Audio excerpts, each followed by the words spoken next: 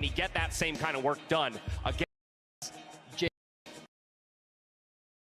And I noticed you're highlighting something there, Mark. What are you highlighting? Well, I'm just saying, so there? Chovy's laning is absolutely insane, but if there's one thing Zeka has in the current meta, it's the melee mid matchups, and that's what he's kind of rose to power on. This pure unfettered aggression? This path of ascendancy that he's kind of on is about being able to find solo kills and abuse other people who don't know the mid matchups as well. When I think of these two players, I think of Chovy as this man in a suit, calm, calculated, everything is pristine, his desk is always organized, and he is the master of efficiency and optimization.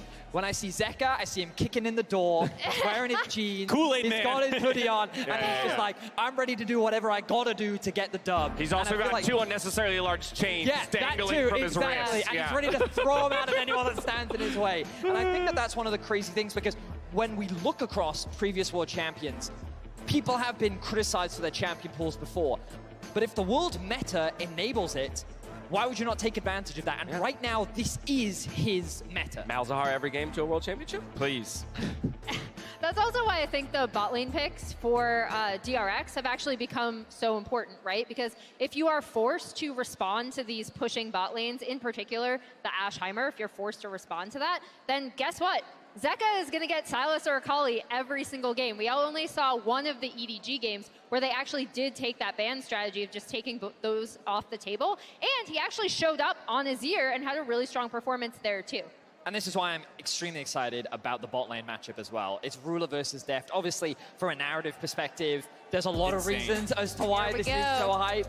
Former AD carry versus current AD carry. But when we look at how they play, Ruler is considered, if not one of the best AD carry in the bot lane. He is phenomenally, mechanically talented, an incredible team fighter, but Deft has only continued to grow as the year has gone on. Yeah, it's just so cool to see the difference in playstyle. You have the lowest jungle proximity versus the highest. This speaks to how Gen G mostly plays through him in the early game for Ruler, where it's about the soul lanes a little bit for DRX, where they kind of leave Beryl and Deft just down there with their crazy Ash Heimerdinger, go push away, and we're not actually going to play through you that much. Yeah, the jungle proximity is huge for me because of the bot lanes they picked, just like you said, because they can reliably like essentially play weak side, but with these really strong pushes in lane that still gives them jungle coverage and still gives them setups around Drake. Yeah, Vedius, you had mentioned that maybe some people's reservations around Gen G, if there are any coming out of that last series, is how much Canyon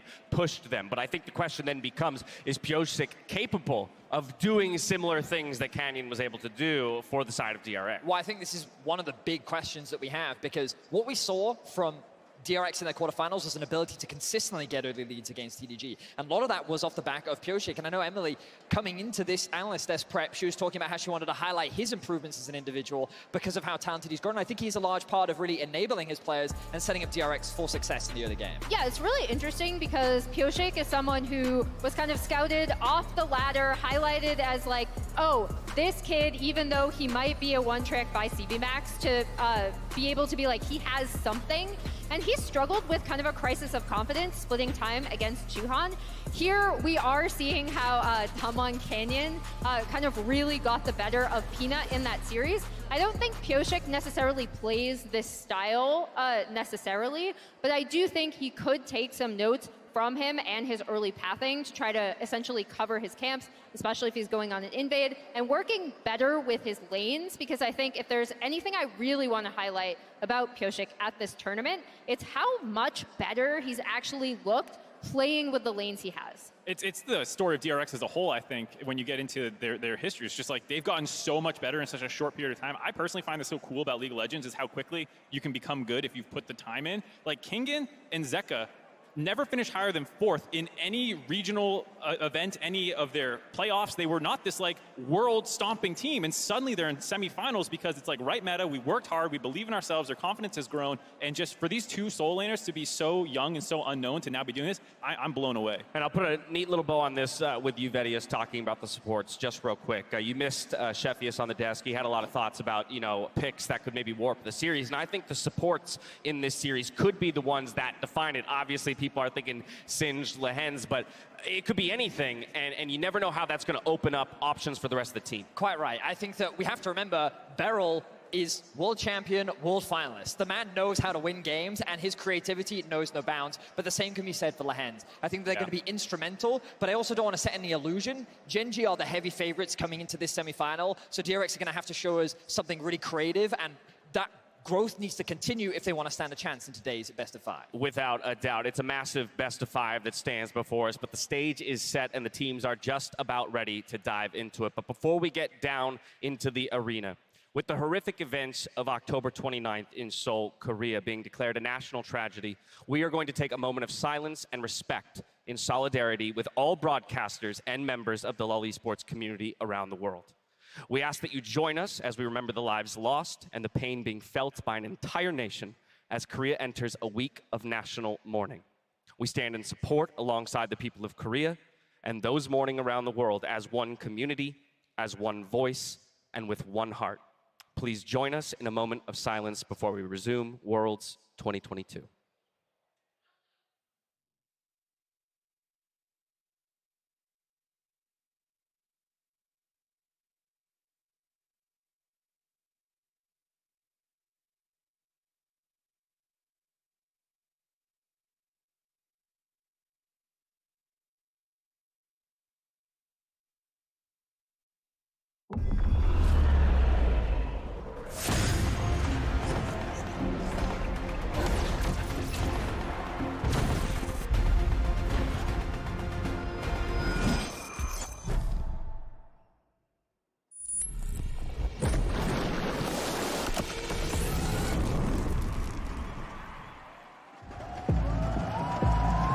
초비는 항상 2인자란 쓴소리를 수없이 들었습니다.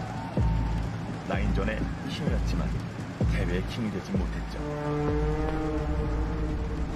그에게 그리고 젠지에겐 엄청난 부담감이 있을 겁니다.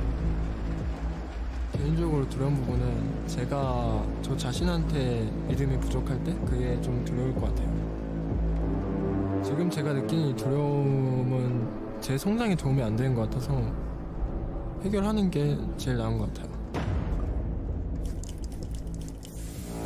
제가 1999년부터 해온 수많은 e스포츠 중계 중 최고 단 한 경기를 뽑으라면 제 선택은 이번 DRX 대 EDG 8강 경기입니다. And the Nexus is in his eyes, and he's gonna get. Oh, the inhibitor! The inhibitor is back up! No! The game was in your hands, Steph! It was right in front of you, and the inhibitor spawned! 오랜 기간 동안 앞으로 나아가지 못하고 이제 항상 머물러 있거나 좀 뒤로 가는 듯한 느낌을 많이 받았었는데 And New York erupts! And Steph will not fall! Zeka will not allow it! 여기까지 오면서 사라진 것 같아요. DRX 아무도 그들이 여기까지 오리란 상상도 하지 못했을 겁니다. Nearly a kill and a scout! Needs to get the shot! Oh, the flash! 젠지는 이디지보다 훨씬 더 잘한다 생각하고 있어서 더 준비 열심히 해서 제카라는 이름을 잊지 못하게 만들어 드리겠습니다. 데프트 선수 인터뷰 때 우셨잖아요. 그 모습을 보고 저도 되게 울컥하더라고요. 어느 누가 언제 은퇴할지 모르는 나이가 됐는데 엄청난 서로 좋은 경기력을 보여줬으면 좋겠고 누가 이기든 응원했으면 좋겠습니다. 이 선수들의 정상결전이 시작됩니다. LCK의 새로운 황금시대의 서막이 열립니다. 혁경을 제 손으로 한국으로 보내게 되어서 유감스럽네요. 초비를 적팀으로 만났을 때 어떤 느낌이었는지 다시 기억나게 해줄게. My test is not over yet.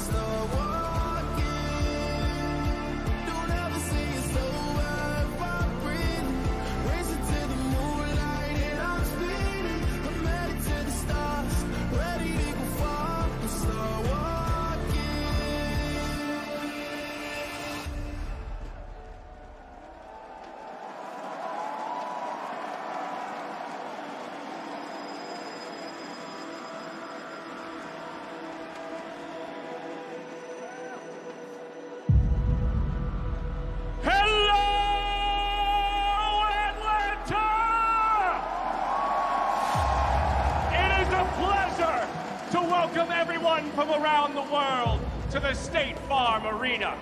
Georgia, are you ready for one final battle on the road to San Francisco? Just one best of five stands between today's teams and a ticket to the finals. It's a David and Goliath face-off that will forge legacies and the final contender for the Summoners Cup. On one side, the reigning LCK champions who once sat atop the world and are on the precipice of regaining that glory. And facing them are a squad that has gone the distance, fighting all the way from Mexico City on the road to San Francisco. Give it up for Gen G and DRX!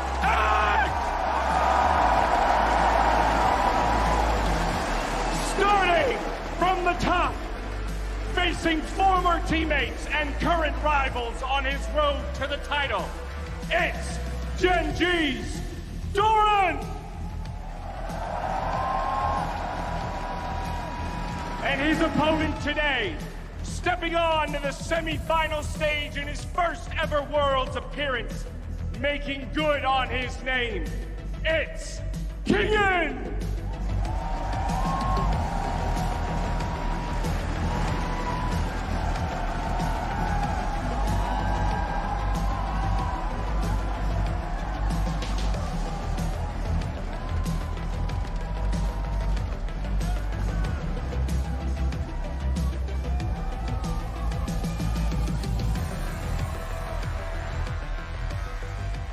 Roaming the jungle are two players that are the heartbeat of their teams.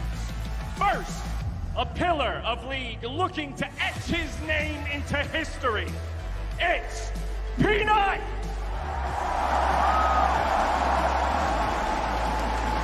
Opposite him is a young gun ready to write a powerful legacy of his own. But will he hit the mark? Give it up for Pusick!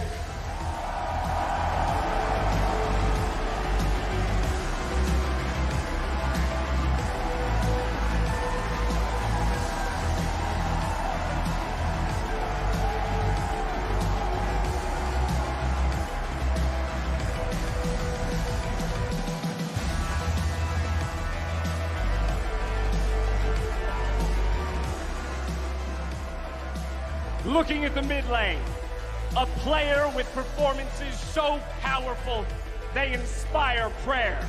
He'll take you to church. Gen G's Chody!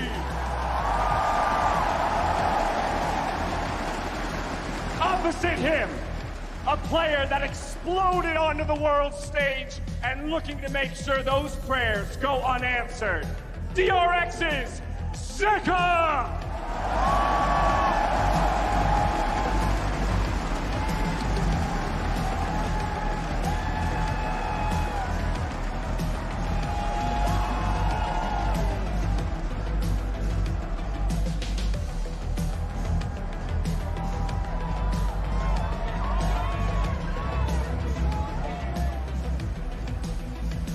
Turning to the bot lane, one of the best AD carries in the world, looking to cement his legacy and reclaim his crown.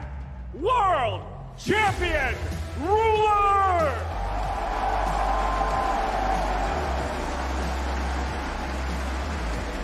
But his opponent has waited 8 years to return to the semi-final stage.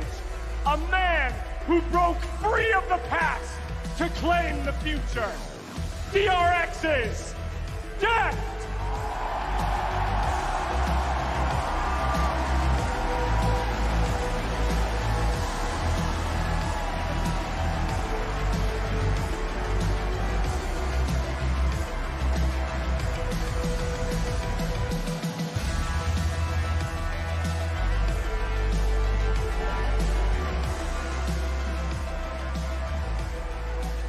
Backing up these teams are two of the most innovative players in their role.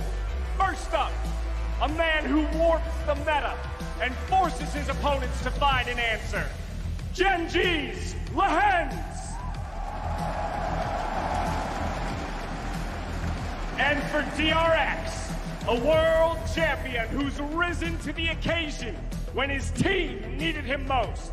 Give it up for Barrel!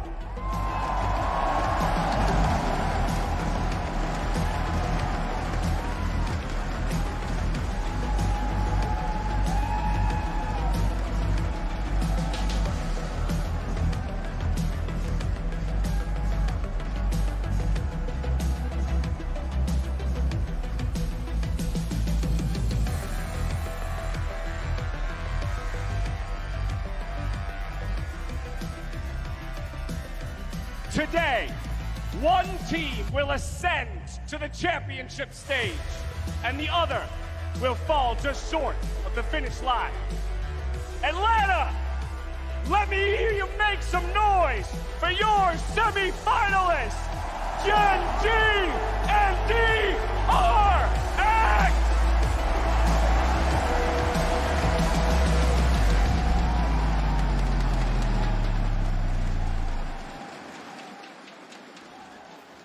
Man, do I love a good introduction before a best of five. Thank you very much, Dash. 10 players on the stage, coaches soon to join them. I'm Dracos, this is Cadril. We're going to be bringing you the cast all day long, and I'm really just looking for 5 games. Yeah, me too. The stage is even shaking when the music and such and all the voice and hype's coming through. So we're hyped. Everyone in the arena is hyped. It's going to be an incredible matchup. We're hoping for 5 games, but it looks like right now Gen G are the favorites. And we heard yesterday a little bit the momentum for DRX. You see how strong the bonds are between the players. They've certainly surpassed every ceiling that has been labeled upon them in the past. Maybe they can do it again, but when you look at Gen G, it's not explosive success, it's consistent success. When your team is built around names like Chovy and Ruler, you know every single game is going to be a good one. Probably the 2 most reliable carries in the world, right? They have such a high skill ceiling as well, but we're already straight into the draft. And there goes Barrel's hyping her off the get-go. Yumi's taken away, so they don't want to deal with Lehens' Yumi. As much as he's such a good player at countering the Yumi with the Singe and such, he's also one of the best Yumi players in the world, I think, too. There's the Akali ban. Sylas is the question. Gen G on blue side could choose not to ban Sylas and first pick it away from Zeka, and we'll see what he has as an answer. Lucian taken away, of course. Ruler Lehen's probably the best Lucian Nami as well in the world. There's a lot of fantastic players here on specific champs, and there's the Aatrox ban. Absolutely. The 2 big questions coming into this series were, would Zeka get one of his signature picks thus far, and what will the bot lane meta look like? Already Gen G trying to solve a bit of that puzzle by taking the Heimer, and of course DRX responding with the Lucian and the Yumi. How wacky is the bot lane gonna get? Caitlyn is still up, and Caitlyn's a champ that's often banned against Deft. I wonder if that's something that DRX will look into on the 1-2. We saw Aphelios, Lulu, and Lucian Nami yesterday. This last ban will tell it all, but they're going to take away the Caitlyn. They don't want Ruler to have it. Maybe they don't have a confident enough counter into it. So now you have to imagine Aphelios Prio is very high up, but there's the Sylas pick denial we expected. Zeka is going to have to find something to match it with. We've seen his Azir and Orianna. Control mages, he looks good on. Yep. But on these mages like bruiser mages like Sylas and Akali, he looks world class on. And they highlighted it on the desk. They looked back a while to the Seraphine game he played previously, and while it was still a fantastic individual performance, we know that this team looks so much stronger, so much more in control when he is on a playmaker in the mid lane, and that certainly is a playmaker, certainly an explosive one that Chovy is no stranger to, as he has pulled it out in the mid lane once already, but instead, perhaps, the more conservative choice, Azir, now locked in. Gonna go back to comfort there. So they've got the Sejuani flex, the Azir into the Sylas. Graves, the champion that we overlooked a little bit, but this isn't a champion that stands out to us as these are the 2 junglers that would take it. You know, Canyon, Kanavi would be the players that would instantly lock that champion. A little bit of a Kane hover there to shout Canyon out. Viego, another really powerful carry jungle in the current meta. And they're going to round it out with Varus. I expect DRX here. They could just select a full top side here, picking their jungler to match the Viego. Something like Graves could work really well. But with the Sejuani, you really want a meaty jungler. So picking AD carry here is also an option. Debating. Scrolling through the options, it is going to be the Camille. Strong pick, certainly when you can back it up with double bans as well. A lot of the counters can just be taken off the board. Kingen, notorious carry player, not necessarily always getting the attention in draft, but this time around they're willing to sacrifice bot lane on the side of DRX just to make sure that he has a comfortable matchup, and already the Renekton taken off the board. I wonder if they ban away Jax. Doran doesn't really have any Jax games in summer. GP could be a good ban depending on what AD carry they're looking for. If they're looking for something immobile, but they're actually just going to leave a Renekton ban and then start the target towards bot lane. Renata's so powerful. We saw it from T1 yesterday, the Varus Renata bot side. Ash taken away from Deft. His options getting slimmer and slimmer here. Aphelios still up. Could be a fallback for him, but we've seen a plethora of champions from Deft. They're not afraid to play things like Ezreal Karma. We've seen his MF, we've seen his Tristana, we've seen his Draven. Even though he had not had a single win on it back against the wall, he was confident enough to pull it out. So I think DRX have a lot of champions to choose from. There's the Karma ban to stop the Ezreal Karma push into this Varus. And I like it because they've taken away two of the champions who are so good at taking lane priority. Varus, notoriously strong early game, Karma and Ashe. Two of the champions that really can contest him now. We're going to see the Misfortune locked in. This champion, in the hands of most of this tournament, has looked lackluster.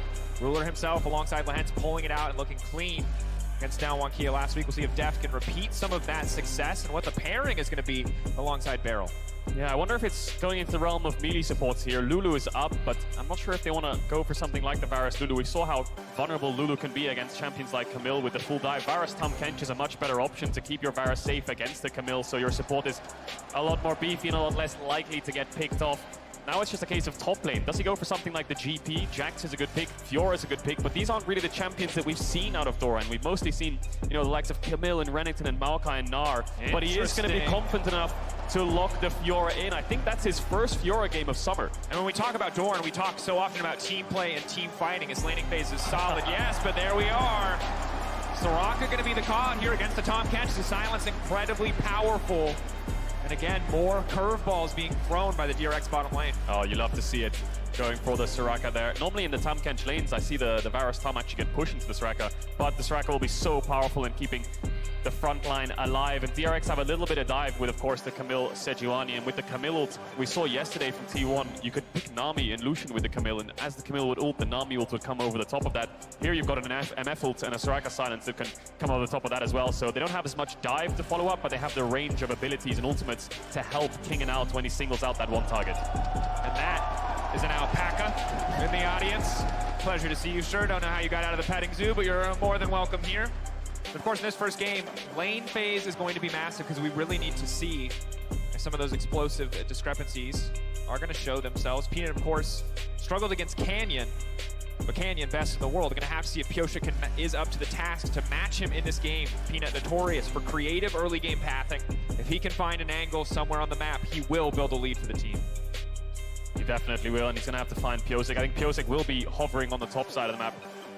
Needs to cover bots here to get push-outs for the Soraka. I think their 3v3 will be innately weaker, but the Camille Sejuani is such a strong pairing. The problem is the Fiora will innately outscale the Camille in isolation, so they do need to focus topside. And of course, we saw that Deft is the AD carry with the lowest jungle proximity in the entire tournament, and Ruler is first. So we expect Pyosik to be playing around the mid-top side. Has the Sejuani, a lot stronger at 6 to help the Azir out, but double AP in the mid-jungle will make it so Chobi's life is a little bit easier. But here we are, Game 1. Gen G DRX semifinals. Loving the crowd here in Atlanta. Every game significant. Remember, DRX have not beaten Gen G this year. It's about small steps.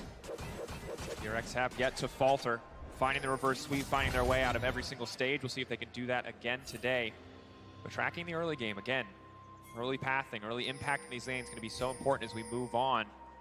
I think more often than not, we're very used to talking about mid and bot lane when you look at these two teams. But with the Camille locked in, with the potential for Sejuani to go topside, we're also going to have to pay some attention to Kingan and Doran as well. Definitely are. I think topside is going to be the majority of the focus. Oftentimes when you're a jungler and you don't have many options in lanes, I mean, Peanut's right here, bot lane is not a great option, a little bit of setup. But topside, you need to cover your Fiora. In the 2v2 you might lose, but you need to make sure at least you're around to stop any kind of pushing out waves, to set up ganks, any kind of dives if Camille gets good wave states. So both junglers will path towards the top side of the map. There's the pink ward level 1 place down there from Pyosik, I believe it was, in the river, just to make sure there's no level 2, level 3 shenanigans towards mid onto Zeka. There's also a ward on the other side of the entrance, so Zeka will have a lot of information to work with. And bot push will be contested. Oftentimes you see Tahm Kench get the stacks to actually get the push in, so that's why, despite being in a range disadvantage, they can start to push the first couple of waves. And that's why early vision can be so incredibly crucial, just getting control of those bot lane brushes, stopping Tahm Kench from using his ludicrously high base stats, as we saw Keria do so well earlier in the tournament. For now, though, a relatively quiet laning phase. Zek getting level 2 first, big health advantage over Chovy. for now. Just a bit of a pressure advantage. Might be able to deny a few CS here. On the bottom side, of course, Deft and Barrel doing everything they can to get level 2 first. Really good trades there by Zeka. Pyosik will be first to level 3. He's done Blue Grump Wolf, so he'll be level 3 moving into the top side if he wants to look for invades, but top wave's not in a great state, and he doesn't have information on the enemy jungler, so we're probably expecting full clears from both sides here. But mid is under pressure. That pink ward could pay dividends there if Peanuts went into bot river and tried to gank Zeka, but Zeka has so much information so that he can trade so aggressively onto Chovy and start to queue forward. That's the thing with the Azir. The second you queue forwards, majority of your escape is gone. Certainly is. Something we'll have to track. Of course, now that level 3 is here as well, has access to the shifting sands, the E, allow him to get back out to safety for the most part, but would want to extend that dash if necessary. Ruler and Lehen's clearing out what they can while they wait for the wave to crash, knowing they're not really in a position to contest right at this moment.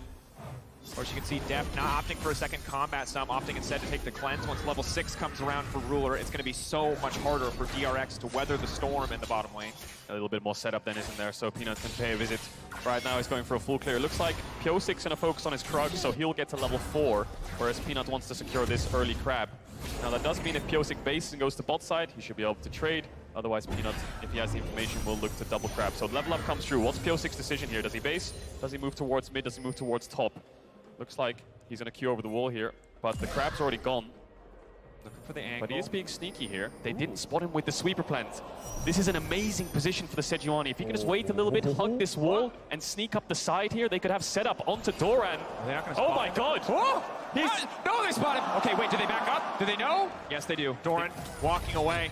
Yeah, pings are coming down. Splinter Cell failed this time around, but Doran walked up with a creep. Stepping forward, keep your eyes on the parry. That's going to be everything. The riposte is going to go. Initially getting locked up. 1, 2, 3, 4 on the stacks. Waiting it out. They're going to lock up Doran now, but they don't have the follow-up. Now Peanut into the thick of it. 3 stacks on him. 4th. Not quite going to come out. DRX backing away. Top lane and jungle matching each other. Really good patience there from Kingen. He actually uses the hook shot to go in front of Doran, intentionally missing him, knowing that he will riposte, so he actually gets distance in front of him to force his flash. Wave will crash, Kingen will get a good base, and that could have backfired incredibly quickly if the ward wasn't placed in river and just spotted out Pyosik at the last second of it. Bot crab is still up though, and Pyosik knows it. He's gone for the boots early, and he's trying to run down there to pick that up as quickly as possible. TP back from every solo laner right now so far, except for Kingen, who still needs to take that base. Deft and Ruler coming out of base as well.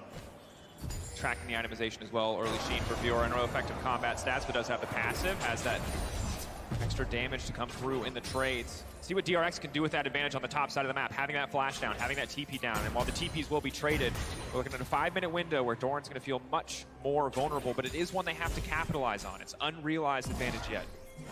It is, and King will take that base. 2v2 will always be in favor of the Camille Sejuani as long as neither of them makes the mistake of fighting into the Fiora riposte. You know, Sejuani needs to time her E so that Fiora can't W it with range, and Camille can never use her hookshot into the Fiora if it's up. Patience is key when you're playing against Fiora, so DRX showing it already. Bot's wave will push in there. DRX had a small window for Drake if they had bot push, but they don't right now, so abandoning that call. Pyosik's just going to go for another full clear towards top side. The closer he gets to level 6, the easier it is to make these plays.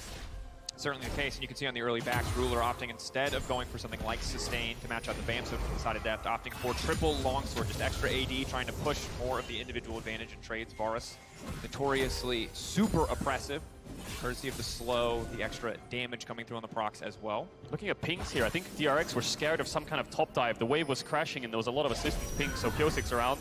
Kingen doesn't have to sweat too much, and Doran will take a base on that crashing wave. You can see these things happen where you get mid-push, you go into fog of war on one side, and all of a sudden that side lane is incredibly scared. But in actual essence, what you're doing is just basing anyway. So that's just a pressure point that you can use to keep your base timers up, and that'll help Doran get a base lead onto King. And bot lane trading a little bit. Of course, the Soraka has really good sustain the more Qs she lands. I think he might be maxing Q there, the amount of damage that just did. Definitely good to have. Peanut now fishing for some sort of play here, just on the bottom side. Ruler coming up as well. Chovy with a stolen Azir off. If Pyosik's in the area, that's a massive man advantage for the side of Gen G if they do want to go for this play. Peanut now stepping forward. Zeka realizing it is time to get out, but it's Pyosik now who has been caught. Trying to step forward, trying to body block the escape. Stun going to come in, but will not find purchase there. Failing on the riposte, big. Good patience again from Pyosik. And that's the beauty of phase rush on the Sejuani, especially when the enemy team has so many melee champs. I'll hold my breath for a second here, because Ruler... The root's locked up, that's the root! Barrel from the bush, and the bananas are coming in. That's going to be a flash watch out, and over the wall. Oh, double summoners blown there from Ruler. Tried to get a couple of those creeps trade onto Deft, but Beryl being sneaky Soraka in the bush finds the silence and roots. Deft not in range to follow up. But that's another target for DRX. These side lanes don't have flashes. They just need to bring a numbers advantage and force it, or look for an objective. You know, Herald's up in 30 seconds. If they want to force a 5v5, or if they want to force this Drake 5v5, then they can easily do so, because the Sejuani will be getting closer and closer to that level 6 mark, and you can always easily select a target in fight. There it is, the level up from Pyosik.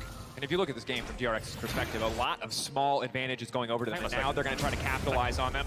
Lahan's waiting in the brush, Pyosik now going in. This should be an easy kill. There's just everybody in the bot lane. Surprise, baby! That's a Camille and first blood for DRX. That was such a good play by Kingen.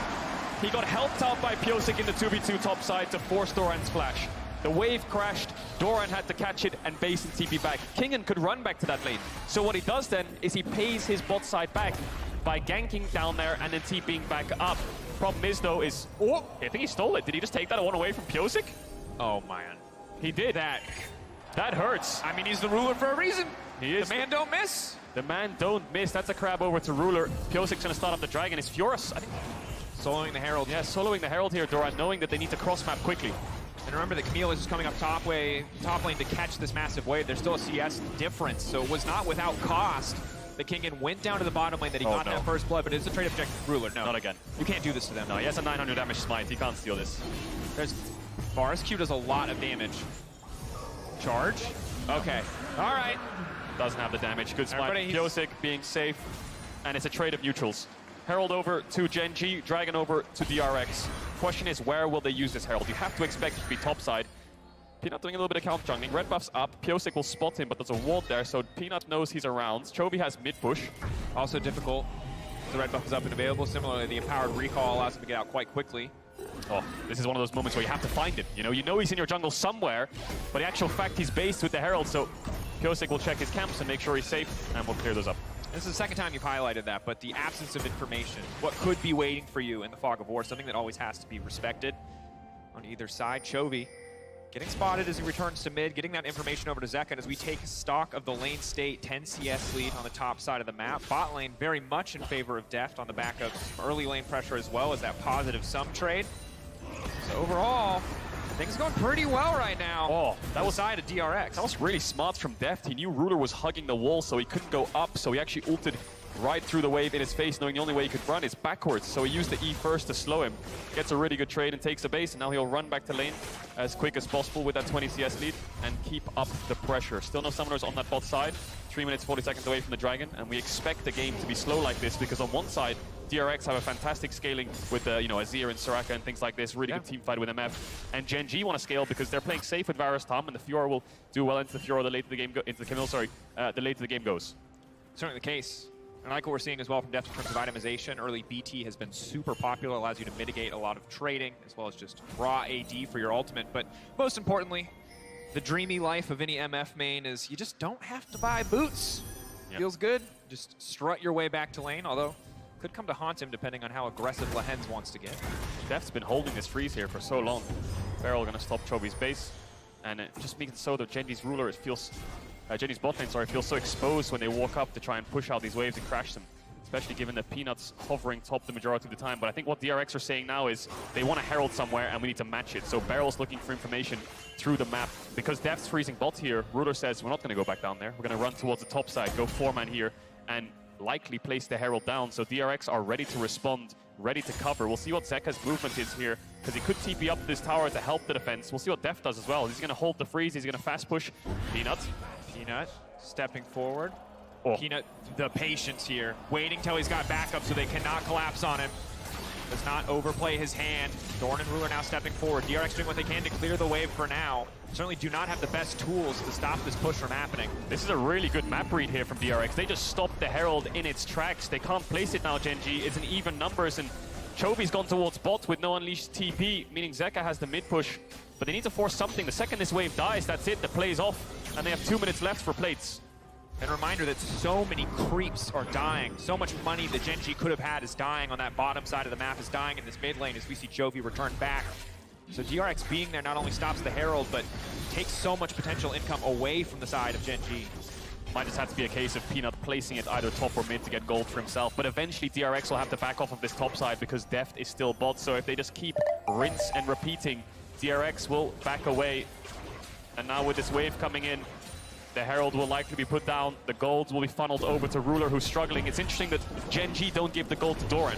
Doran's ahead and he's going to outscale. Ruler is behind. Let's give him as much gold as possible. And that's just the power of the nameplate. It's not about the champion, it's about the player. In this case, gold going to be split a little bit here. Deft on the bottom side walking away from the Fiora. Pyosik taking a decent amount of poke, and Gen G doing what they can to keep the siege up. Plates are still going to be up for another minute. Right now, the gold within touching distance, 200 gold to the Ocean Drake on the side of DRX, really the only difference. Deft has no flash, he has to be careful. Deft walking away, the clans. Doran, is he just going to walk him down the heel? Now coming in for this rock, is it going to be enough? He's trying to pitch the win. Oh! The 1-for-1? Doran, no! How does he do it? He makes it out even in the face of the heel from Barrel. With the Sunderer spike, Deft thought that he was safe because of the Soraka ult. Maybe he thought he could bait Doran in, but the healing from Grasp and Sunderer and the kill was enough to make it so he would live through that last tower shot. Deft overstepping a little bit. Not sure about the limits there on the 1v1 with the Soraka ult, and now that means that Ruler can step forwards here and look for this tower. Big gold swing over to Gen G. Gen G, no fear to step forward here, and we talk about the 2v2 matchup. We forgot about Barrel being top lane and Deft being bottom, and well punished from the side of Gen G. Again, if DRX had continued to hold that, it could have gotten very bad very quickly, but Doran playing this fantastically. Yeah, Deft, no flash here, just trying to kite out Doran. And no, this is where he had to flash initially, so he was scared of Doran proccing the vitals. And then he steps up for the wave, and Doran just goes for the flash Q. Look where that vital is, it's in the perfect spot. Cleanses away from what he expects to be the slow, pops the W, gets the Soraka ult, and then Doran manages to get the kill with the grasp, with the Sunderer, with the level up. It's just enough to make it a 1-for-0. And credit to Doran for playing that well, but also 3 back-to-back very fortunate vital procs in terms of location. First one to the right, next one in front of him, the third one behind as he's coming around the tower as well. So not only was it well executed, but the RNG going in his favor too, as DRX now trying to bully their way in. They've got the 1-item spike for Deft. He's got his ulti up and available. This is going to be tough for Gen G to contest. No TP on Doran, so he'll be very late to this fight. DRX want to get this down as quick as possible. Can Peanut steal? Will DRX engage? The Tahm Kench shield is crucial against the Sejuani, but Zeka can look to shuffle. Still in the area. They're ready to flip this on the 50-50. He can go unstoppable over the wall if he needs to. Chovy. Can he find something? Barsalt is going to be big. Peanut now locked up, but that's the Tahm Kench ultimate coming in. King is still in the pit. Chovy still in the pit. Looking to get it. He's going to lock it down. That's the Juggler now going in. Zeka fishing, looking for an opportunity. The grand challenge issue. That's the 2-man from Lehens. The follow-up now from Gen G. They will take their kills and walk away happy. DRX try to take the 5v5. Yes, they get the dragon, but they overstep, and Gen G punish and pounce onto them. Both carries full. We'll see what they can get off the back of this. King is hovering around on this bot side. Pyosik is behind him. Soraka ult is up in around 5 to 10 seconds if they want to opt into this 2v2. It's going to get bad very quickly. The hook shot into the wall dive will make it out. Doing what he can to hold on to the tower, but again, good news for DRX. They are able to grab that dragon, but giving more kills over, certainly not going to feel good. And certainly when the follow-up, the second Herald to the side of Gen G, it's not looking quite as positive as it once did.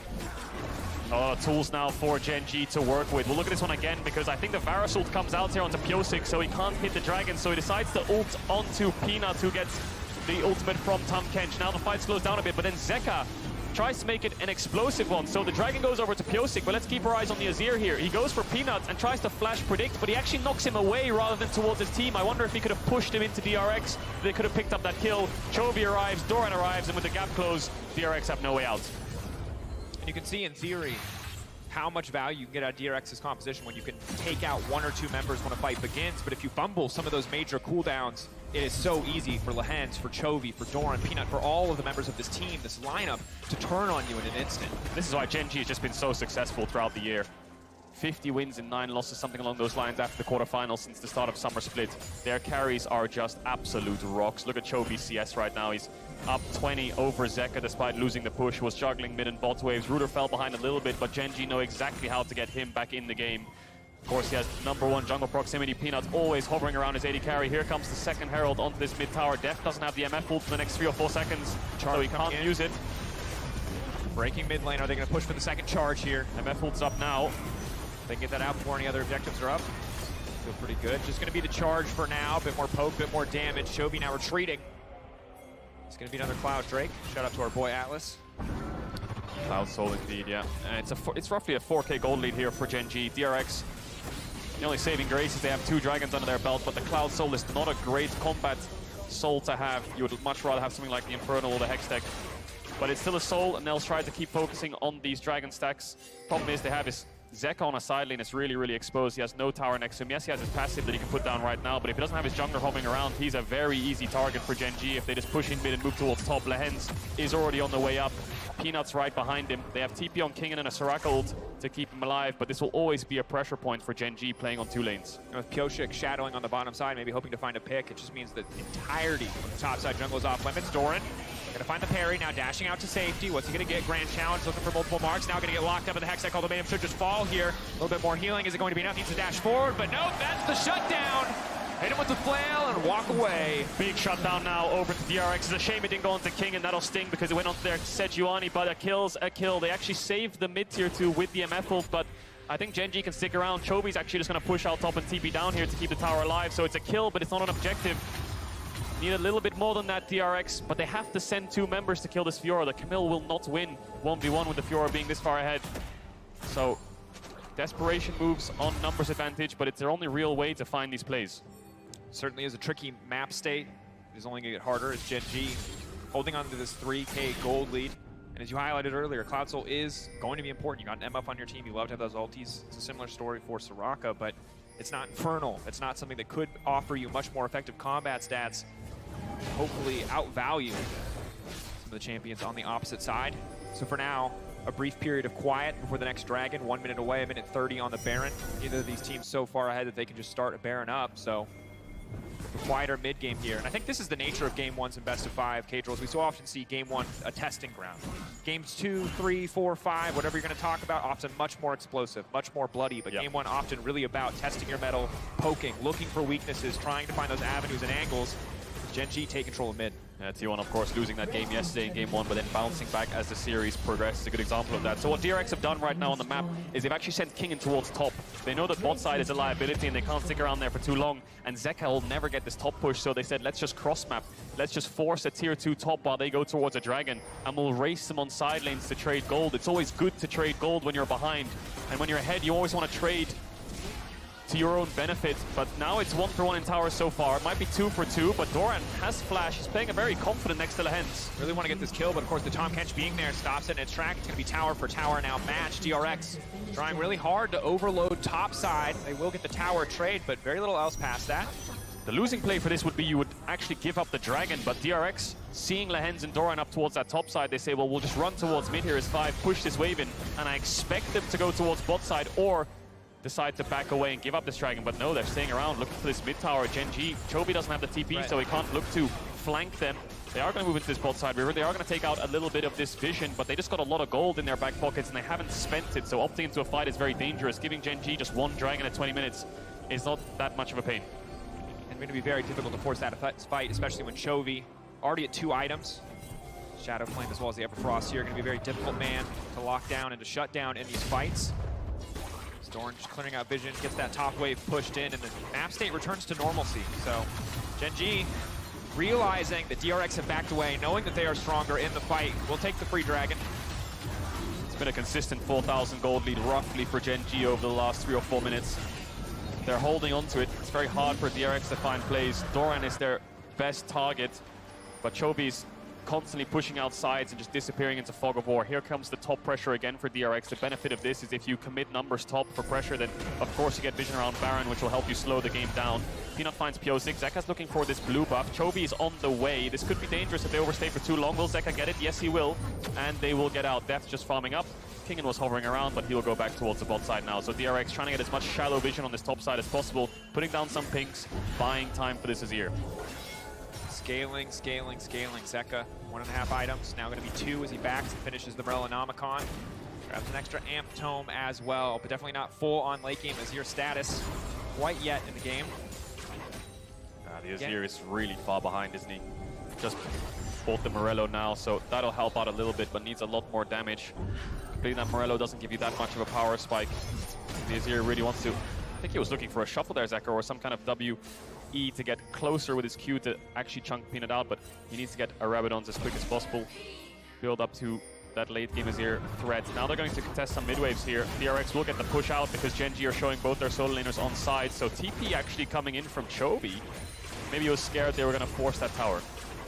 There's the potential of the DRX composition. That is the strength of Sejuani that we highlighted earlier on, as well as the Camille. The reliable engage tools certainly are there for DRX, and while Lens is around, can mitigate some of it, they always have to be careful. They always have to give that respect. But you can see Gen G have not struggled to give that respect. They have not misstepped. They have not given anything away. And the gold lead does just continue to grow as they keep picking up these side waves, as they keep farming more, pushing their vision out. Soon, I expect, are going to start looking to contest the Baron. I think Vedius was touching on the desk how DRX don't often draft this traditional form of engage, and the game that they have done it with the Sejuani, there's a Tamkench on the other side, right? So the second the Sejuani ult lands, that's an each target, and then they disengage, and the fight continues, so you lose that engage quite quickly. Gen G sweeping out this top side. It's very hard for them to start up the Baron. Of course, DRX have double TP, and they can easily walk into this pit. There's no real great turn for Gen G that actually merits a Baron start. DRX, I guess they could sneak a Baron over the wall with the Azir and Sejuani, but Gen G will never allow that to happen. And it looks like it might just be a slow dragon stacking game. Gen G can't really overforce, and DRX have to commit 2 numbers to make this play happen. The only danger of this is losing Nash, but Doran will see him, and he'll back away. Kingen obviously at the point in the game where you start to shred through those towers. Dorn for now, confident staying under this tier 1. You can see why, because just to the left of your screen is Lehens now walking in, and that's the cue for DRX to hightail it out of there. So the reason DRX are even looking for that play in the first place is because they know Chovy doesn't have TP. They're trying to use that to their advantage by trying to force a 2-man play onto Doran, knowing that Peanut and Chovy cannot respond, but it's Lehens who's been covering these side lanes on Tamkench because he knows Ruler is safe on these mid waves. And Gen G are happy to slow the game down as well. They're incredibly good scaling too, and they control the game right now. There's no real threat of that soul. They took away the 3rd one, and it's just a matter of time before Gen G overcommit on this top side, push out top, starts forcing a Baron as Doran's pushing in bot, and you have to make a choice.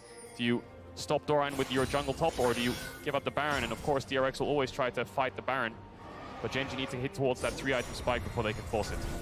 Barrel checking the brush there with silence, getting what information he can as Chovy retreats back in the safety of his own side of the map. And again, Cagel, you highlighted it so well, but it is just looking, fishing for any opportunity, trying to find these pockets of vision, hoping that that control ward won't be there the second time around, trying to find picks to lead to greater advantages or objectives.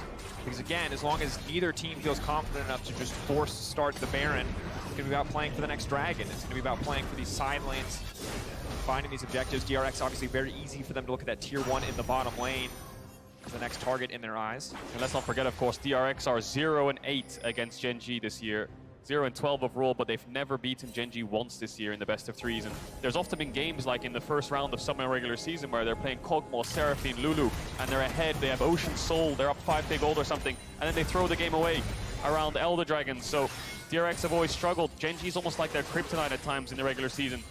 4 times they played a best of 3, 8 games won for Gen G. DRX now controlling this top side, fighting back, trying to get some kind of vision. Gen G quick to respond. Ruler's on red buff though, so they have to be a bit slow before they walk in. Peanut paying respect as he waits for his World Championship AD carry to step up and be behind him on that 3-item spike. Now they'll start to move forwards. You expect Gen G will start to push DRX back.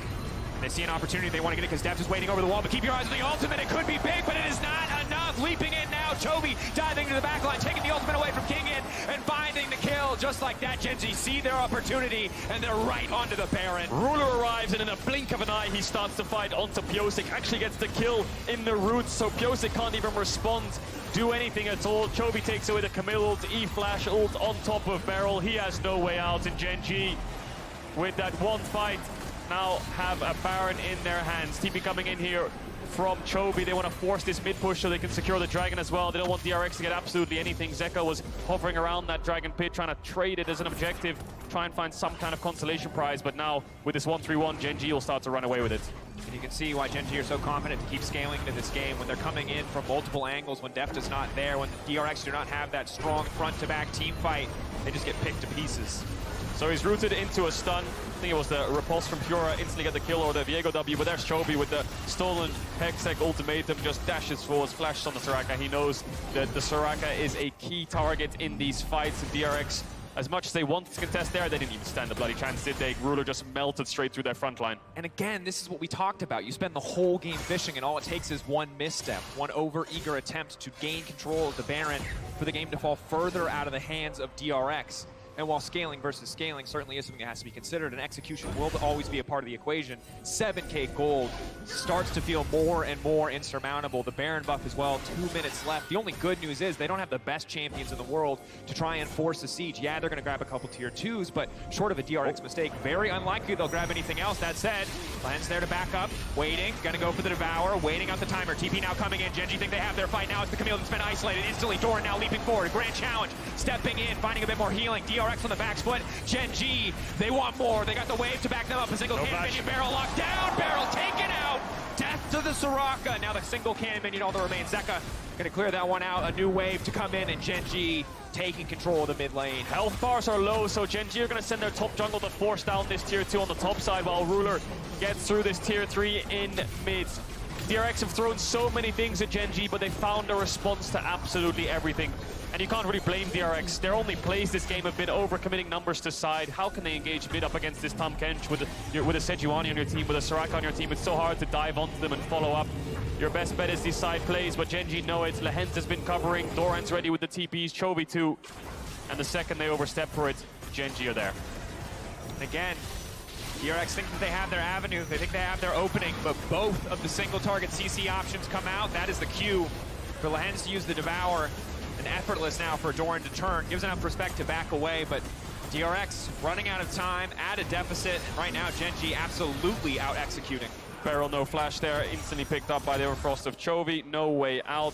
Baron buff still up for the next 20 seconds. They didn't get the inhibitor, and they're trying to push in a bot wave right now. Chovy doesn't have the TP, but there's the E. Lehens! He's just eating the top laner, doesn't even mind. He's a support, but he's got the team to back him up. Ruler gonna finish the job, and it is a slaughter in the DRX jungle. It is clean, calm, and consistent from Gen G. We talked about how stable and reliable their carries are, while their team is as well. Little to no mistakes. Locked down, Zeka, the knock-up now coming in. The Soraka healing will not be enough. DRX have yet to find a win against Gen G, and this game is not the game where it'll happen. Absolute dominance from Ruler, from Chovy, from the entirety of Gen G. 37 seconds. Lehens pops the stopwatch, manages to live through the ultimate. Does he die? No, he doesn't. Forward, Death locked up, instant cleanse, not enough! It's Death taken down, and we talked about it. This is what makes Gen G terrifying, the consistency and execution. It is top tier, flawless League of Legends. You can't fault it, can you? They play it by the book, and they play it clean. DRX do everything they can in their power to find these plays, to actually find advantages in any of these lanes, because all 3 lanes were pushing into them. They had to do something, and Gen G knew it. They read them back. And Ruler on the Varus, despite falling behind in the early portions of the lane, the Herald got him back into it, and he kept farming mid-waves, was sitting very quietly while his team sorted out those side lanes, got his 3 items, started the fight, got a Baron.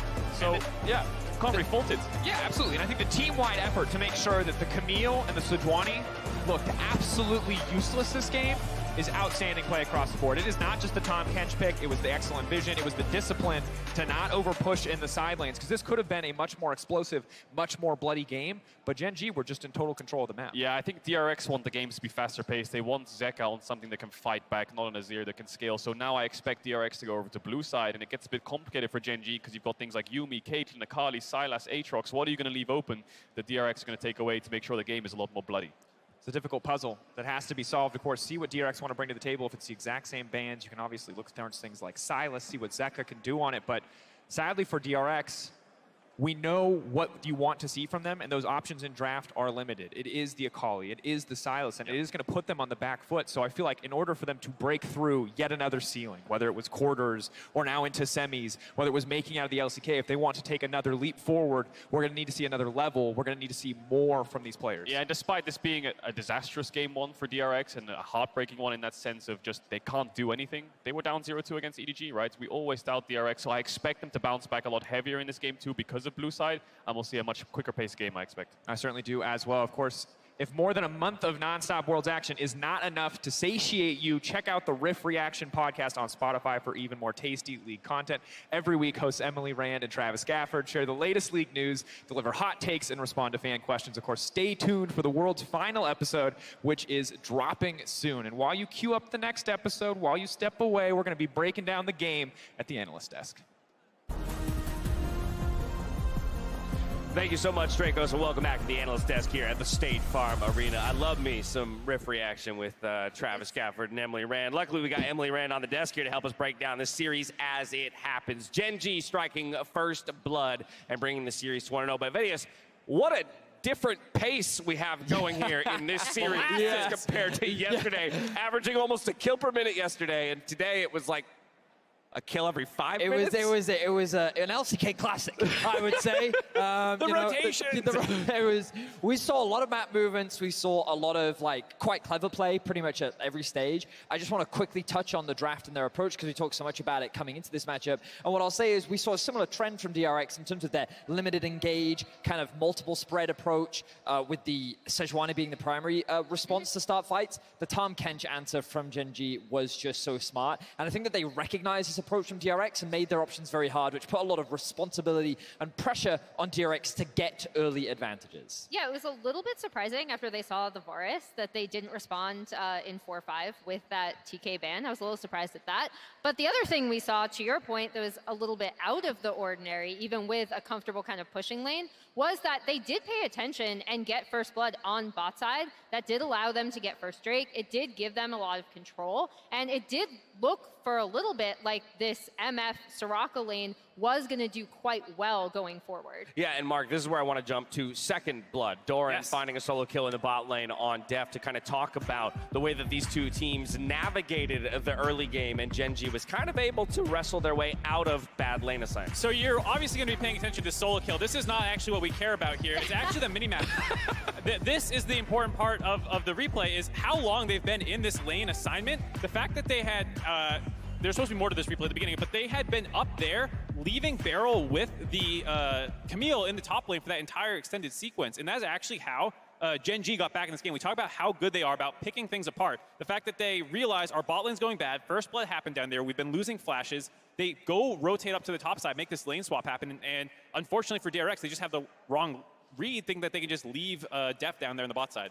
A part of what makes Gen G so good is the fact that Chovy and Ruler are typically unmovable. And if they do ever get moved off the right path, they are immediately put back on it. And we saw that in how they set up the lanes and how they used the Herald to get that gold back into Ruler's pocket. And the stats on your screen are highlighting, even in a matchup that shouldn't go Chovy's way, he was still ahead in CS at 14, and he was up in gold. And Ruler, even though down 20 CS, still found a way back in because of that Herald and investment in plates. And the second that you give these two players any type of window to get ahead, the moment they enter the mid game, this team is almost impossible to stop. That's to Mark's point about the lane assignments, right? Yeah, the Ruler's falling behind, Ruler's our carry, get him out of the bad lane, go top, and let's start funneling gold. It was kind of surprising that they kept Kingen up there, right? This is the backbreaker fight.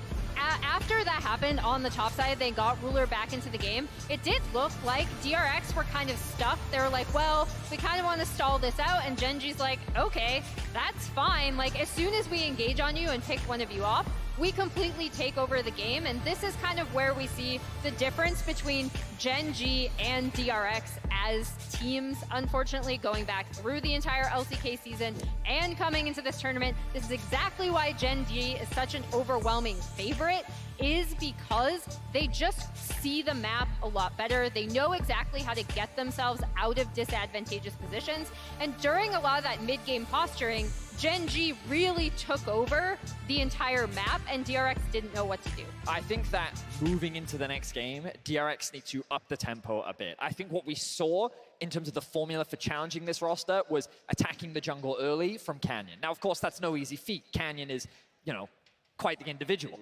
But I think that using that as a formula, as Emily was saying at the beginning of the day, is a way in which you can take advantage of this Gen G team. Kind of take them off that typical standard path. Because if you just let them play standard League of Legends, there's a reason why they 3-0 T1 in the summer finals. Like, this team is unbelievably good just on the individual level. And the moment you move into the mid game, they're an unstoppable force. It also goes back to why DRX in the regular season often picked weirder drafts, right, exactly. more abnormal, because they want to put it into a situation where they're not just playing heads up. It's an unfortunate situation in League of Legends where, like, when your strengths align with the enemy team's strengths, it can be very difficult actually to win from there, because what you do well is what they do well. They just do it better. And so Zeka and Chovy are obviously very different players, but like those are the strengths right now for both these teams in the current meta. Same with the bot lane. And the fact that they match up so similar, not necessarily in terms of specific picks or play style, but in points of power on the map, makes it hard for DRX to find a foot into the game. And that's why I'm really curious to see if DRX have cooked, mind the pun, like a really interesting draft on blue side, right? Because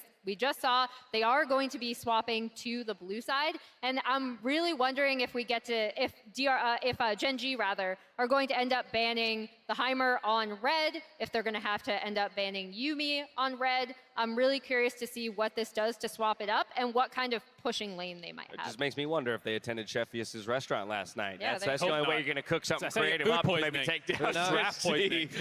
Do they want to see my Shaco? Sheffius is Shaco. Yeah, not prepare mine, that one for obviously. game 3 maybe. All right. Check out Gen G's pick, All In, as the song that represents their play style on the official low playlist on Spotify. Take a listen. We'll see you back here for game number 2 right after this. The eyes on them. Lahan's waiting in the brush. Piosik now going in. This should be an easy kill. There's just everybody in the bot lane. Surprise, baby!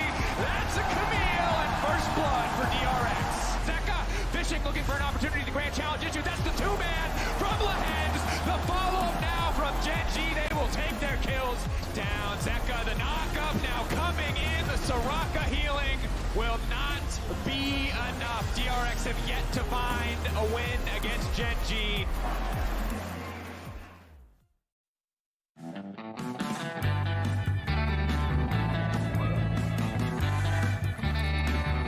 I wanna see the world now, baby, let's go. It's nothing but green lights ready to roll. Only you, you're the one that I want. Only you, you're the one that I want. You got me feeling so free. Got me feeling so free.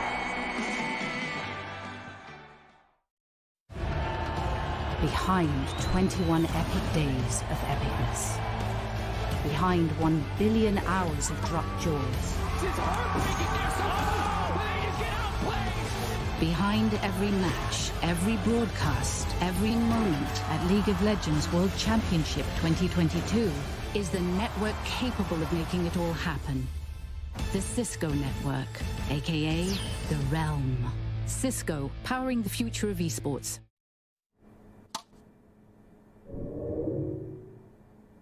Red Bull gives you wings.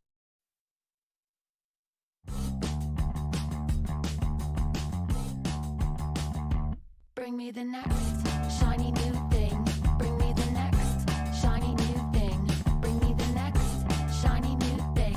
Bring me the next shiny new thing. I strike gold. Yeah, I strike lightning. Oh, bring me the next. Oh, bring me the next.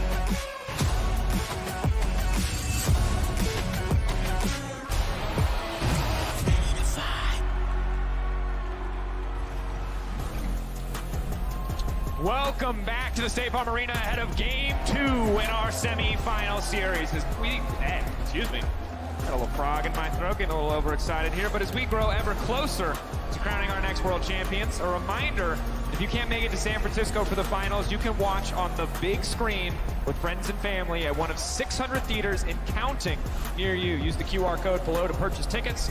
They won't put it in front of me. They will, because I'll miss. Nope, we got it. It took an entire tournament, but we got there. That's the only dub I'm getting today. But we'll hope it's a different story for DRX as we segue back into focusing on the game. And it'll be an exciting finals, right? Faker is waiting for whoever wins this series. Is it going to be Chovy and Ruler up against Faker? Is it going to be his high school buddy of Deft? Right now, Gen G are up 1-0. Incredibly dominant game. DRX need to shake things up. They need a quicker paced game if they want to fight back against Gen G, because they excel in slow games. They excel in scaling. And the slower the game goes, I feel like the more comfortable Gen G feels. It's truly a tall task to take down Gen G. They are incredibly consistent. We will just continue to highlight it because it is something that is so difficult to match. It will require the explosiveness you have to feel of DRX to find it. You highlighted it. Explosiveness begins in the draft. Not as simple as just saying you're going to do it. Not as simple as just diving into enemy champions with no fear. But what is the option going to be? Because this is certainly a difficult puzzle to dissect. You can hear it on the desk. You can hear it just about everywhere. How tricky it can be to try to take down this team, to try to find greater edges in draft when they're so flexible. And from what we've seen from DRX, they're very good when they have the right champions. But it's hard for them to find that right draft when Gen G are so prepared for it. I think they need to value counter picks towards the top side more. You know, Sejuani's not exactly a winning jungle matchup into Viego. Your 2v2 was good, but Camille, of course, loses as well. Now they're on the blue side, DRX. They're going to swap it up. Lucian Bang expected. But what's Gen G going to take away? Yuumi, you have to wonder. Is it going to be a ban from Gen G or DRX? Heimerdinger, another one. Akali, Sylas, Aatrox, Sejuani. These are all champions that Gen G will be very conscious of. But I feel like DRX might have to be the ones to ban Yuumi on blue side. Do they want to play against Ruler and Lehens with their singed bot lane shenanigans if DRX decide to first pick it? Yeah, I'm curious to see if they want to continue. Oh, there it is. Yeah, that's one way to get a Yuumi ban out of them. I like it. Respect. Trying to force out the response ban from the opposite side from Gen G. What are the options going to be? Are they that concerned about the Yuumi? They should be. I'll just say, for the record, do not do what DK did and assume that you can beat. You can't beat the cat. You can ban the cat, but you can't beat the cat. You know that better than anybody. There's the Aatrox ban. So, Akali, Sylas, Caitlyn, Yuumi, 4 champions that will be up and available. And DRX can look to target ban certain things here. I'm going to be honest. Something like a Viego ban, for example. You're thinking about a lot of things, but we're both just waiting to see. Yeah. Will the Akali get banned? Will the Sylas get banned? Zeka, despite the fact that Rise. Oh, okay. Smart ban. I think it was Faker yesterday who picked it into the Sylas. I mean, Rise is good into these kind of champions like Sylas where you can just quick trade, run away with phase rush, right? It's really hard to lock him down despite him being short range, and you can get the waves in quicker, so it means you can roam around the map faster. Of course, he can hit you while you're in the wave as well if Sylas tries to trade his HP to get the push. And we've seen against these short range composition how much havoc can be wreaked, but now the Akali's up, Sylas is up. DRX will have their pick of the litter in terms of who they want to prioritize. Caitlyn as well. I think what they're saying here, DRX, is Sylas and Akali are up. We'll get one of them no matter what on the 2-3.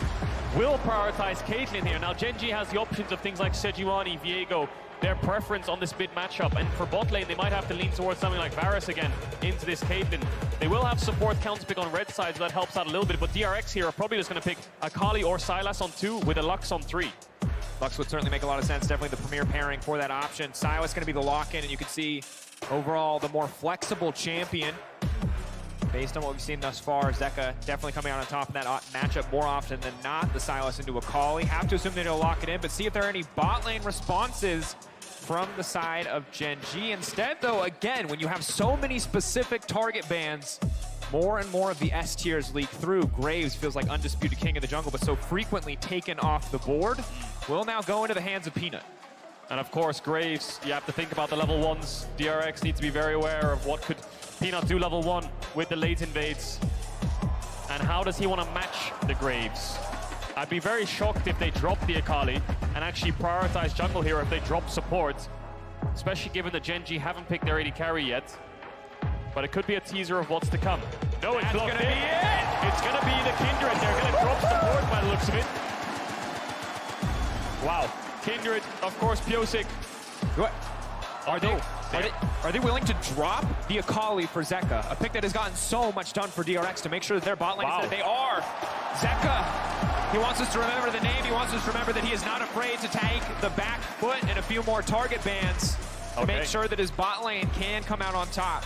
3 range champions already. Gen.G need to match this Lux right now by looks of it, so they're going to go for something like the Karma. Means that on 4 you'll have plenty of options to choose from, but contesting push against Caitlyn Lux is always a very difficult one. Of course, Piosik, if you're wondering why he's picked Kindred and not many other people are, he was a one-trick Kindred streamer, and it's his favorite champion. I think it's probably one of his best as well. A lot of success on this champion. Yeah, the classic fun fact, of course, Piosik meaning Mark. Korean. Have to see what the options are going to be here, though. And even though DRX have secured for themselves an incredible powerhouse bot lane, Caitlyn Lux, it is a bot lane that requires an insanely high level of execution. If you make one misstep, this lane falls apart so incredibly quickly. And the cost of securing this bottom lane, of securing these two champions together, is the Akali falling away from Zeka. Where will his champion pool take him next? I wonder if we'll see a Zoe from Zeka. It's the first thing I can think of when I see the way their comp is leaning towards. And into the Sylas, it can be a good matchup in terms of getting the push in the early stages. Because Ryze is out, Akali's out. Azir run back with 4 range champions. I don't think that's the play for DRX. Again, they need the game to be a bit faster paced. They need to have a little bit more pressure. Yes, Zoe's a range champion as well, but she can actually walk up on sieges and help out the Caitlyn Lux. There's the Azir ban to no one's surprise. They could also go towards a Lissandra direction, but into Sylas, it's really, really hard to pick. And Swain, Galio, I don't really feel like these are champions in Zeka's wheelhouse. Definitely going to be tricky. Definitely going to need to see Zeka dig deep. Don't want to end up in a situation where you do not have some sort of playmaking in the mid. Again, a lot of range, but a very squishy, very vulnerable composition. Not a lot of hard engage options. Light binding, not enough to let you really comfortably front to back team fight. But now the Camille taken off the board. Ruler can just pick up the Varus here. Does he want to go for something a bit more spicy? There's no way he goes Samira with Karma, right? Especially into Caitlyn. Yeah, Varus would make the most sense. He needs something that can wave clear, not look for all-ins, get the push. Try to contest the Caitlyn Lux and have set up for your jungler, right? The Varus ult so pivotal in that sense. Now it's on DRX, blind picking their top lane and their answer to Sylas. This is the question we've had from the get-go. Ahri would be one of them. Of course, will fall off the later the game goes, but it's going to be Zeka's Ahri. Now, he dropped Ahri towards the end of the summer regular season. They lost to Hanwha Life, they lost to KT in the last week of the regular season in the LCK summer split this year. And it was Ahri which was Zeka's main priority, and he was really struggling in those games, so confident enough to bring it back here on the World semi-final stage, and Gragas locked in there for Kingen. I don't think Doran will struggle to find accounts pick to that champion. Sejuani actually still up, interesting enough.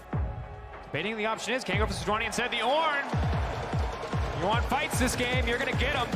Ornn and the Gragas ready to kick things off, most certainly, but the early game naturally where we have to keep our eyes anytime there's a Caitlyn Lux in the game. Ahri as well, keeping track of where the early action is going to be. Yeah, good pick there from Gen.G. They needed frontline, they needed engage. They had pushing bot, they had skirmish heavy, mid-jungle. You need to slot in a tank there somewhere, and they found it in the Ornn. So very similar compositions from both sides here. Top will be in isolation. I expect the majority of the game. And the Kindred Ahri will be trying to fight back against the Graves Sylas. Whoever can get to bots first will have the push. In isolation, it can be situational on how the mantra queues go, but if either mid-jungle is hovering towards bot side, then they have to give up the push, right? So mid-jungle is important in this game in making sure that Caitlyn can look for plates or the Varus can fight back and go even and sustain the push against the Caitlyn. Very volatile compositions, tons of pressure when it comes to execution on the side of DRX. Gen.G sitting comfortably, knowing that they are up a game. A spot in finals on the line. Can Gen.G move up to 2-0, move to match point, or will DRX be able to fire back? We wanted to see more in the draft phase. We wanted to see a curveball, and we certainly have found it now. The Caitlyn and Lux, the Ahri to match the Sylas on the opposite side. Very different look as we gear up for game 2. A lot of pressure on DRX to look for these plays now. You've got the Ahri, you've got the pushing bot, you need to act upon it. Kindred is a champion that, when I was a professional jungler in scrims, you would get a lot of stacks, you'd fight a lot in marks, and you'd be able to find lots of stacks in the early stages, but on stage in professional games, it almost becomes an objective. You know, when the enemy jungle has a stack in your jungle, you make sure it's watered, you make sure you're around to cover it. DRX, of course, we talked about the level 1s. We talked about Graves' level 1. Normally it's been on blue side towards top to take away your red buff, and of course you can fight back against most junglers with Graves level 1. So I wonder if DRX is thinking about that, and they're conscious of it, of Peanut just walking in alongside Ruler and Lehens and forcing DRX back. Oh, and it's Comet. Ruler could be going for the lethality build, just trying to outrange, outpoke here. Yeah, I think it was Hope who was the majority of the time playing Hail of Blades Varus, but Comet Varus also works very well. Double Comet in bot to push back against the Caitlyn Lux. I've said push a lot because that's just how Caitlyn works. You get push, you can win. If you don't get push as Caitlyn, you're very useless. So this is the late invade that Genji are going for, I wonder. Speaking of push the connect button and make sure to grab the exclusive Very Nasa's Much Wow emote from Prime Gaming by connecting your League of Legends account with your Prime account. Turn our attention back towards this one, of course. Tracking the early mark, tracking bot lane a lot. Very explosive bot lane. Double Comet, something we need to keep our eye on, and both sides opting for longsword 3-pots. Again, less all-in power, but the sustain, the immediate effective health you get from just having 3-pots in lane, much higher. Nice E there by Beryl, will land the first poke. Mantra Q really important here in this lane. Trying to poke them out as much as possible, but Lehens will focus on the creeps to contest the push. Pyosik starting topside. Peanut, he's gonna go for the invade, so he didn't go for the level 1, but he's going for the level 2. There's a ward right next to the brush that'll spot him, and Pyosik will know. But the information doesn't help, does it? Because you're losing your red. Pyosik has to go to Peanut's red now, and your Caitlyn Lux are on a split map. I think this is a huge blunder from DRX because your Caitlyn Lux will not be able to get the push. They'll send under their tower, and what are you playing towards? You're playing towards your Gragas lane, right? So Peanut, really good play here to deny Pyosik from affecting bot and helping out this Caitlyn Lux. Pressure now on Pyosik to really have a big impact again, because as you highlighted, the damage is done by isolating that lane. Peanut walking down immediately forces Beryl and Deft to back up. And if we look back, everyone knows the potential of this lane. You've seen the masterclass games, you've seen the flawless games where Caitlyn is getting 10 tower plates in 5 minutes. This is not going to be one of those games when Peanut is already shutting it down in the early game. Yeah, and it's kind of frozen as well, so it's just so hard for DRX to step up that wave. Pyosik hopefully will cross back into bot side here and try to help out this bot lane to get that push. Waiting for the cannon to die there so he doesn't get spotted. Quite smart play to make sure he's in fog of war. For all Peanut could know, he could be on Raptors right now, he could be on his Krugs, could be even ganking towards top side. So Peanut might get a bit of a surprise when he sees Pyosik in this bot side jungle. 10 seconds on the crab spawn. Peanut will go towards the wolves. We'll see if Pyosik can roll a good spawn on his mark, but Ruler and Lehens might be pushing up. The entire time Pyosik is looking for this angle. Camps are being cleared. He is betting so much just to be here. He reveals himself on the bottom side. Beryl immediately flashing forward, waiting on the binding, but the binding goes wide. Lehens still standing one, looking for more stacks in the mounting thread, but they cannot find the kill. Only the summoner spell, and Ruler firing back. Whoa, man, he's a monster. The 2v3 turned in favor of Genji. There was so much hesitation from DRX. Beryl trying to flash on top of Lehens to land the Q when he flashes away. Just about misses it. Peanut will get bot crab. Could look for his Raptors here as well, so he's going to get off to a sizable lead. I would love to see that replay again because I'm really not sure what Pyosik was doing. I thought he could have just picked up the kill onto Lehens with his flash, but he opted to back away. But I'll hold my breath till we see it. Certainly something we're going to have to wait for. And remember, Pyosik used so much time to be there, to make that play happen. He moved down to the bottom side of the map. He did not take his own camps, and now Peanut is making his way into the mid lane. That's smoke screen slow. Looking for a bit more damage, taking his time on this one. Incredible patience from Zeka, even standing in the smoke screen, even with zero information, knew that he was safe. Is he confident enough to cross into topside here and take away that next crab? No smite, but it's the Kindred stack. It's so important, but Zeka's basic right now. Moving up. He's gonna have to give this. To get out. Yeah, he's gonna have to get out. Double crab, lost his Raptors. It's a disaster for the Kindred in the early stages. For the DRX fans out there, this hurts because you know how important this early game was. You know that Deft and Beryl needed to get off to a good start, but they bet everything on this play and it turned against them. So Deft is just calling here. Let's just go on this this karma. It must be a free kill. What does Pyosik do here? He lands the E. Why doesn't he go forwards? He must think that the play is off when the binding misses, but he could get in easily a couple more autos there with the flash. There's no heal on Ruler, and Beryl commits the flash to make sure it happens. And it's the Comet. Oh, it's a little pebble! And the Scorch that gets the kill, I believe, and turns the 2v3 on its head. You can see the joy on Ruler's face. He knows that they were already winning just by surviving that play, just by holding on. The fact that they get the kill as well is incredible. And crushing for DRX. Yeah. As comedic as that reaction was. Crushing indeed, and Ruler's going towards the Lethality Varus build. Will be a poke champion, and will try to push DRX off of these objectives the longer the game goes. So let's take stock. Already you're seeing almost 1,000 gold in the favor of Gen G. That's the CS discrepancy on the bottom side, the massive CS discrepancy in the jungle. XP-wise, DRX still leading the charts, although it's neck and neck. Zeka and Chovy both ticking over to level 5, almost level 6 now. Josek looking down towards his bot side again. He knows he needs to get the ball rolling. Lehens has no flash.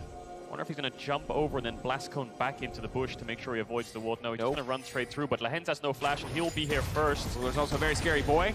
Meanwhile, on the top side, King and Doran trading back and forth. Pyosik, he's only level 4. Lehens isn't even concerned. He's not even scared. There's no red buff to back him up. Oh, looking for the 1v1. Kingan now getting hit. It's a big hammer. The Ornn now trying to get him down. They're toes ticking. Oh, look at the blinking outburst. The flash out. It's so tense. He's buying time. He's waiting for cooldowns. That's the passive backup and available. 8 seconds. He gets the healing just in time. The thumbs up, baby. It's okay. They're going to walk away. Both men standing. What a At the end of the day. What a great fight. Doran just kind of flash R2 and Kingan knocks him back into it because he knew Doran would flash over it. Both of them walk away. Peanut now on this bot side. We've got to keep our eyes. How close is Ruler to level 6? That is going to be the engage tool they need to start getting aggressive onto Beryl and Deft. Stepping forward, big poke, Beryl, the snare. Once it connects, they're going to hit the free target. No intent, turning to Deft. Oh. Big damage, can't even dodge that one as he stands in the smoke screen. Little bait and switch there. Beryl was the target, so Def thought he could weave in auto attacks to push them back. Pyosik level 5 now though, but sorry to Dirk on the Graves. Face check could be good. Zeka doesn't have a lot of mana though to join. Pyosik getting aggressive, mounting Dread, big source of damage, does get that down initially. That's the stack right there. That's Kindred's mark. He needs that stack. Flash Beryl- forward! Ooh, not this time! This time there's the shield.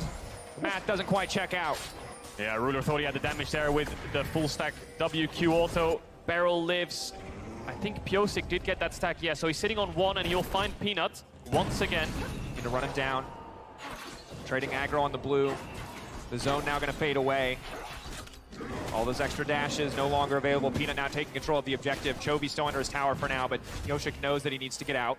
So let's take stock of the game. There's been so much fighting, but only one singular kill in the 2v3. DRX are trying to contest this bot side to get Caitlyn to push as quickly as they can, try and get some stacks on this Kindred. All the meanwhile, though, Zek has been building a lead in isolation. 17 CS difference right now on this Ahri. We saw them trade ultimates a little bit earlier on, and now the Herald is spawning. Zeka quite low and no potions. Chovy the same, so Peanuts will help him push out. Pyosik's looking for another stack, and he will get Peanuts Raptors sitting on 2 right now. Definitely good after the fumble earlier in the game, after that gank went awry. And again, for Zeka, this is so much and means so much for the series as we move forward. Because we're really just used to talking about his Akali, talking about his Sylas, but if the Ahri can get added to the list as well, it's going to be big as Lehens poking in from the side. Ruler level 6 as well. Deft and Beryl debating if they can just get aggressive onto Ruler, but the cleanse being there makes it so difficult. It does, but then the target becomes Lux, it becomes Beryl. Ruler can just shoot out his ultimate onto this Lux and she will die with the ignites, with the Mantra Q. That's an easy pickup, so Beryl has to play with a lot of respect. The damage has been done to this bot side. King and no flash, doesn't get hit by the knockup, but the ultimate. As his ultimate available, is going to throw it out, just knocking them away. But it is pressure on the top side. King going to be forced to back away from the wave. Should be an easy push out now for Doran. So Herald is up. Peanut, is he going to start it? Yes, he is. So I think, let's look at Pyosik here on the minimap. Is he going to go to Gromp and try to take the stack away to get to 3 and try to get to 4 as quick as possible? Or does he think he's in time to fight the Herald? Looks like he's moving up. 2v2 on the horizon. No ultimate for Doran, no TP, so that means Kingan can join this in a 3v2, and Peanut just going to reset this Herald. No mid push, not confident enough to take it, and I'll give it over to DRX. You have to expect with Beryl basing, he can move up here, and Ruler, of course, is going to deny the Gromp to stop the stack from being picked up. Good heads-up play to take that one away as Kingan now comes down. Giving up to Herald, definitely not ideal for Gen G, but remember, just a few minutes ago, it was about a 1,000 gold lead. DRX have been bringing it back. Even if they have not found that kill, keeping it within touching distance, the Herald really going to even out that discrepancy as Zeka continues to trade aggressively in the mid lane. No kill pressure on Chovy quite yet, but has to be careful. Zeka is doing a great job. We were wondering what his pick into Sylas is when we give up the Akali ban. 20 CS lead, 2 plates, and he has a Herald. So now all of a sudden a win condition for DRX has arose. They can just put the Herald down mid here and just try to take a full tower because Zeka is winning his lane. TP back from Chovy won't be in time though because Peanut is on the Dragon. You almost picked up for Ruler. This should be an easy first blood tower and this gold lead will go in favor of DRX. So bot lane has fallen apart, but they've now relied on Zeka. Are they going to keep going here? They see Doran top. They know Peanut's on Dragon, but they are going to back away. Fishing with the charm, they will not find it, but it is on the back of Zeka. The individual advantage he was able to build, that they are able to use that Herald in the mid lane. Now Deft walking down, trying to zone away. Pyosik on the way in. Is he just going to smite it? Baiting, taking it out. No one had smite. Nobody had smite. That was really awkward stare down. Peanut just got it the last second, but Okay, so the Dragon does go over to Gen G, and now they're going to try to stop them from getting into bot to look for a plate, but very messy. I like the confidence, but that smoke screen did work. Peanut waiting in the darkness. Big damage now going to come in. Karma firing it over the wall, chunking them out. Potentially trying to open up the option for a dive. Pyosik in the area, though, with the Lamb's Respite. Not going to give them anything else here. Yeah, Peanut's going to take the base, and chunking them out is all you want to do in this lane. That's exactly what this lane's all about. Just poke, poke, poke. The more the lands, the better it is for the Varus.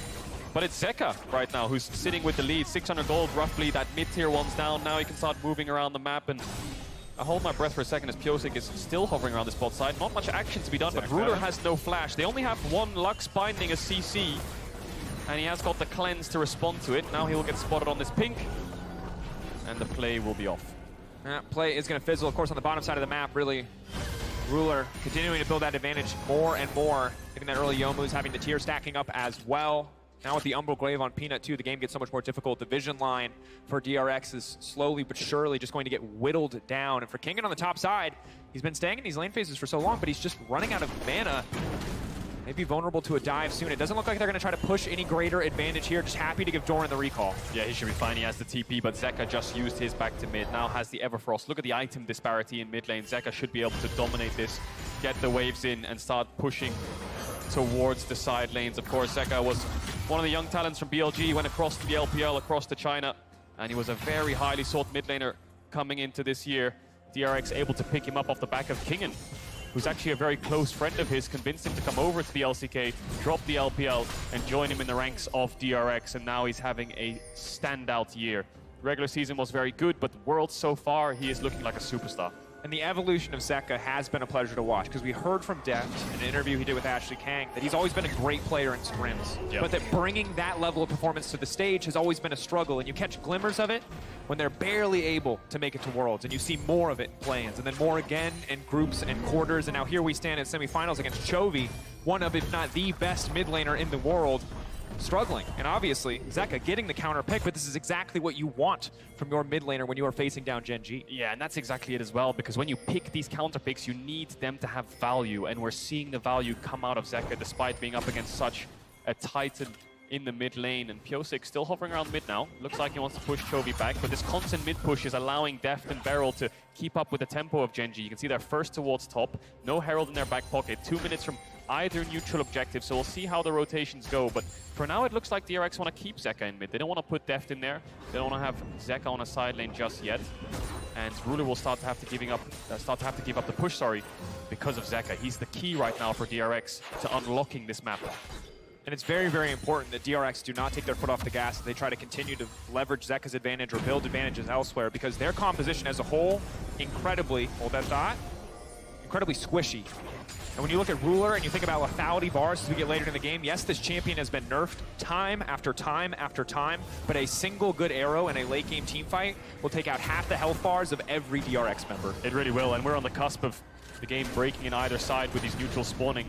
If Zeka falls, Gen G will push both these side lanes in so quickly and take either side lane tower. If Zeka stays alive, then they can make it so Deft is even again with Ruler. These next few minutes will be really important in dictating how the game will go around these dragon fights. So here comes Zeka again, up towards his top side. Ruler would love to hit this tower, but he can't because there's an Ahri around. He's just trying to poke Deft away. Can't walk up and hit.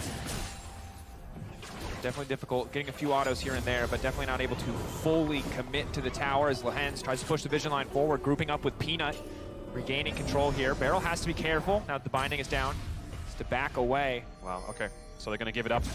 Deft's getting chunked out. You talked about the lethality virus taking health bars, and Deft got hit by a few too many. They don't feel confident enough in the 4v3 to hold this. Oh, and this is brutal. This is taking your time, just trying to make sure the enemy AD carry gets absolutely as little CS as possible. Goodbye to that cannon. Making sure that falls before the tower does, and now pushing the rest of the wave in. So, Dragon in 25, Herald in 40. Looking at DRX's positioning, it's a bit awkward, isn't it? Because you've got your 3-man towards bot side looking for this Dragon, but Death solo pushing out top. King and TP's bot. Pyosik will find Doran, and Ruler will get his base off. Gen G will be the first to the objective with this numbers advantage, with Chovy having a TP, and it looks like Dragon is the call, so Deft's going to have to join his team as quick as possible. That is the call. He's now running his way down. One item for Deft, the Gale Force. On the opposite side, Ruler not opting for a Mythic quite yet. Instead, focus just on more lethality, more AD, man immune. Surely around the corner. But the Dragon, again, looks like it will be uncontested. Gen.G don't feel like they need to take this one out. Second Herald about to spawn. They will turn their sights towards the top side of the map instead. Don't really feel like they need the Dragon stacking as a win condition. And Infernal is going to be the soul this time around. So the stacking going to be more important than it was in the game one. Yeah, they had double TP, but they choose for the cross map. But DRX are around, and they're hovering to contest. They get the mid push in. Kingen has joined his team. Doran still on the spot side will look for the bot tier 1 that's incredibly low. So Gen.G right now are buying time for this Ornn to push in, take the tower, and then once the tower is down, then they will TP up with the Ornn and try to take this fight. So DRX are on a timer here. They have about 10 to 15 seconds to play with while Kingen's around mid before they have to go back towards bot. So they want to force something, but they need to make sure they're not too impatient. Can't be too impatient, can't be too slow. Herald now going to reset, and the window is closed, really. Dorn can just TP up now. Kingen now has to return to the bottom lane. Dorn with a TP advantage can use his TP to come to the fight. So again, small trades continuously going in the favor of Gen.G in this instance, and Zeka, well, it was pretty massively ahead. Chovy getting farm on these side lanes has been steadily catching up. He has got a shutdown on himself now, 150 gold, only down 10 CS. So that window's closed like I talked about. Zeka has to catch top, Kingen has to catch bot lane, and the Herald will go over. I expect that to be used in the mid lane. Try and take down that mid tower to stop the Caitlyn from being able to walk up. Oh, this poke. Varus is doing so much work and getting that mid push as well, isn't it, Ruler? Of course, he's famous for the Varus. Actually, hang on a second. Down, big damage, picking off supports. Not quite enough. The healing coming in from Lehens opts to empower the snare. So gets the initial healing there. As Pyosik, patience on the sidestep. Is Ruler just fishing, maybe hoping to catch the dash? Yeah, I think that's exactly what he was looking for. Looked a bit awkward, but was hoping that maybe Pyosik would backstep and then kind of jump towards the backside, and maybe they could pick up the kill that way. Won't hurt him too much. There's no objectives to fight over, so that'll be back up. And it was the Varus ult from Ruler that solidified the World Championship, that actually caught out Faker in the mid lane on the Karma, and that's what pushed him to that world title. Of course, there's two world champions in this game, Ruler and Beryl, staring at each other opposite ends on the bot lane. Chovy, though, fishing for the 1v1, will find it. Dash being matched for Dash. Everfrost for Everfrost. Trading back and forth, but Chovy still on the hunt. Chovy still fishing for more, but Zeka will make it out. Nerves of steel from Zeka. Doesn't panic flash the chain. Knows he'll be all right. Knows it won't connect. DRX now pressuring on the spot side, and despite this lane lead that Zeka has built up for himself, he's actually losing out on the side lane when Chovy can take away that ultimate. Kingen right now, Pyosik right now is on 3 stacks. Needs one more to push himself to that 4. It's on the Gromp, but he can't find his way into the bot side jungle, so Gen.G are going to force towards mid. Zeka has the TP, Chovy does not. And this is the struggle of playing against Gen.G when they deny so many avenues. Against Denwankia, it felt like a brawl. Left and right, trades back and forth. But here against DRX, Gen.G are bleeding them out. No avenues of attack, no options to come back in. And we look back to the start of the game, so much of this comes down to Peanut, the early jungle pathing, isolating the bot lane. And while Pyosik tried to force the play on the bottom side, the second that went awry, it felt like Gen.G were in absolute control. The one sliver of hope that DRX were really holding on to was Zeka, was his individual advantage, but it just has not amounted to anything greater than a laning lead. Yeah, they're going to have to look for team fights around these dragons soon. The problem is, when you play with Caitlyn, the reason the push is so important is because then when you're first to the dragon, you can have a trap set up. Pyosik over the wall, fishing out for Lehens, forcing the flash out early. Peanut now gonna find an angle there. Pyosik goes right back over. Maybe gonna look to commit a little bit more here. Dorn in the area as well. Chovy in top lane. Pyosik wants Lehens. Will be spotted out here. Play will stop there, but fishing for that opportunity, taking the flash away from the Karma. Big in the fights to follow him. Pyosik wants to keep this one going. He's got the Kraken Slayer. He does good damage. He knows that in the long fight, he can take down Doran. This is great for DRX because now this mid push will mean that they can move towards bot. That tower is still available, and Pyosik trying to push Doran back. We'll see if Gen.G has a response. Chovy has the TP. I don't think they can step up too far for this because next mid wave's coming in. Baron spawning soon. They need to make sure they have some kind of topside vision. So Doran will clear out the wave. Flash down on Lehens will mean that DRX can look to punish that later on around these neutral fights, but DRX want to keep this dragon set up. 40 seconds on the spawn. Everyone's going to base. Gen.G coming out of base as well. Pings on the Baron, though. You can see all those pings on the minimap on the top side. I wonder what DRX are thinking. Def just picking up that rapid fire. 2 items on the Caitlyn. Ruler has the 2 items as well. I mean, you do have double 80 carries, essentially. Can shred through that objective, but I still think it's going to take much too much time. So maybe a desperation Baron, maybe sneaking something away is an avenue for now. Pyosik holding on to control on the bottom side of the map, looking to take down this Scuttle Crab. Right as a mark respawn, looks like that's gonna be his fourth. Yeah, that's big for the Kindred. But the thing is, they need Caitlyn in here. They need Deft to get down towards this river so they can place the traps down. Caitlyn pushes in lane, puts down traps, and makes it so it's hard for face checks to happen. But Gen G have already found their way in. They've gone through bot. Peanuts already in the river. Vision contest coming in. Zeka TPing back with the Banshees. Fight's gonna be big. Chovy taking away the ulti. DRX gonna try to set up a pseudo frontline, use the traps. Gain point control they can. Right now fishing. Ruler gonna get caught out over the wall. Zeka desperate to get a sidestep on the Lux. That's the Yomu's Ghost Blade. The extra movement speed taking him out to safety. Gen G pulling back for now. Brief pause. 5K. Dragon getting lower. Junglers with smites this time around. Wanting to go in, wanting to get a little bit more. Who will take it? In the end, it's ticking, it's resetting. But the Kindred will smite it and take it down. And now the fight turns as Kingen on the backside. DRX standing, 4 members strong, pushing in. They want to break Gen G. Kingen going over the wall will get locked up. Nobody going to fall in the end, but it is the Dragon to DRX. DRX push Gen G back for the first time in this series. Ruler getting caught by the binding by Zeka, forcing him out the fight, meaning that it's basically a 4v5 from the get-go. The Dragon reset making the situation extremely awkward, but DRX get what they came for, losing a couple flashes on their solo layers, but forcing them back onto Gen G. Ruler returning to mid lane.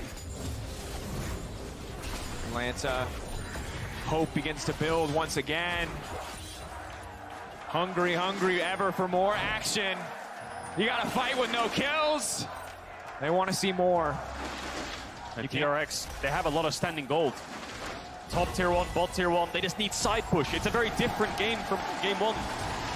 Barrel. Locked down, Barrel clean binding over the wall. Barula coming in, Peanut flashing to the side. Barrel flashing out to safety, knowing the ult would be the end of him.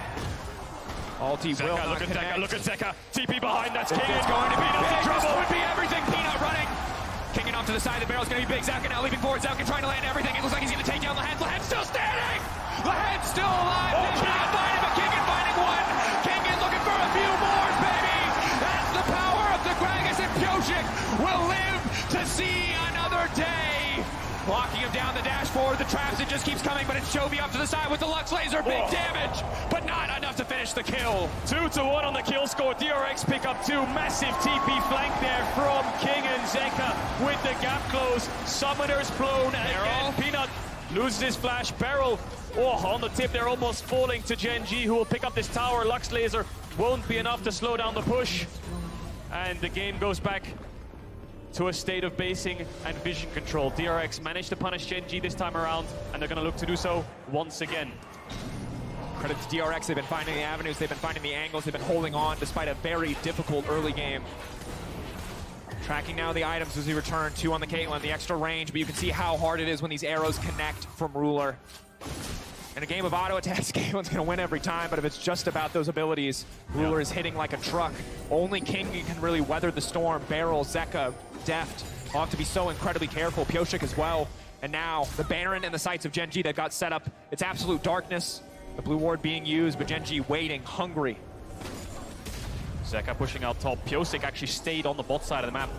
He picked up the blue buff, which had a mark on it. Gen G really want to start this Baron up, but they don't have damage for it. Poke Varus can't get Baron down quickly. Sylas is not something like an Azir that can burn it down. They can only threaten it, and they need to make DRX walk into them, but they don't take the bait. Pyosik gets another stack on the back half of that. Peanut will pick up the Wolves to deny the next one. Let's take a look at the replay here. Peanut wants to smite away, I believe, the big Raptor, or tried to take it away. Binding connects, trap connects, all the damage lands onto him. The E there, 90 caliber net to get the auto attack in. The ultimate means that Picture in picture. Live screen, the play now going out. Peanut may have been cut out again, leaping forward. That's going to be the pick! DRX, that's massive. DRX are going to push in mid. That's a free tower. It's going to be big. DRX, the siege now continues. The power of the Caitlyn finally online. The sieging potential of the double 80 carries. They will break open mid-tier 2. Atlanta comes alive. They are ready for more. They are ready for the 5-game series, and it starts with DRX taking more and more advantages here. And it starts with Kingen. Saw Peanut on the Wolves there while we went to the replay, actually finds him on the pick. Deft follows up with the ultimate and the Gale Force. Second, they pushed down mid there and got the tower. DRX were pinging side waves. They need to push out these sides. Gold still down for DRX, but the game feels very even. DRX have so much playmaking tools, and this is what they lacked in game 1. Ways to gap close and connect onto Gen G. Sitting on 2 dragons similar to last game, but this time around it's an Infernal Soul. This time it's something that they can force and fight around. 45 seconds on this next dragon. DRX looking to take bases, looking to set up. And they certainly are not out of the woods yet.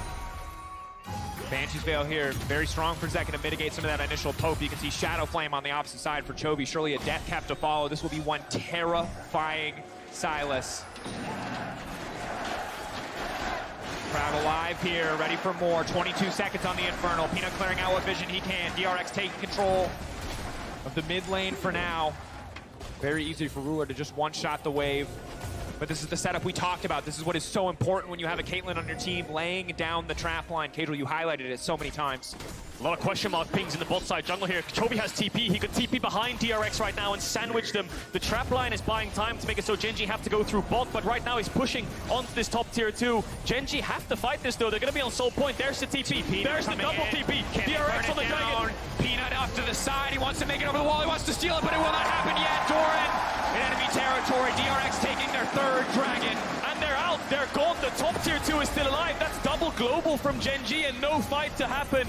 Dragon over to DRX, and now they're going to move in towards the top side. Doran gets hit by the binding, but no real follow-up here. Genji must be a little bit frustrated with this. They invested so much and got nothing from this play. Ruler just has not been able to hit an arrow. DRX giving him so much respect in these exchanges, taking the Scuttle Crab, returning to the mid lane. Have to be careful about walking in on this one. Genji determined to get something back. DRX finally able to fight fire with fire in this game. No longer just letting Genji bleed them out. It will no longer be death by 1,000 cuts. Genji are going to have to fight fist to fist in this one.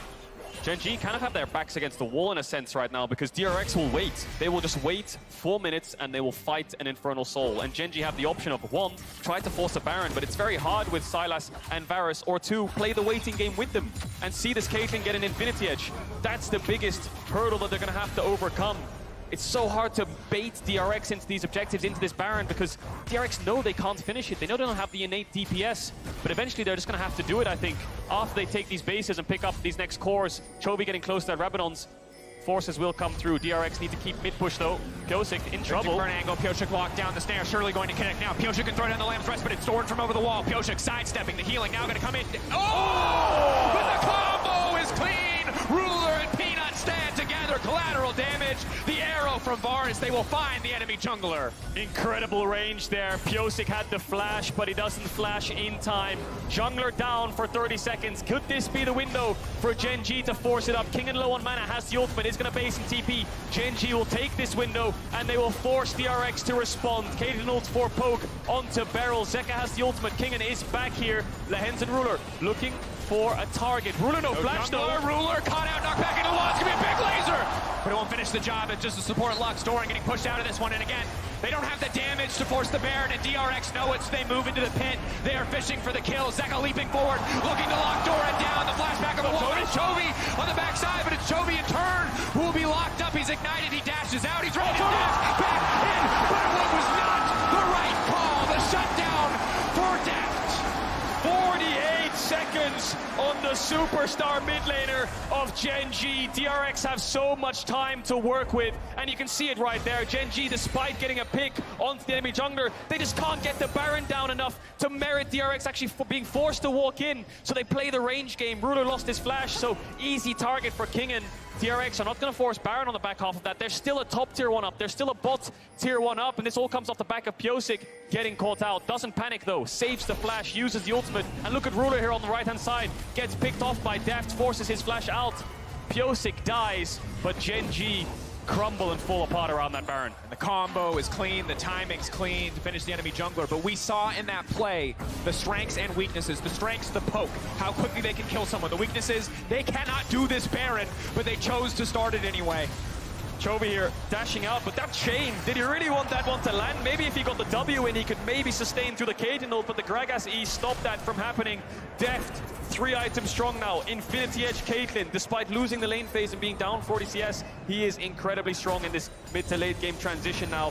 And all that time we've spent fighting around this Baron has given more time for this Dragon to spawn. 1 minute, 20 seconds on that one. DRX are going to look to get vision around it, look to secure it. Even in a 50-50 scenario, they'll take that because that's going to stay there for the rest of the game. Genji struggling to find responses. They're going to try to go through mid here to deny the trap setup from DRX because Zeka, still on this top side, hasn't taken his base. Doran coming through the mid lane now for Genji. They'll group up as 5. Chovy with the bot push as well. 1 minute left on this Dragon.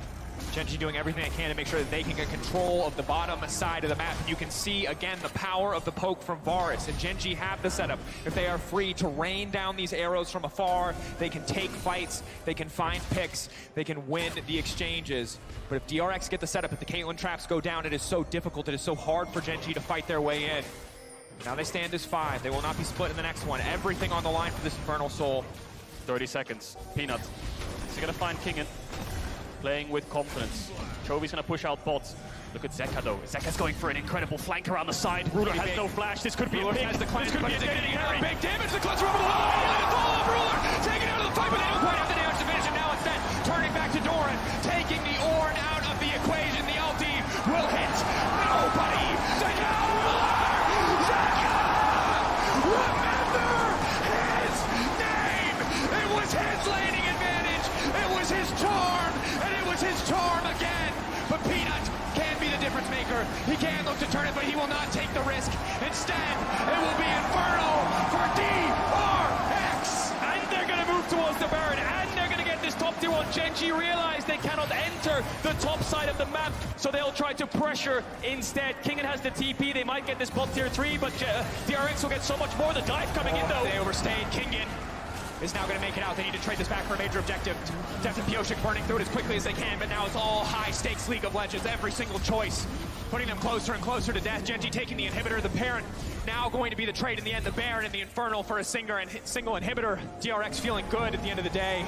It's a consolation prize. They won't really mind about that inhibitor. They have a Baron buff and they have TP on King, and he'll just sit on bot and just push out these waves. This is 5 minutes of DRX domination. Who'd have thought off the back of their regular season, losing to KT, losing to Hanu Alive, losing in the first round of playoffs. 5-game series both times to even get here in the first place, and now up against the LCK first seed. T1 couldn't even take them down in the finals. They're sitting in a very, very good spot to take a win here to even up the series. Kingen will buff up these bot lane creeps, push in the waves. Bot tower's alive, but it's Zeka all the way. Flanks onto Ruler, finds a vision pocket, gets his summoners out. And then the knockback means that they turn onto Dora, and Zeka gets the reset on the charge. And then he decides to just send it, dashes forwards, E-flash, just gets onto the AD carry of Genji. The world champion falls at DRX Rise. A beautiful, beautiful play. You can see the joy, the elation on the faces of the DRX staff. But again, remember, the DRX, while they are barreling down the bottom lane, while they do have so many advantages, they are not out of the woods yet, because Genji has not lost to this team this year. They have had bigger leads, and they have lost those games. So for DRX, it's eyes on the prize. They have to stay focused in this match. DRX have been through the trenches to get here. So many 5-game series, regional and international. Up against EDG, they managed to pull off the reverse sweep. Push in bot here, push in mid. Zeka doesn't have the TP, Kingen does. They haven't started the siege just yet, finding it difficult to find the setup. A lot of poke coming out from Genji is negating a lot of it. No Bloodthirster onto death just yet, means he can't lifesteal through this poke. 3 minutes, 40 seconds though, on an Elder Dragon. We know exactly what that Dragon buff can do. It can turn the tide of an entire game, despite how far behind you are. And despite looking at an Infernal Soul, Genji need to buy time for that Dragon to spawn. If they can steal that, that could change everything. And for now, the map resets. DRX, a minute left on the Baron. The Infernal buff will stay, but this Baron will fade away. Take a deep breath, Atlanta. We got time. We got a 3-minute timer in your corner. That is when it will become do or die. In the meantime, it'll be fishing for picks. It'll be looking for angles. It'll be fighting for vision, picking up waves, and looking for those final items. Perhaps DRX aren't content to wait. For now, pushing in, taking vision, looking to gain control over the map. Kindred sitting on 7 stacks now. Pyosik does a lot of damage in these fights. So what happened with this Baron buff? With 30 seconds remaining on that buff, they've taken 2 side lane tier 1s. They're looking for this top tier 2 as well. DRX want to push in mid and move towards top.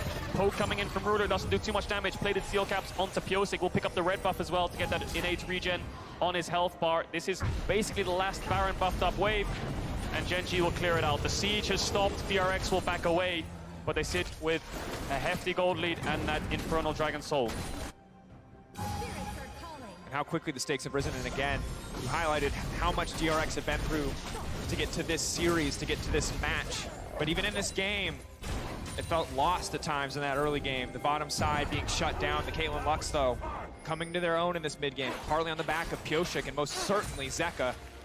highlight moments from this man across the match. Oh, as well as Kingen. He's been finding so many picks for DRX. He's been the one setting it up or following up enough to make sure they can get these kills, and Zeka with that final fight, making sure they can get this soul in the first place. Gen G are stalling. They're waiting. They're buying time for this Elder Dragon, sorry, so they can find their next fight. Chovy looking for some kind of flank though, has the Ari ultimate. Ruler just picked up the Cyril. That's 4-item lethality poke. Varus now will dish out a lot of damage, but the later the game goes on, the more it falls off. 6 items poke champions never do too well, because at that point you have defensives, you have warmogs, you have full frontline tanks that can soak it up, you have lifesteal, so Ruler be about as strong as he'll get for the rest of the game. And without any setup CC, especially against a Gale Force on the opposite side, there's just so much movement speed. If you're just raw throwing arrows, it's very unlikely they'll hit. You have to throw them from Fog of War, you have to wait for some initial CC. Chovy now fishing for a pick on the Pyosik. But it was just the Ari ult expiring, I believe, so not overcommitting here. Pyosik actually the one who wants to kick things off. He's gonna get another charge out in that TP. Zeka's gonna be spotted though. Yeah. This is not quite the glorious flank he was hoping for. And Gen G with priority access onto the Infernal. DRX have put themselves in a very tricky position. A minute still left to the objective, but all of the vision right now belonging to Gen G. Gen G realized they cannot go through mid, so they have to go through bot. Chovy's been having the side push the majority of the game. The inhib's down, so they can keep these waves towards DRX's side of the map, which gives them a pocket to play a vision. But look at DRX, they're just barreling down mid. 40 seconds on that Elder Dragon spawn. They want to take the inhibitor, force Gen G to base from that bot side respawn, but Zeka careful, leaping in, forcing the flash out from Chovy, turning their attention instead. Everybody is recalling on the side of Gen G. DRX have caught their opponents sleeping. And we'll look to take this inhibitor down, uncontested. But meanwhile, on the bottom side of the map, it is Peanut. Peanut trying to get a little bit more done. It's the 1v1 versus the top laner. Does he have the power? But no.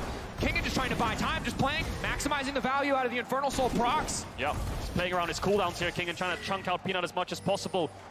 DRX get the inhibitor. Peanut gets the bot wave in so deep that they can TP through bot. They have a vision pocket. They can play towards it. Ruder's going to start it up. Gen G want a 50-50. They want DRX to flip this dragon. It's their only way back in the game. Will DRX give it to them? Where will Kingen TP? He's going to TP in the pick. The stare down from Gen G. They want to finish this, but they don't have the health bars to tank it up. The poke, it's going to miss. No flash on Chovy. Zeka, DRX are buying time for his ultimate. There's no more room for split calls. It is Chovy on the bottom side. Chovy pushing for more. Chovy potentially looking to try and end or just at least leverage this wave in the bot lane, take open and take down that exposed inhibitor. This is great from Chovy. They should be able to pick up this inhib. DRX have to force this. Zeka stayed. He could look to end. DRX need to get this down quickly. Chovy doesn't have the TP, but he could end the game. Kingen's here. No TP. It's the 4v4. As well. They're trying to force the fight. It could all come down to a 50-50. Pyosik versus Peanut in the pit, but they're trying to zone him away. Dorn already getting chipped away. Chovy running the fight to the side of DRX. Redemption could down, but Peanut, no! He's buying time. Pyosik, you madman, you genius, holding on to hope. A lamb's respite, indeed, buying the dragon a brief break so they can take it down in the end. But still, Chovy remains standing. One man versus the world. Will he be enough? Never one without the other. Pyosik on Kindred keeps the dragon alive. Peanut smites into the Lamb's respite. DRX are looking to end this game to death. 1v2 against Ruder lands. Barrels behind him.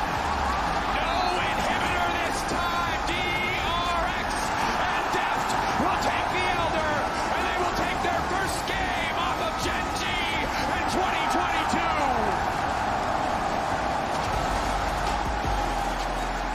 What a turnaround for DRX. That game one, they couldn't find a single play. But you give Zeka a playmaker, and he will give you some kills. Manages to find Ruler so many times in those fights. DRX get a lead. DRX stack the dragons. And just a clean execution, no panic. On the end towards the Elder. They send Kingen back to base to deal with Chovy, and Pyosik deals with Peanut. Beautiful game. Beautiful comeback from DRX again. The start of that game, Peanuts dissecting the map, splitting the map. The dominance that we saw from Gen G across game one and the start of game two was truly terrifying. But the fact that DRX fought back from that makes it all the more impressive. And now we look ahead, 1-1 at a game three. It's not going to be about a reverse sweep today. What a game two. What a game two. You can see DRX they've been through so much this year. Such a tough regular season, swapping in and out junglers, getting knocked out in playoffs in the first round in summer, 10 games played of 2 best-of-5s to even get here. Play-ins, group stage, 5-game series and quarters, and now they managed to even up the series against the LCK first seed, the team that was dominating not only them, but every other LCK team. 3-0ing the finals, 8-0 versus DRX, undisputed domination. DRX put a dent into Gen G. Certainly did. Of course, while our team's ready up for Game 3, we're heading back over to the analyst desk. Thank you so much, Draco. So welcome back to the analyst desk, where the State Farm Arena is squarely behind DRX. They're rooting for the underdog as they even up the series at 1-1. And it's important to note, this is the first victory that DRX has over Gen G this entire year, and it comes in the semifinals. Comes in the semifinals, stops a 12-game loss streak that they had. We had Vedius showing all those like horrible stats that DRX had versus Gen G, and to do it at semis, this crazy path continues for DRX. It feels like the sky's the ceiling. And I will say, I was concerned after Game 1. The early game was not looking promising, but DRX delivered in a beautiful way. Now, all of that said, it was still a very slow pace of game as compared to what we had yesterday. But we do want to dive into the early game. I'm going to hand things over to Emily to kind of walk us through the way the junglers both approached these early levels. Yeah, so Vedius already mentioned it didn't start off super well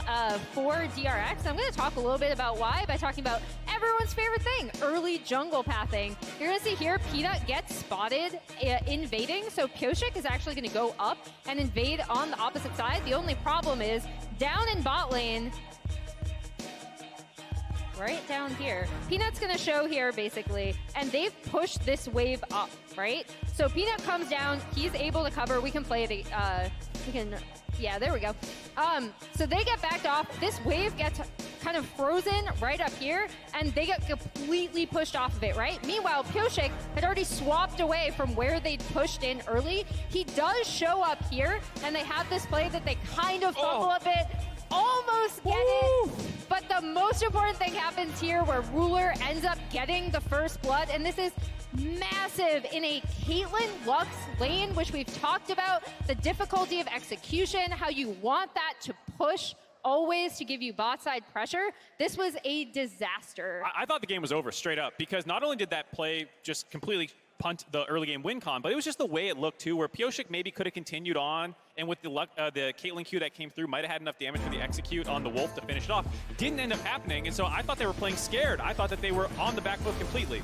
That's very much what it felt like, but one of the great strengths of DRX's comp is its range, its ability to find single targets and catch them out, and I think that they did a really good job of doing that as we entered the mid game. Peanut had an uncharacteristic performance where he was overstepping and he was being repeatedly punished. A lot of that credit needs to go to Kingen, but the rest of the team did a great job of just capitalizing off of these small picks. I do think DRX could have been a little more aggressive. I think this was a big window where they could have forced something like a Baron, but overall I think that the way in which they leveraged their comp, the very long range that they had, the incredible pick tools to split apart Gen G, it all came together to kind of separate and slow Gen G down.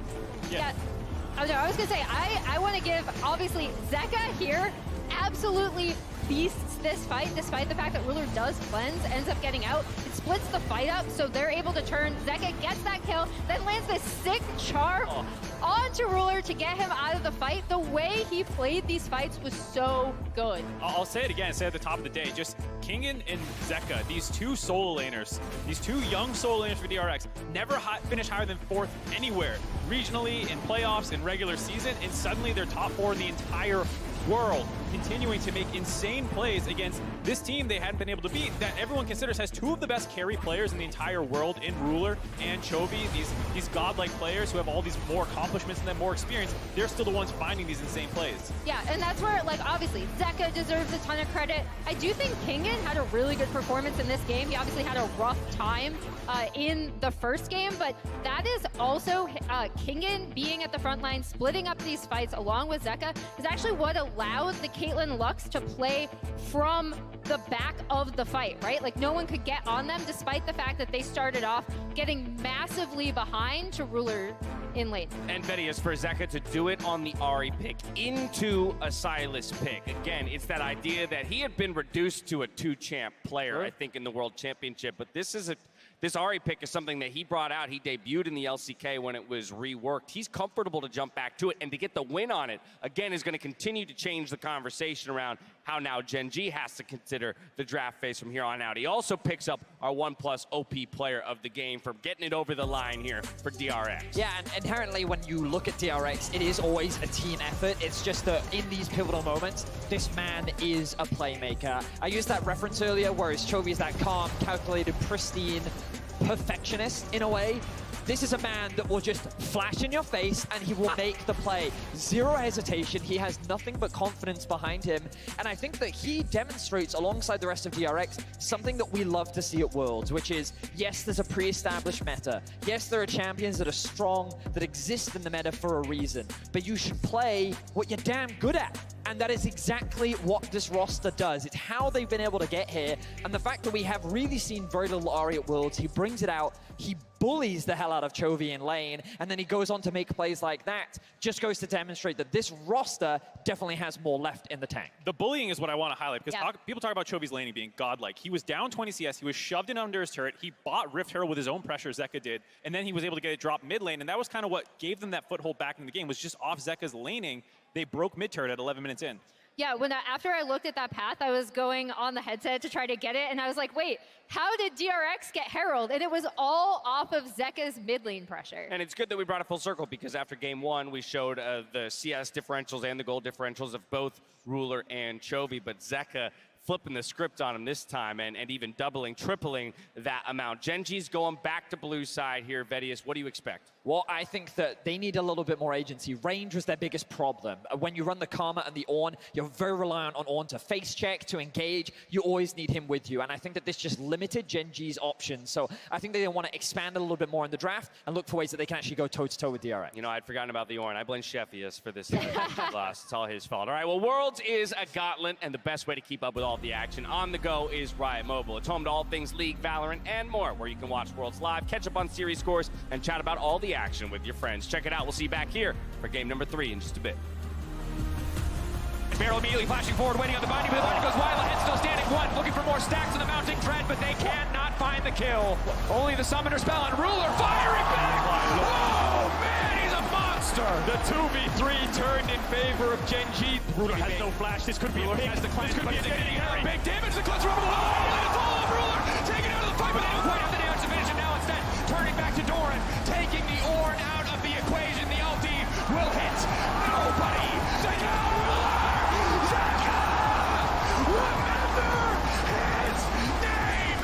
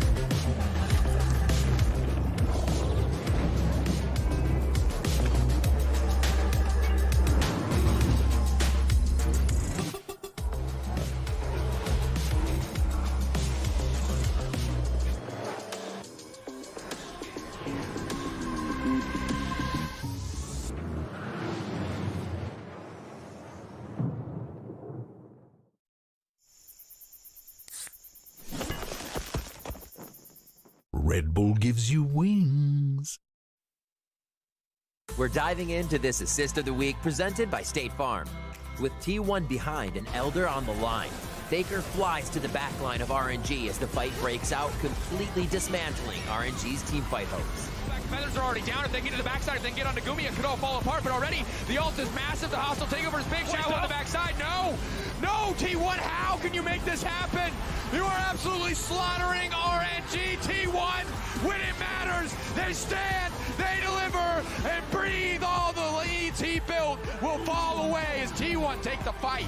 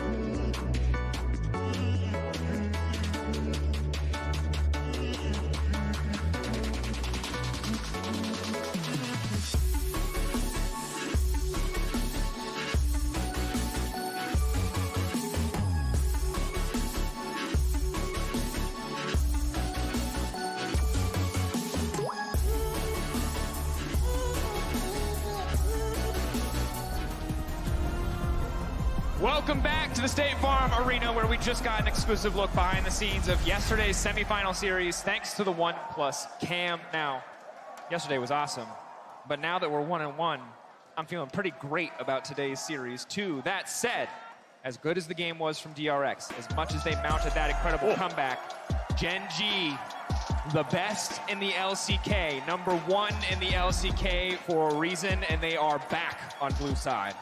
They are. Blue side currently 2-0. We'll get a minimum of 2 games from now on. Similar bans coming out from Gen G, but this time around they're not actually choosing for a first pick. They're actually just gonna ban away the Sylas instead. This will shake things up. DRX have a lot to think about now. Aatrox, Caitlyn, Sejuani on the champ that slid through the draft. Viego, Graves, the 2 junglers that you think of. Lucian, Nami, something DRX have been taking away from Gen G these last 2 games. It's about trading OPs and making sure they can find what they want. There's the Lucian, Nami. The question also becomes, how important is the comfort? Are Gen G concerned about something like the Kindred, or they feel like execution was ultimately the issue, or perhaps another piece of their draft that failed them? For now, as you highlighted, it really is just premier meta bans. Only the Heimerdinger really the one that stands out as a target ban. So I wonder what the first pick will be here if they take away Caitlyn. Does DRX have the confidence to leave it up, I wonder, actually? Gen G then first picking it and DRX having a response is one option. Option number 2 is they take away Caitlyn, and then you're looking at perhaps a jungle first pick, and a Kali first pick, a Sejuani first pick. They're going to take it away. So DRX do not want to deal with it. They don't have confidence in their response towards this champion. And now I think Sejuani, is going to be the best first pick there. DRX now the ones to respond. A Kali could be a good option. A Philios we haven't seen just yet in this series I think could be another good option. Philios generally feels like the best all-around AD carry in the meta. Certainly depends on what your composition needs, but if you are unsure, he is the jack of all trades. The start of this series felt like it was going to be all about the Sylas and the Akali. Game 1 certainly felt that way. Game 2, not so much. And perhaps now why we're seeing a departure from the immediate Akali lock, and of course DRX could still lock it here. Deft hasn't played a Philios just yet at Worlds. So the Viego is going to be the pickup. Akali still up. It's going to be Varus for DRX. I wonder if it's going to be more of an on-hit Varus, similar to what Ruler was rolling with in Game 1. Instead of going for that poke Varus, go for the on-hit. Sivir may be the response, but yeah, Philios not really a champ in Deft's wheelhouse, but it is in Rulers. Interesting. What is the option going to be here? Because they can lock in the Kalista here. We may see an Ashe support response on the opposite side. Definitely Varus Ashe, not my favorite bot lane of all time, but has been historically known as that counter pick. Instead, the Karma now coming out, looking to fight for lane priority on the bottom side. Trying to deny the push, exactly. So DRX have 2 options here again, just picking mid on 3 here, something like the Akali. Waiting to see the Sejuani flex on your top jungle, or picking support to match the Karma. It's hard to dig deep and find a champion that can contest the push against Karma, but Beryl has a lot of champions in his wheelhouse in terms of support. Renata could be something that works. It struggles with the push, but it can be a very good 2v2 lane in of itself. There are only about 3 or 4 players in the world that I ever want to see play Ezreal. 2 of them are in this game right now, Ruler and Deft. It'll be Ruler trying his hands on this one. Karma Ezreal goes back a long, long time. Can be very safe, can be very dominant. The response on the opposite side going to be the Renata. Certainly more utility, more relevant CC in the fights, but it does not mean that the laning phase is going to be any easier. Ezreal Karma, a lot of push, a lot of poke, and I think the DRX bot lane will struggle in that sense, but their team fighting will be strong. We saw what Gumayushi and Keria can get done with Varus, Renata. Now I think DRX could target towards mid. Gen G probably going to drop an Akali ban. They could also target towards top, Renekton Sejuani, Kabil Sejuani, and the things that you think about. Kingen has shown things like the Fiora, so maybe he's confident in countering that Camille. But we'll have to wait and see, because a Fiora ban here from Gen G and a Kali ban here stops this skirmish heavy power that I think DRX wants to lean into. Yeah, anytime you have the Viego on your composition, you love to pair it with more heavy upfront burst damage. Now, I can't imagine we see another lethality Varus, but it would pair nicely. Instead, for now, the Camille going to be banned away, taking their time here. Azir, remember, kind of was the king of group stage in terms of mid lane priority, but has been falling off pretty steadily. Could see it banned out. Wouldn't be surprised to see Gen G take it, but definitely not quite the pick that we once thought it was.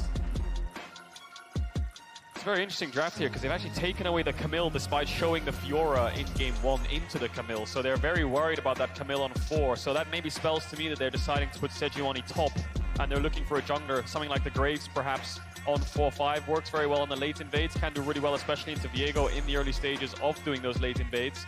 Narban here from DRX suggests to me they're leaning towards a tank as well to match the Sejuani. Gragas Ornn might be the pickup. So then the question is Akali still. Is that something that Gen G want to ban away? There's the Gragas ban because of the tank matchup. Akali's up, could be a pickup here on 4, but you could also counter mid. So now I think DRX are saying, do we have a counter to Akali? Looks like they do. Ornn picked up, and now I expect this Sejuani to go top. Would certainly make a lot of sense. The second that Gragas ban comes out, it essentially forces DRX to either pick the Ornn or let it go through and not have a really reliable tank option on the top side for themselves. Kingen, of course, known as a carry player, but really made his mark in the team fights for DRX when he was playing Ornn in summer. Chobies is here. Is going to get locked in. They have a lot of range and damage here. Actually, thinking about it, Gangplank would be pretty good here for Gen G, just in terms of range, poke, scaling as well. They can still opt into things like the Graves, but I think GP just suits their comp really well. They could also opt into double tank frontline with so much range. Maokai Sejuani, something along those lines. But Zeka needs to find a counter to this as here. I think Akali will be his go-to. LeBlanc could work very well. But it is going to be Sejuani top and Trundle. That makes sense as well. Take away the resistance from the Ornn. Just have some kind of beefy frontline next to your Sejuani with the amount of scaling you have already. And the Ornn, or rather not the Ornn, the Trundle Pillar is always going to feel incredibly good against immobile carries like the Varus. It is not something like a GP ult, but it will feel strong. Akali feels like it must be the pick. Zeka will lock it in. Wow. Chance to prove himself on it once again. Gen G don't have that much spread damage, if that makes sense. All of their damage is coming from Chovy and Ruler. We talked about them being foundationally so reliable. They need to show it this game, because the later this game goes on, Peanut and Doran are just engaged frontline bots. Lehend is a shield bot, whereas on DRX they have quite a lot of damage pretty well spread out through. Ornn scales really well in terms of setting up damage as well, because of the percent coming through. Viego carry jungler, Akali, Varus, a lot of playmaking and engage. So Gen G need to get to break points of 3 items, keep front to back team fights going, and mark Zeka as much as possible. He's found so many flanks in that game 2 on Ahri. If he does it again in this game 3, Gen G will collapse. They will fall apart because they don't have the lockdown that they need to stop the Akali. The only thing they have is the Sejuani ult, which they need to go forwards. There's 0 point and click CC for the Viego or the Akali. This is certainly going to be a tall task if DRX are able to split up Gen G, if they're able to stop them from fighting strong as 5. As we enter game 3, Gen G coming off the loss. Ruler, Chovy, iconic carries. Some of the most consistent, most reliable players in the world on Azir and Ezreal respectively. If anyone can take Gen G to a victory in this game 3, it has to be them. Here we go, a best of 3 to decide who will go to the World Final to face T1 and Faker. Gen G and T1, of course, played the LCK Finals up against one another, but the rise of depth and the crowd here in Atlanta are on the side of DRX2. The dark horse of the tournament. I don't think anyone, if you asked them a month ago, what do you think the semi-finals will look like, they'll say names like JDG and Top Esports, T1, Damwon. Gen G, DRX would be very low on that list. But here they are, LCK 4th seed up against the LCK 1st seed, 1-1 in the game score. Let's get into game 3. It looks like Gen G were trying to get some control over that bot brush there. Make sure they have the vision so the Ezreal Karma can get level 1 bot push. So they're not getting any kind of shenanigans in the middle brush from the Varus and the Renata. Not too much explosive action going to happen. So we have a moment. Prime Gaming is giving away 150,000 RP to several lucky fans every single day of Worlds. You can head over to primegamingworlds22.com to enter. Make sure to put in today's secret code to get bonus entries. It's that one at the bottom of your screen, LOL66D2. Good one. Yeah. Got it. You can read that out. Locked that in. Pronunciated.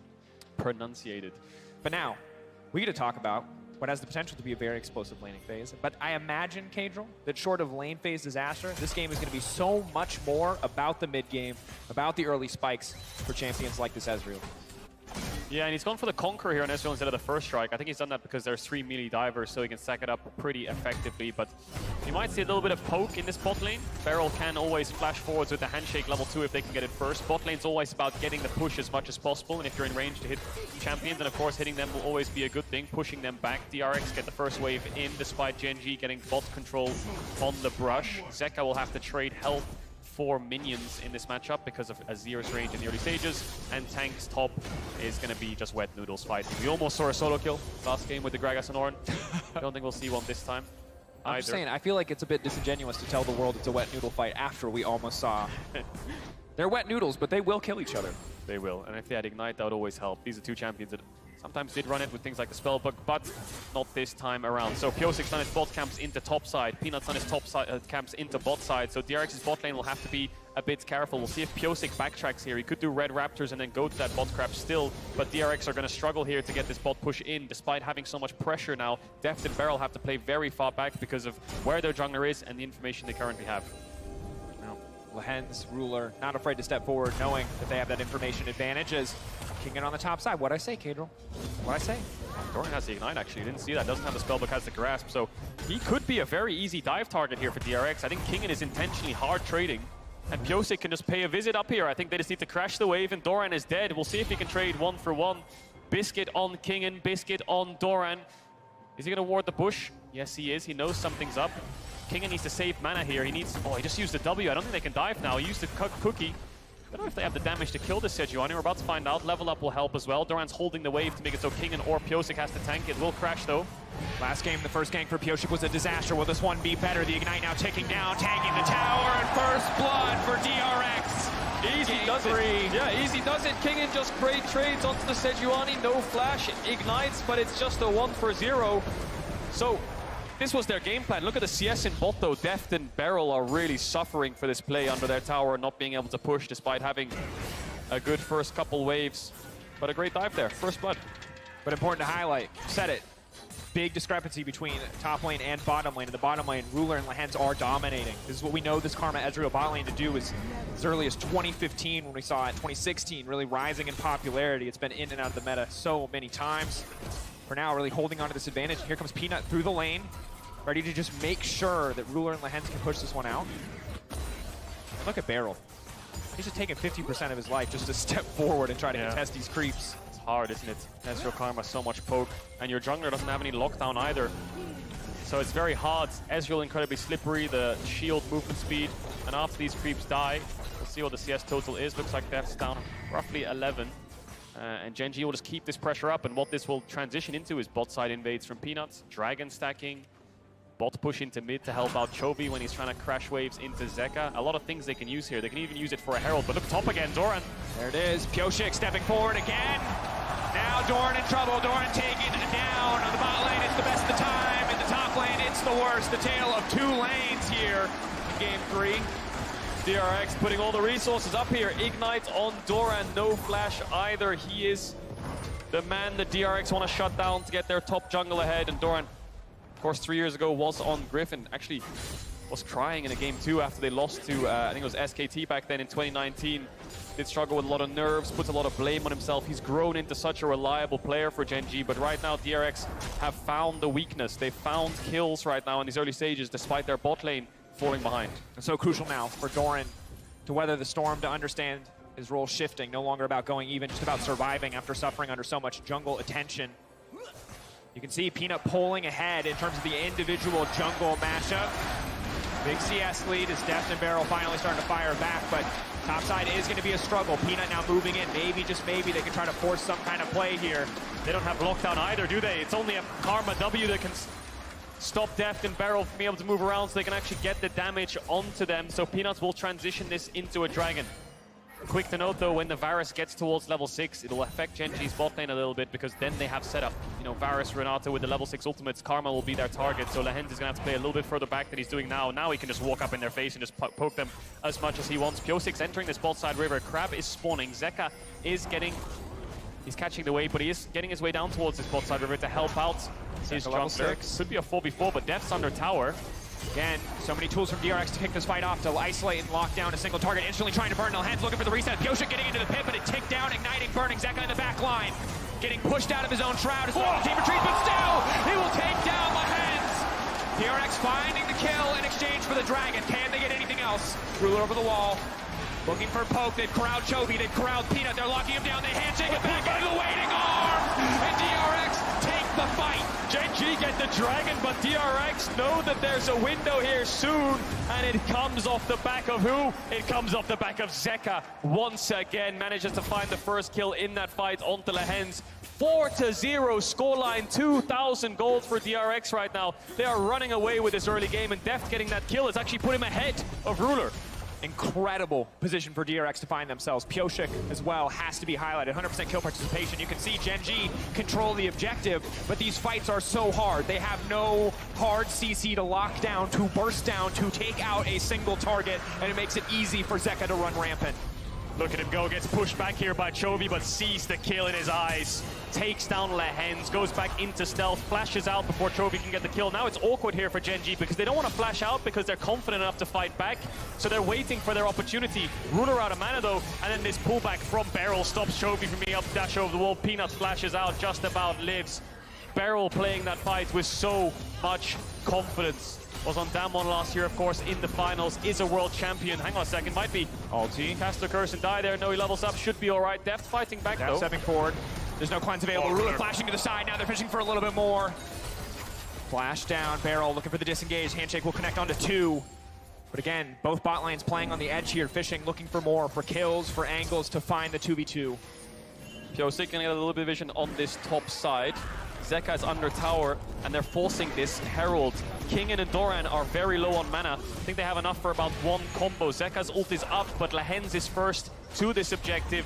Beryl is a little bit slow, so the DRX take the 4v3 while they wait for Beryl. Does Pioshik look for the steal? He has no flash, but he has the ult. Let's watch Zeka though. When does he go in? To the side, the Ornn has been blown, but it will be interrupted. Looking for a bit of vengeance after that lane phase. Kingen burning, ticking, falling down. As Lehens will take the kill, the Herald as well, falling in favor of Gen.G. Great ult there from Doran to stop DRX's engage. The second that Ornn hits, Zeka will follow up straight away with his ultimate, and then Gen.G will have to retreat, but they can hold their ground when that ultimate's down, and they can get the objective. Gen.G still finding plays despite being behind. With this bot push moving towards mid, Lehens is first to that play, and Ruler, of course, used his flash to try to get the kill onto Deft. These legendary AD carries trading summoners back and forth, and we'll take a look at his Herald again because it's just Kingen's ultimate. If this hits, then they can look for the Sejuani. You know, Zeka can start to dash forwards, but Gen.G can stand tall. Really just the Ignite being the difference maker there when it comes to finishing that kill overall. Now the Herald going to be an important tool. If used effectively, really can do so much to even up the gold, because when you look at the left-hand side of your screen, you see that across the board, outside of Beryl, DRX are ahead. Pioshik now fishing for an individual kill. Lehens getting out with the blast cone. Only making it out to safety, but Pioshik, despite falling behind in CS early, has just been so active across the map and is now starting to take camps away from Peanut and Gen.G. Played over to DRX. Ruler's gonna have to base. Deft's gonna push in this wave. Dragon spawning in 1 minute 30 seconds, but Pioshik owns the bot side of the map. Peanut wants to take his red buff, but he knows the enemy junglers are around here. Deft's actually going to stick around. Doesn't have enough gold for the mythic, you have to imagine, just yet. Wants to pick up that shield bow before the dragon spawns, but will decide to back away as he knows Pioshik needs to go towards his Gromp. And the way DRX won last game was dragon stacking. It was getting that soul, the infernal one. We'll see if they try to stack that up again. TP on Kingen, no TP on Doran, so he can TP to mid tier 1 or bot tier 1 to help his team. There's a shield bow picked up for Deft. And I think the struggle now for Gen.G is just going to be all about execution, because you look at the side of DRX and it's so easy for them to start fights. There are so many CC tools, there are so many reliable engage tools, and again, we've highlighted this a few times, but I think it deserves calling out again as a focal point. It's just Doran who's really that reliable engage. It is Chovy maybe with some sort of hero shuffle to make these plays happen. So Gen.G cannot afford to misstep or make any mistakes in this game, because coming back, if they get themselves in too big of a deficit, is so hard without reliable pick potential. Herald placed, but Peanut got all the gold. None of it went to Ruler. So that's going to sting for Gen.G. You remember game 1 where they just invested everything into Ruler with the Herald. Yeah. Now they can't actually get as much resources as they might want. Deft still ahead. Mythic picked up 10 seconds on this dragon spawn, and I think Gen.G might have to just give this and move towards topside, but we've seen these teams in the semifinals take fights that we imagine they shouldn't. We'll keep our eye on Peanut though as he moves towards mid. He's going to take a recall. DRX pressuring down towards this bot side, expecting them to move towards the dragon just afterwards. Still with a 1,000 gold lead, and will even up the Dragon's score. No cross map available for Peanut and Gen G as he picks up the Sunderer. Atlanta cheering, ready for more. Dragon dropping in favor of DRX, evening it up as you highlighted. 1,000 gold advantage to them now. Bit of trading on the top side. Oh, he might have Taking killed the him. tower. We want it out. There it is! 1v1! Get the solo bolo guy! My good God, Kingan's mechanics in that 1v1 were flawless. Flashes the Sejuani ult, follow us up with the ultimate, gets the auto in. Doran falls. Kingan having a fantastic series in his first Worlds semi-finals. Deft and the rest of DRX can rely on this top laner to go even or ahead, and right now he's running away with it. 2-1 on this Ornn. Pressure point for DRX, pressure in the bot lane from Deft. Zeka TP'd back to mid, getting closer and closer to that mythic. Deft Barrel taking control, taking over. Engage now coming out, big damage to the handshake, now being pulled back. Is it enough? Not quite to finish Lehens. We'll walk away fine, but again, Kingan. Game 1 was rough, game 1 was difficult, but really coming back here in game 3. Game 2 as well. I talked to Ashley Kang last night. She said, watch out for the Ornn. I was not thinking she was going to say that. I was expecting the Camille, that Fiora, these carries. Instead, the Ornn here is Peanut now stepping forward, but Pyosik is in the area, and Pyosik is so strong. Won't be able to find anything else here, however. That's 2 flashes. The jungle support just lost their flashes on the side of Gen G. Zeka is on the way and he's hunting.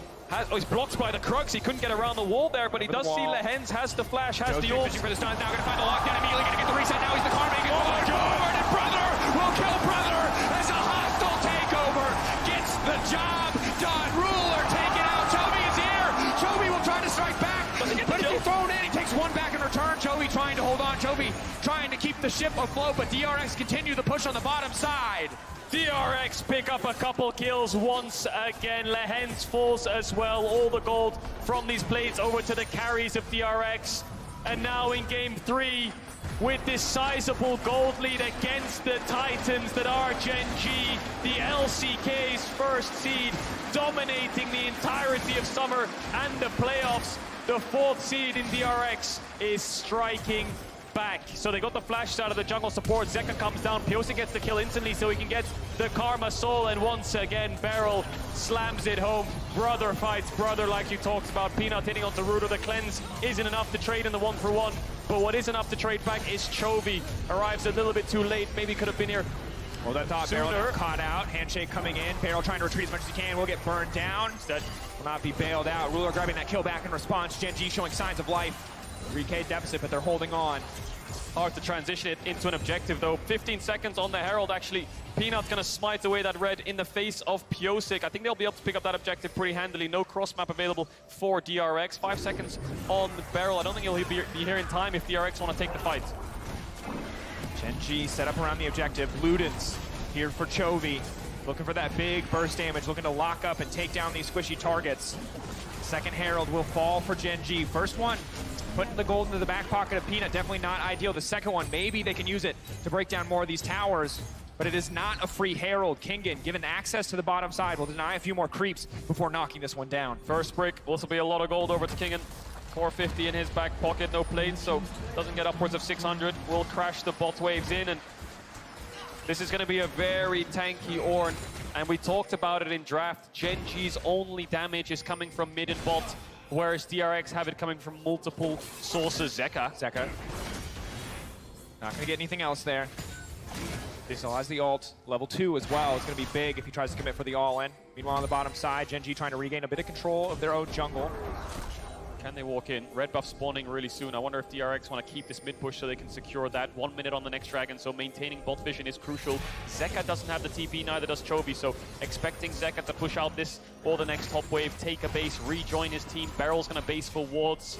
Dragon stacking is everything. Deft, though. Deft actually caught out a little bit here, but confident enough to keep trading, keep throwing down damage. Dorn waiting over the wall. It could be Pyosik who's in trouble, has the ulti.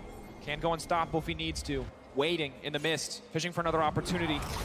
And this game from Pyosik has been clean. 7 out of 8 kill participation. This is a guy who we know is feast or famine. He can be the best jungler in the world, and he can certainly throw a few kills away. But today, most certainly in Game 3, he has been showing up. He really has. He's had a very tough year, Pyosik, being subbed in and out with Yuhan, having very inconsistent performances. But this series, it's been very good so far. We've seen his Kindred, his Viego, doing fantastic so far. 7 out of 8 kills. Dragon spawning in 10. Zeka's going to take the base. Barrels coming out of it with wards. Gen G actually just took a base as well.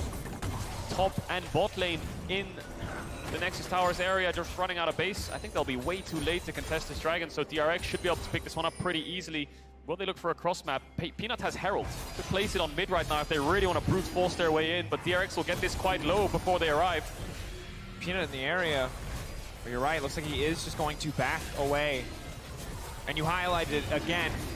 The two players that matter on the side of Gen G are Chovy and Ruler, and if they are not ready to fight, Gen G cannot fight.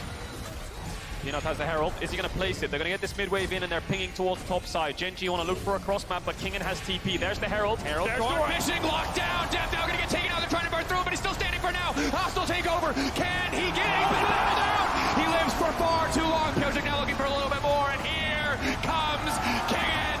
Barrel now trying to get something back, but Ruler just a bit too slippery. Zeka on the flank. The Herald will finish the tower, but DRX have their eyes set on the kills. Ruler flashes away. Zeka is still hunting and looking. Peanut barely escapes. It turns into a 1-for-1. DRX want to force this tower down because Chovy's taking their top tower, and they should be able to get it pretty handily. Lahens with no summoners can't walk up too far, and DRX strike back on Gen G's play once again. Deft living for so long to turn the tides, but overall, it's an even trade. Kill for kill, tower for tower. Summoners blown across the board. DRX, you can see, trying to up the speed of this game. Chovy doing everything he can to get waves on the side lane, and Zeka now fishing. No way. The 1v1, the young prodigy versus Mr. Consistent, leaping back, he hits the mark. Chovy has to be so incredibly careful waiting, gets the TP out just by landing the Shuriken flip. He's playing with so much confidence, this kid, isn't he? Zeka being picked up by DRX from the LPL, coming over to the LCK, just running away, just playing with so much confidence in the series. Doran really good engage here. Deft no cleanse, just locks him down and gets the kill. It looks like Deft is just dead. Even when he comes out of the stun, doesn't flash. He thinks that he's just going to die, but the bailout buys so much time so you can get so many autos down onto Doran that he gets the reset. Ruler finally finishes him, but it's a 1-for-1. Watch Peanut here as well. He gets so low. I think he flashes out to the side here and then manages to escape in the top side jungle by recalling as DRX keep their eyes on Gen G's bot lane. Certainly, and the struggle is they have just barely enough bursts to finish off Deft. Without Chovy in the area, it becomes so incredibly difficult for them to get anything. The bailout going to be more and more valuable if Gen G try to force these fights without both of their carries present. Chovy getting closer and closer to 2 items. Ruler just around the corner for the 2-item spike for Ezreal. Huge point of power in the game. Something that Gen G can look to leverage. Gonna ult the wave here, Kingen. This tower should be fine. Barrel's hovering around. I think he can walk up in their face and just try to clear the wave. I don't think there's that much of a threat unless they hit the tower. Kingen's gonna land the knockup. The tower will die. Chovy over the wall. Hostile takeover. Now dashing out to safety. That's the TP now coming in. Peanut is still healing up, still holding on for now. The TP has been canceled. Clean play coming in from Doran off screen to stop Zeka from coming to the fight, but Peanut will fall in exchange for the tower. Good kill there from DRX. Barrel covering the weak side, knowing that there was something to get from that play because of how small the wave was. Chovy doesn't have a tower behind him. Does have the TP though. In comes Pyosik, full committing. Push back, not gonna matter when he's unstoppable. Chovy into the waiting arms of Pyosik. Hand delivered by Kingen and Barrel. 4,000 gold lead, 20 minutes in for DRX. This was not what anyone expected from this lineup coming into the World Championship. They're going to move towards mid here. There's no objective to get from these kills, but Gen G, what is happening? They're falling apart. They're not finding any plays. Things are backfiring. Yes, Ruler's ahead, but the top side is in shambles. You can see on the player cams, Peanut just doing his best to laugh it off. But this is not the team we expected to see. The consistency there to a certain degree, but losing so many kills across the map, and in this exchange, perhaps overstaying their welcome. Yeah, I think Peanut tanks with bombies here, so he actually picks up the tower aggro. A few shots hit him. He ults onto Kingen, so he does heal up a bit. Doran stops the TP from Zeka there, but it doesn't really matter. Peanut doesn't have flash, nowhere to go, walking into enemy team territory. He has a blast cone, so he could get out here, and the fact that there's an actual chance for him to be able to get out, Kingen just uses the flash and gets the kill, and then they collapse on the Chovy with no tower. I don't think he has the passive either. We saw him use it earlier on up against Zeka in the 1v1 when Doran had the TP in to save him. Side lanes being dominated by DRX, cross maps always trading ahead, 40 seconds on their soul point, and now they're looking for Doran. Doesn't commit the ult here, Kingen. And Kadril, this version of DRX is terrifying. 4-11 the kill score against a team they had literally never won a game against until just 20 minutes ago. Now they stand 4K gold in the lead, 2 dragons up, 24 seconds till that next objective, massively ahead. 2-0-2, 2 items in the back pocket of Zeka. A similar story for Def. Pioshik as well now with the Blade of the Rune King. They are so incredibly powerful. Learn Chovy, 2 items as well. The Gnasher's Tooth, the sustained damage is there, but Zeka not interested in facing them in the 5v5, looking for Doran here in the side lane, pushing him away, threatening, and now looking for the pick onto Peanut, but Peanut is a very tanky boy. Huge ult from Ruler, trying to burn down Death. The bailout will not be enough. It's clean. TP from Doran to make sure they're safe. He knows Zeka is looking for a play. Hostile takeover is big though. Big. Ruler now has to cleanse it out. Looking for the fishing for downtown. Now Pioshik getting the reset. Stepping forward as the Karma wants to get the snare desperately. Zeka waiting over the wall. He's been locked up, but it's a clean ulti out from Pioshik. He will not be locked down. He will not be stopped. There's no CC left on the side of Gen G. DRX retreating back towards the Dragon, ready for the 4v4. Piosik's having the series of his life right now. Doran, handshake. Zeka on the flank, looking for Ruler. He gets it. He gets into the R. He gets everything he wants, and now he can try to find another one. Zeka 2 clean again. Zeka, time after time, in the face of Chovy.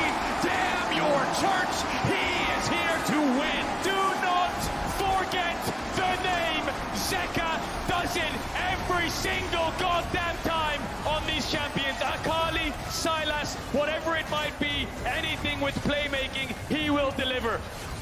And now DRX, 23 minutes into the game, 6K in the lead. They're gonna get that 3rd dragon from Deft on the bottom side. They're gonna get the Baron from the other 4 members of the team. They are slaughtering Gen G in the semifinals. Don't think they can get the dragon here. Def doesn't have the confidence to finish it up, doesn't have the vision, and Ruler's coming out of base first, but let's look at that again. You think of this DRX lineup, you think of Def. You think of Def being the one leading the charge. He's struggling a little bit this game, but he's got rookies around him. Kingen and Zeka coming from KT trainees together in their friendship as best friends, convincing Zeka to come over to the LCK. And look what they can do in these fights, these rookies. No, we're gonna have to go back towards this dragon. Kingen looking for Gen G. This is sole points for DRX. Zeka on the flank again. Gen G, no lockdown CC. If the Sejuani ult's invested onto Zeka, then the rest of DRX can move forward. The Ornals will connect. They're trying to mark him as best as they can. Def has no flash. Zeka has no flash. It's quick, hard to walk up. Gen G have a little bit of range. Keep your eyes on the ultimate and the shuriken flip from Zeka. If either of those connect, if he gets into melee range, he will eliminate the carries. Hostile takeover, zoning away. Alti zoning away. Call of the Forge God used just to make sure that DRX can get the dragon. And now Gen G staying in the area, just trying to waste as much of the time on the Baron as they possibly can. They don't pull the trigger either. Once the dragon fell, they decided against finding the fight. DRX, 1 minute 45 left on this Baron buff. They've used it to get a dragon. Not so much towers yet. All the tier 2s are alive still for Gen G. Upgrades coming through from the Ornn. We haven't even talked about the amount of scaling that the Ornn can provide to these champions like Varus and Akali. But it's the skirmish-heavy mid-jungle that Gen G are just struggling so much to deal with. They want range, they want to poke you out, they want to chip you down from a distance, but DRX are not giving them a single inch to work with, constantly finding a way to get on top of them with the Ornals, with Zeka, with Pioshik. And now it looks like the 1-4 is coming in. Siege onto mid with 4. Zeka ready to respond and move mid when he's needed. Zeka playing without fear. 10 pages in the book, the Magi is stacking away. Happily sitting in bot lane against 2 of the opposition. A slow, steady siege in the mid lane. Gen G have to find a way to break this, but it is so hard. The ulti now connecting from Def, but there will be no follow-up yet. Breaking the tier 2, setting their sights on the bottom lane already. Zeka has the wave in. They are ready to collapse here on the bottom side. Gen G forced to follow. Forced to be led around the map by DRX as they search for another tier 2. Good macro from DRX so far. I think they dropped a mid wave there.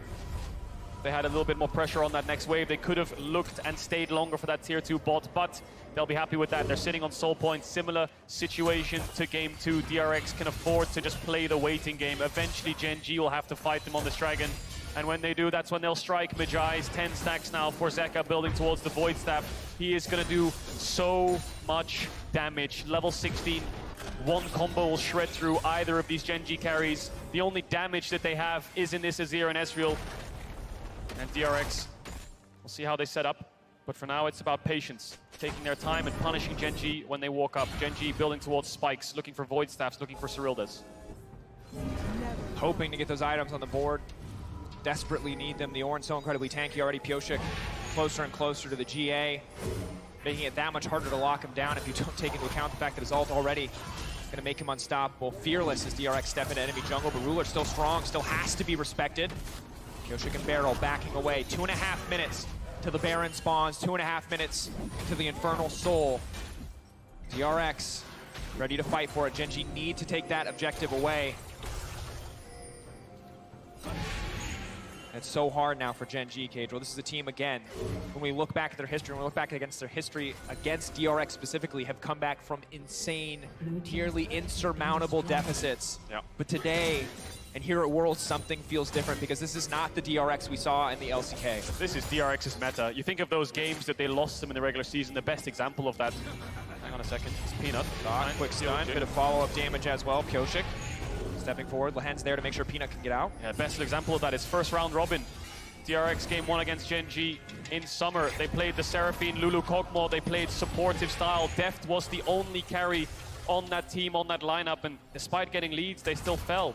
But with playmaking on Zeka, with tanks and carries for Kingen rather than just being a frontliner, this amount of playmaking means that Deft is relieved from the amount of pressure. Beryl joining the team, of course, as well, gives way more communication. He can be a voice for DRX, where Deft can then focus on his game a bit more, relieve all the stress and carry that needs to happen to win these games, offload it to players like Zeka, who love to play skirmish-heavy champs. And then you can see what he does with these fights. Terrifying. Level 17.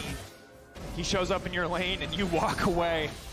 Already the Void Staff completed, no more stacks to the book because Gen G will not give him the fights. Deft clearing out the wave as best they can. Again, it's not about these side lanes, it is about these objectives. We are 1 minute away from the last chance for Gen G in this game. They cannot afford to lose another fight. And they know that. They're trying to set up as quick as possible. Mid-wave's coming in. They need to push that one out, but DRX are going to be there to stop them. Doran is top right now. He's going to move his way down. He's going to TP in, actually. They really want this mid-wave. They really want control over this bot side river. Baron spawning at the exact same time, though. They can't afford to trade, so they're forced into this bot side river. They'll get a bit of control as Zeka pushes in bot. TP down to get this tower, but he'll be a looming flank, and Deft needs to be careful. Good sidestep, catching out Kingen. Kingen going face first into the pillar. He will break it, but now he's forced to flash out to safety. Chovy fishing. Kingen going golden, trying to buy a bit more time. Hostile take over the flash. Coming out as well. Ruler hitting Chovy left and right, and it's Zeka onto the back line, but for now he's only hitting Doran. Fishing for the angle, trying to get something done into the back end. Again, it's Zeka! How do they do it every single time? This man might just be the cleanest Akali in the world. DRX take the fight, set their sights on the mid lane. They don't need the Baron. And they're gonna end. Deft kills Chovy, TPing from Kingen. DRX don't care about this dragon. They don't care about soul point. They care about match point. They care about series point. DRX, a victory march into the enemy base as they move to match point versus Gen G. That man on your screen, Zeka, is making miracles happen here in Atlanta. Gen G are starstruck. They need to change the draft. They need to change the pace at which DRX are playing it. In game 1, DRX matched the pace. They said, we'll play a slow game. We'll pick scaling. We'll pick Azir. Game 2 and 3, they throw it all out the window and say, we're going back to pace. We're going back to skirmish. We're going back to things like the Akali. And it's working. And Gen G can't keep up. I'm blown away. The individual levels of performance we are seeing from Zeka, from Pyosik in this game across the board. To weather the storm of the Lulu or the Karma, Ezreal on the bottom side. Ruler, though, you can still see all of Gen G still smiles on their faces, knowing the challenge, the task that stands in front of them. But are they still the favorites? And Beryl's on the cusp of doing something Damwon couldn't. You know, taking them down, actually winning this series. And Gen G have really been tested here at Worlds. Summer, regular season, playoffs, they were never tested. But at Worlds, in these best of fives, they're struggling. Certainly are. And it has been incredible game 3. Have to see how Gen G fire back. But with our teams bringing us to match point, we're breaking down that game at the State Farm Analyst Desk. Welcome back to the analyst desk here, where there is a near 20,000 strong army behind DRX in the State Farm Arena.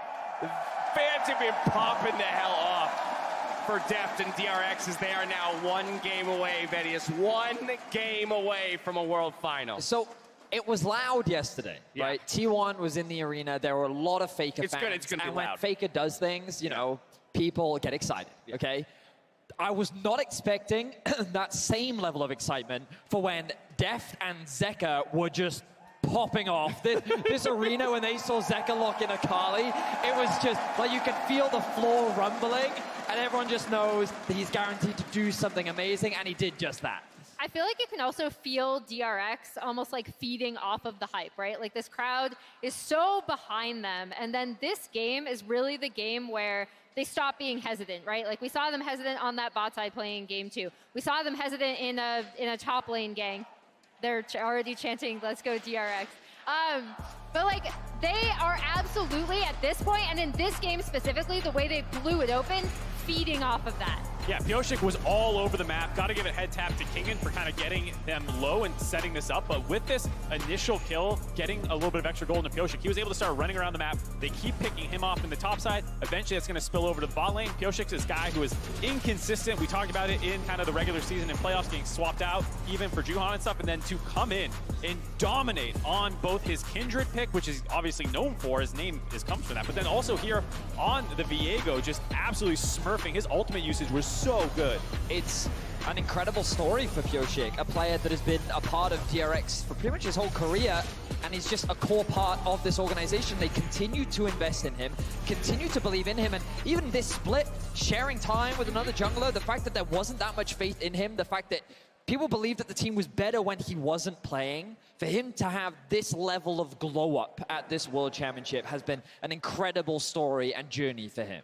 Yeah, it's really cool because I think the big thing for me for Pyosik is that when he was initially scouted, it was like, okay, he was scouted because he has these pocket picks, he has hands, he can develop as a player.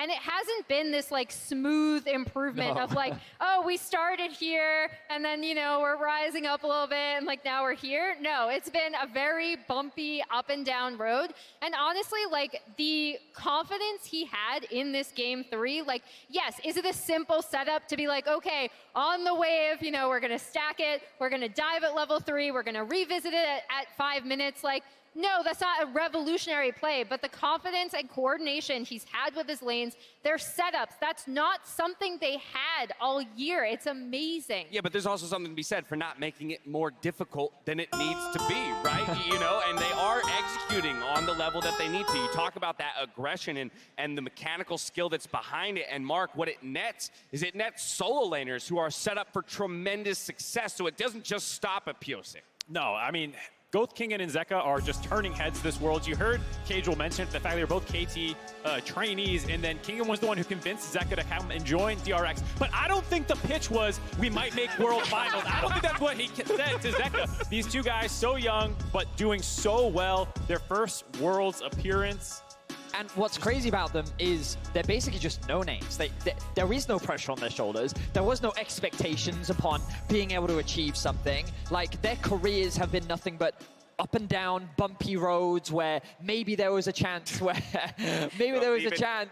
they could have turned it into something. The fact that they've leveled up at this World Championship has been incredible to see. And who would have thought that coming into today, it would be this top side that would be far and away outperforming that of Gen G. Mark, you peep those 2 more solo kills for Zeka? He's circled them. He's now in the stacking double them up. digits. He's in the double digits. I circled now. them for a reason in the pre-show.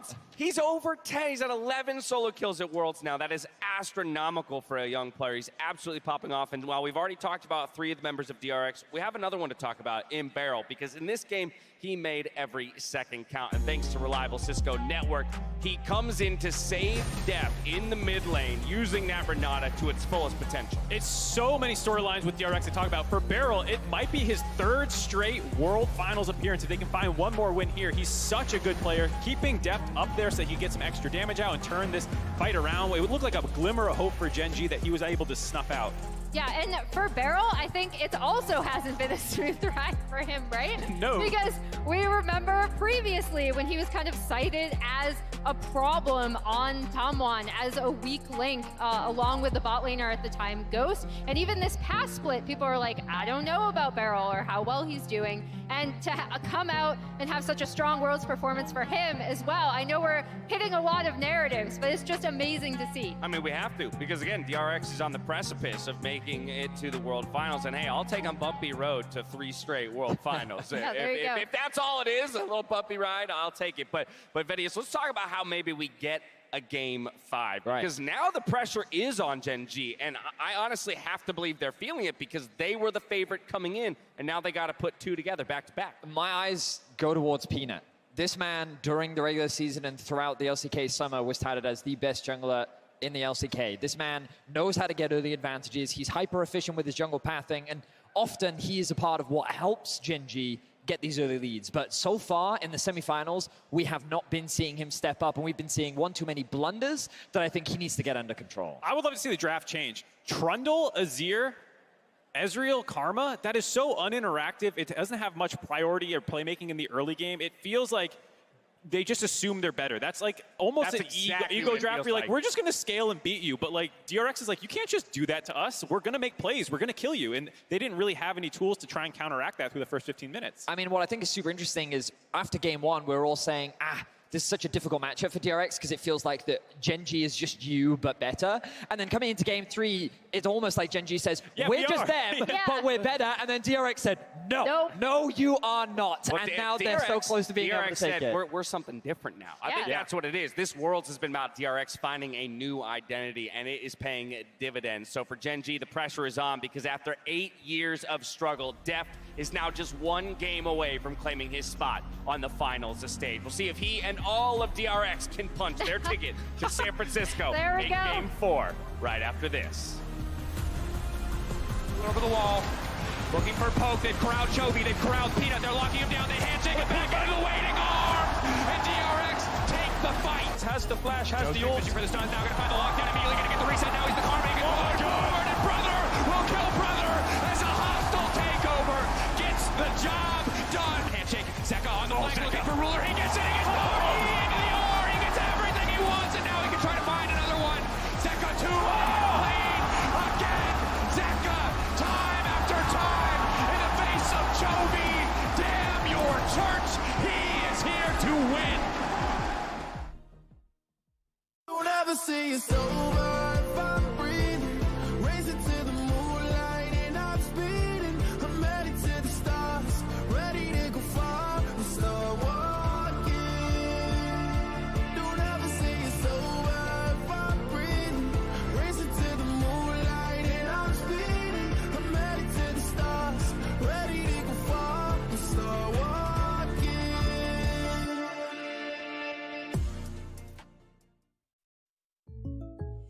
Yeah, that's the most I can give you. Fine. Then it's time for the ace up my sleeve. My beloved squishy pig with... With original holographic cover art. Hey, Ash, what you selling? Save the references, Jake from State Farm. I'm saying goodbye. This little piggy went to the game store. You don't have to sell your favorite games. State Farm has coverage options, so you get a rate that fits your budget. Thanks, Jake. Hands off the squish! For surprisingly great rates that fit any budget, like a good neighbor, State Farm is there. Call or click to get a quote today.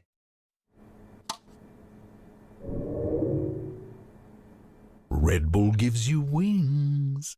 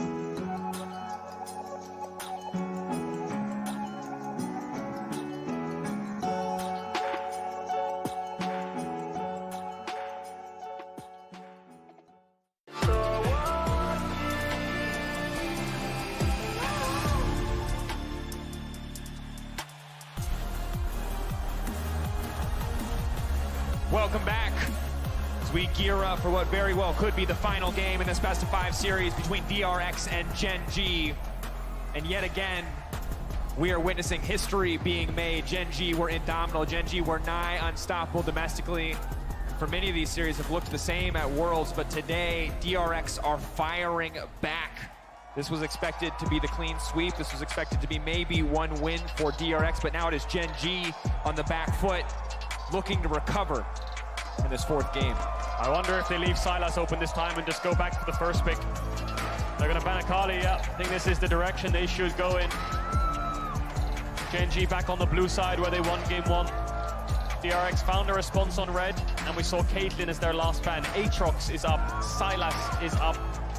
Just talk about the Caitlyn, the Sejuani, Viego. A lot of power picks now available. And Gen G are going to first pick Silas. They are crazy if they don't take away that Silas. So we'll see what DRX's response is. Ryze could be a good one, but we haven't seen that from Zeka just yet. No, we have not. Ari, the standout, the surprise pick. We did see it domestically, hadn't seen it as much at Worlds. Seeing in the hands of Zeka, though, piloted it well. Even in a difficult game, found the picks, found the angles necessary to take Ruler out in the team fights. But DRX, you can see, debating what the final ban should be. It will be the Caitlyn. The Silas up and available. Chovy, is he confident enough to let it go through to pick something like the Ryze? No way. No way are they giving Silas over to Zeka. I'm shocked. Will they Akali take it? ban as well. And you have to think that they just want something with more proactivity for Peanut. They saw what Pyosik did on the Viego, how impactful the early game can be. Aiding now what the choice is going to be, and every pick feels so incredibly high stakes for the side of Gen G as DRX take their time here. But if they don't lock the Silas in the first 2, you have to feel that Gen G will take it away from them. Yeah, I wonder if there's some kind of counter they're thinking of. I think Gen G are going to go Ryze into it, so DRX are not even picking the Silas. I'm so surprised because right now, Zeka is 6-0 on Silas at Worlds.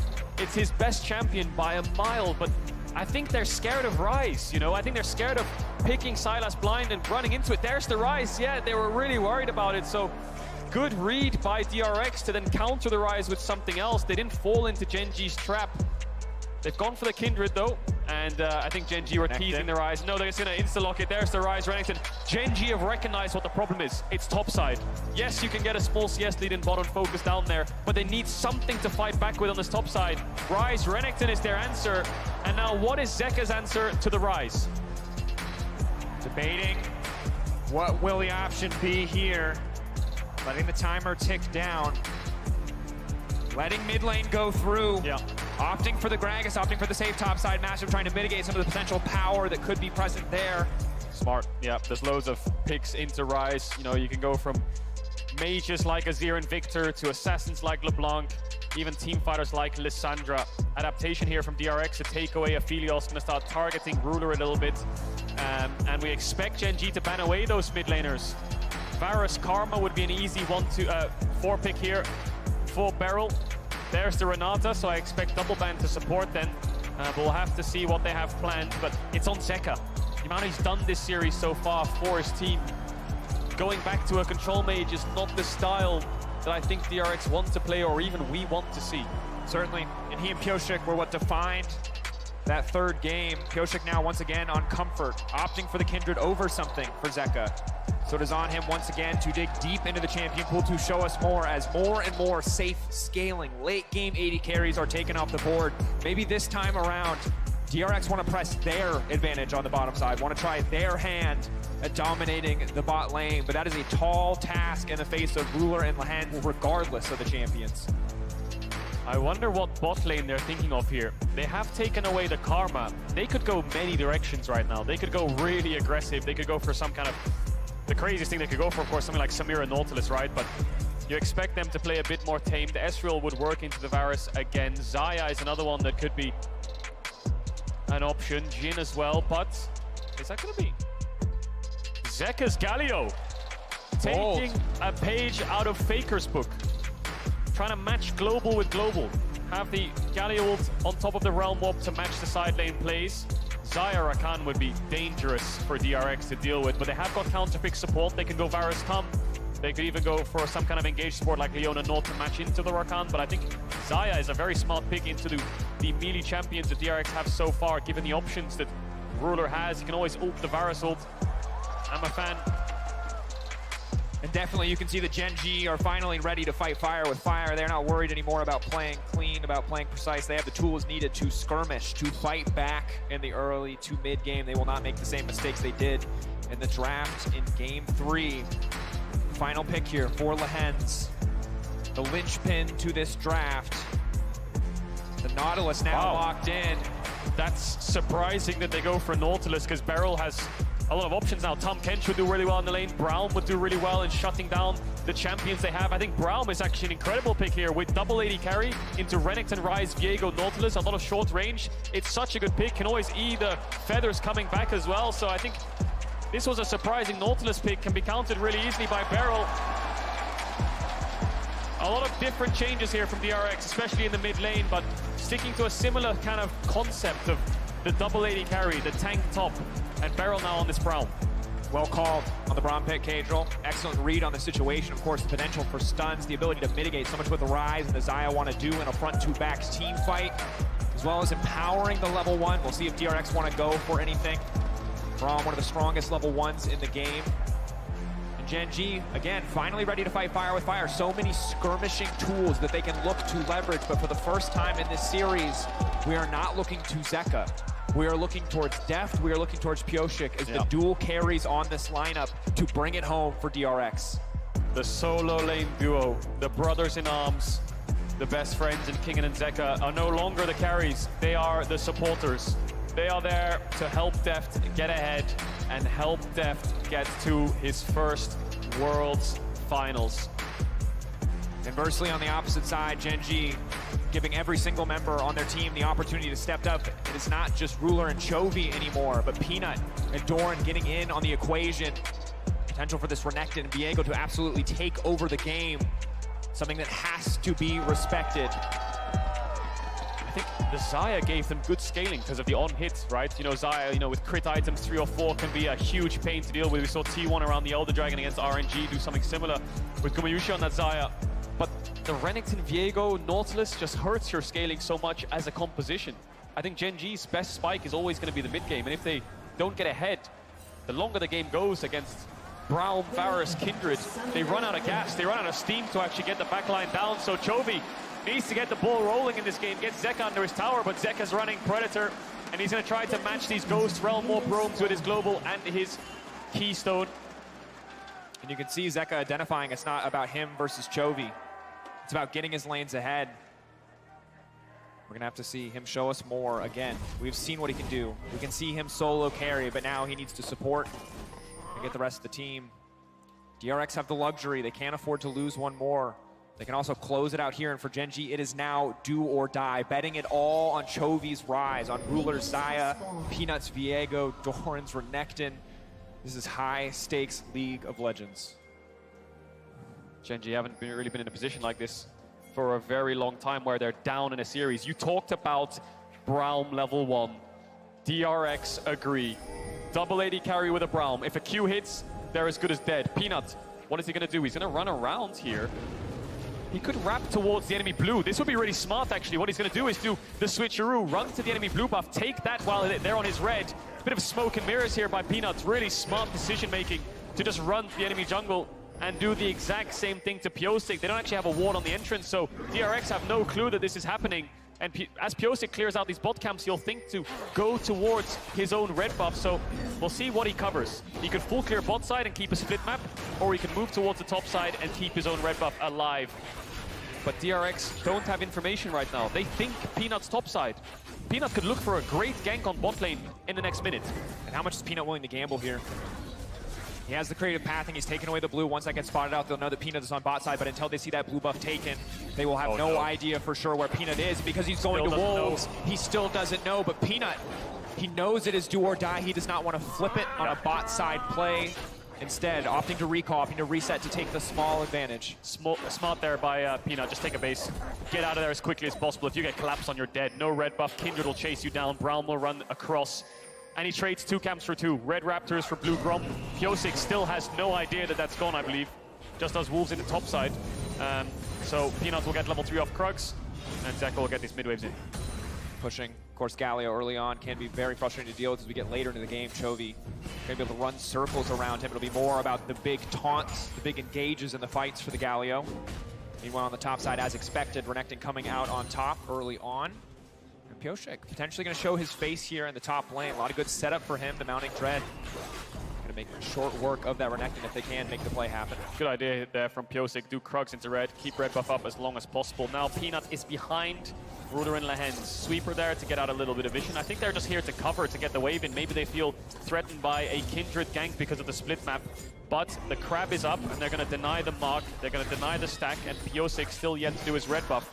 I think Doran here can take top crab as well, so there will be no crab for Pyosik to pick up, and Peanut will look towards mid here. Zeka hasn't crashed the wave just yet. They're going to set up onto the mid laner. Nothing to do there, though. Peanut showing his face a lot, just trying to create pressure in the lanes, but in the meantime, Pyosik is just farming up, already at a 1 camp lead, 2 camp lead, rather. One of those CS going awry, and should just leap over the wall here, but will be spotted out by the Scuttle Crab. Crucial that Doran's able to move down and take that one. Oh, this timing from Doran. Doesn't spot out Pyosik. Puts a ward on the blue buff, though. Where's Peanut going to go? He's going to start it up. That ward is so important. No smite. That ward from Pyosik will spot Peanut as he moves. Chovy has mid push, but he's extremely low on mana, and Kingen is fighting Doran right now to make this an isolated 1v1. Pyosik doesn't have the smite, though, so he doesn't have the confidence to pull it out and try to finish. Pyosik thinks Peanut doesn't know he's there, but he actually does. That's why Chovy's making sure he's around. Doran hasn't come down just yet. 2v1 in favor of DRX as of... Waiting on the smite. Yeah, smite's coming up. He's got it. Pyosik just going to take this one away. Great use of the lanes there. The side of DRX, Kingen opting for a trade. Zeka taking advantage of the fact that Chovy is out of mana. Has to use that burn through that mana bar to get pressure in this lane, and Peanut is really the one suffering here. Peanut doesn't know where Pyosik is still. There's a ward on topside river. There's a ward on the Scuttle, of course, as well. But Pyosik is based in fog, so he's still unsure where Pyosik is. So was a bit hesitant to start this one up, but I think given the amount of time that he's spent not seeing him, he can assume that Pyosik is backed away and moved towards his bot side camps, which have respawned. That Gromp's actually level 2, so that helps him out a little bit. Barrow looking for Lehens here. Testing bot waves. Lehens just fishing for that hook onto Deft, hoping for that opportunity. Be a bit of a trade back and forth. The Winter's Bite will not connect, but Pyosik now showing his face once again on the bottom side of the map. I think maybe hoping to catch a respawn here on one of the camps instead. Level 4, but happy to solo the Dragon. See if their bot lane can move. I think Gen G have the bot push, so he's sneaking this one under their nose. DRX are actually holding away. Beryl's playing bodyguard here. What he's doing is stopping Lehens from getting into the river despite not having push. He's just body blocking the enemy supports from being able to check or get information. Needs to be careful, though, because Peanut is behind Gen G's bot lane. A hook could mean a flash could be a follow-up. Is also super low at this stage. They're starting to trade. They're getting aggressive. Beryl needs to get out of this one. Unbreakable already burned. Ignite now ticking, but Beryl will walk away safe. In the meantime, Pyosik just trying to take the Dragon. It's getting lower. It's ticking. Peanut waiting over the wall. Can they finish it? But yes, just barely. They will find it now. Body blocking. Stepping forward. Zeka, the bouncer at the door, making sure Chovy will not find first blood. And Chovy flashes there to try to get the EW, but Pyosik dashes over the wall to drop vision. That means that Chovy cannot land that. It would be ideal if Chovy can get the root, because then Peanut can flash stun. But Pyosik was having none of it. Very risky, I have to say, from Pyosik. Took him so long to get that down. Doran levels up to 6, he should be all right. But he almost died and lost the Dragon there. That would have been such a big waste of time for the Kindred. But the absolute confidence, again, that Pyosik is playing with right now, incredible to watch. Outmaneuvering a little bit here in the early game as well as sneaking away. Of course, it does cost Barrel his flash. DRX, bot lane, very aware of what they needed to commit. Trying to make sure that Dragon would go down uncontested. Right now, big advantage on the bottom side, 46 to 61. Ruler's gonna make up most of that, but it will still be a small edge to Deft. Zeka returns to the mid lane and keeps the pressure on. Herald's up very, very soon in the next minute, and DRX needs to establish some kind of topside control. They don't want Gen G to get that Herald to get the ball rolling. Chovy's got the spellbook, so he swapped this flash over to Cleanse. You'll need that against Galio Braum in the next fight, so I expect Gen G to contest it as well. Doran's had the top push the majority of this game, but Kingen's very happy on this. Gragas will just be a massive meatball for his team, disrupt the fights with the ultimate.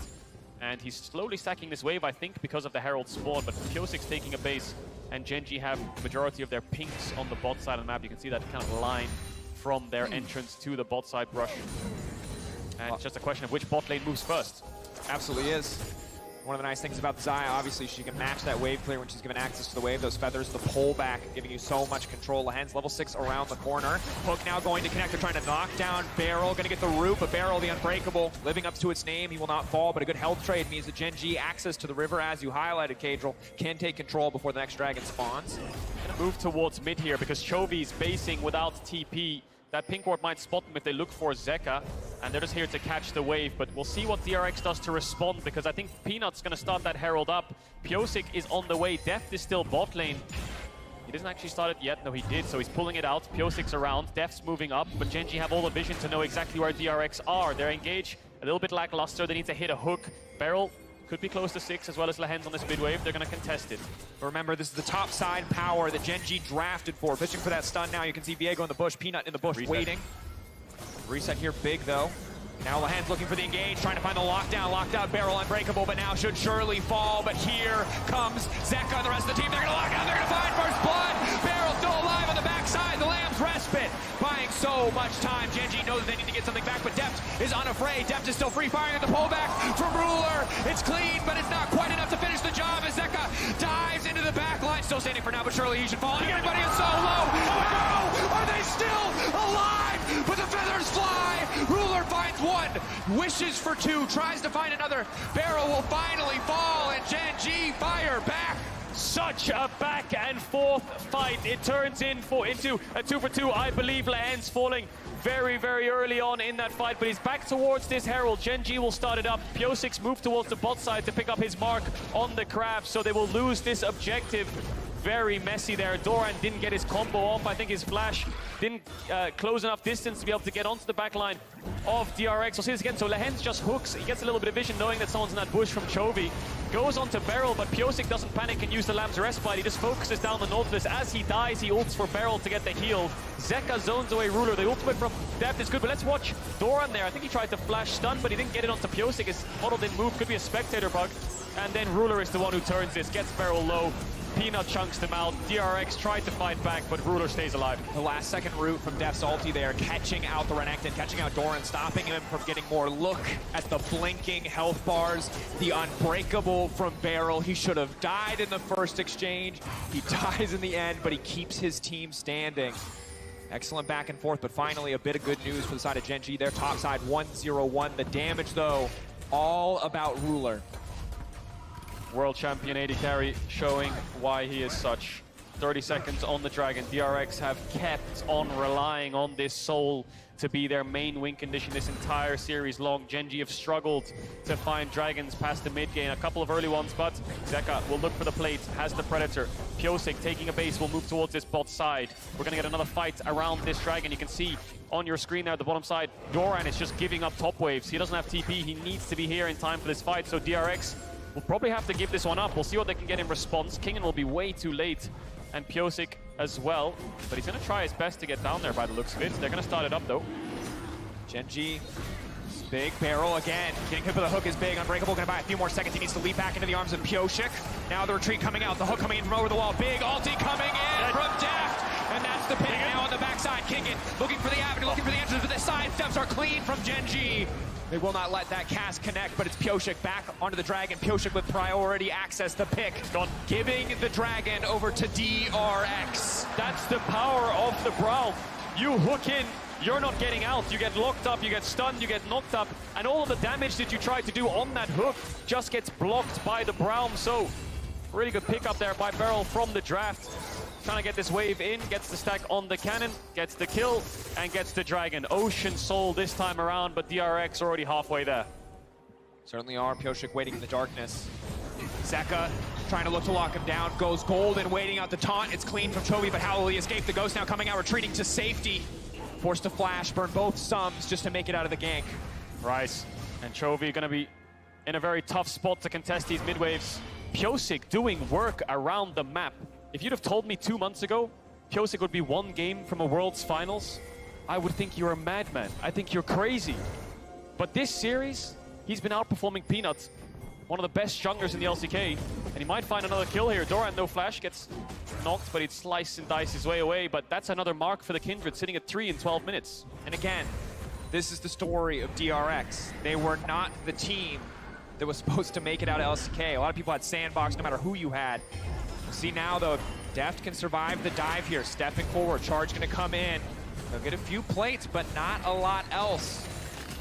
DRX constantly surviving, constantly evolving to push further and further into this tournament, but Gen G are the first seed in the LCK for a reason. You saw in the last fight how much damage Ruler did with 0 items under his belt. Have to respect the potential as we get later into this game. And you just touched on it a little bit earlier on. I'll save that for now as we watch this replay. Hook hits, shield comes up, stun lands from your double AD carry. On top of the Varus ult, you have nowhere to go. Knock up as well from the Brown. Chain CC is too much for Lehens, and he falls. DRX get the dragon. But you just talked about it. A lot of people thought Sandbox would be the 4th seed from the LCK. Prince was having a fantastic split, and their mid jungle was finding so much success on things like Ari and Vi, but DRX overcame them despite losing in the first round of playoffs to them. They overcame KT, and they've overcome everything. Worlds is where miracles happen, and we can see that right now from DRX. I've never seen a player like Zeka have such an incredible upwards trajectory in the space of 1 or 2 months. Has to be the most meteoric rise in history for any individual player. To go from middle of the pack to potentially the best, fighting for that opportunity now. Chovy holding on the taunt now, coming in, Kingen ready to go in over the wall. Chovy, goodbye! You don't got a stopwatch anymore. Peanut now running, doing what he can to escape, to survive, but DRX are descending upon Gen G like wolves. Look at them go, and they're not done just yet. Kingen's trying to find Peanuts.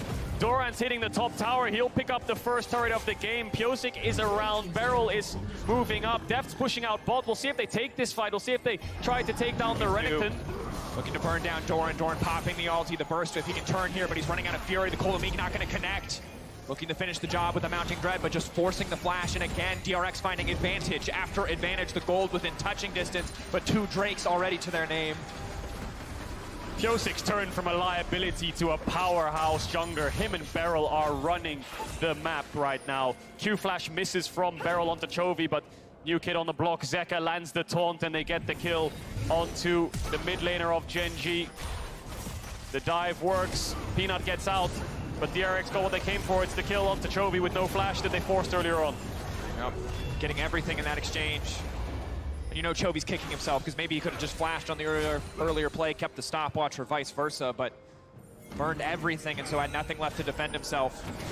Flash just around the corner. Will be able to survive the next play, but DRX already setting up a chokehold on the top side of the map, ready for the next Herald. It's a checklist here for DRX. Push out lanes, make sure you cover, set down vision, push out the next wave, then look for the setup in denying their face checks. But bit of an awkward spot right now because with 45 seconds on the Dragon, I believe Herald is spawning soon as well, and both these teams want to crack open that mid-tier 1. So DRX look like they're posturing on the top side. They want to get this Herald first. The first objective to spawn. Zeka has the ultimate, no TP. Chovy has the Realm Warp, no TP. Double global on the mid laners. They can join this fight at an instant. Pyosik doesn't want to stay in that pit for too long. The DRX don't have any point and click engage without the Gragas flash, but they have a lot of threat. That means Gen G cannot be the ones to engage. The hook cannot connect because there's no stopwatch, and Beryl will turn the fight with the Unbreakable. Chovy's here. Zeka's here. DRX have started up the Herald. DRX go back so incredibly well. Beryl holding on to all of his cooldowns, knowing if he burns the Unbreakable too soon, it could mean the end of the fight. The Herald being contested. 4 members of Gen G in the area. Now 5 as Chovy descends. Zeka ready with the ultimate to respond. The hook going to connect, but will not catch Kingen over the wall. Herald now being taken out, knocked down by DRX. Gen G walking away empty-handed, but here comes Zeka. Just fishing for a bit of poke, hoping to maybe burn a summoner spell. Walking away, knowing that they got what they came for. Gen G are first to this Dragon, though. Sole point for DRX. They do not want to give this one up. No ultimates used on either side. Kingen using the wall on the hook. Beryl right face check. Finds Doran. Again, the second the concussive blows have marked you, it is so hard for you to dive into the back line. There's a Braum, there is a Kindred. You need so much time to burn down DRX. So much pressure on both these teams fighting for a Worlds final. DRX are going to start it up. Chovy a little bit split, has the Realm Warp if he wants to rejoin his team. Lehens and Peanut together as a jungle support, looking for a hook onto Beryl. He has no flash, but he has the Unbreakable. There's the Realm Warp, but he doesn't choose to take it. He wants to sandwich the rest of DRX with Doran on the flank. Over the wall.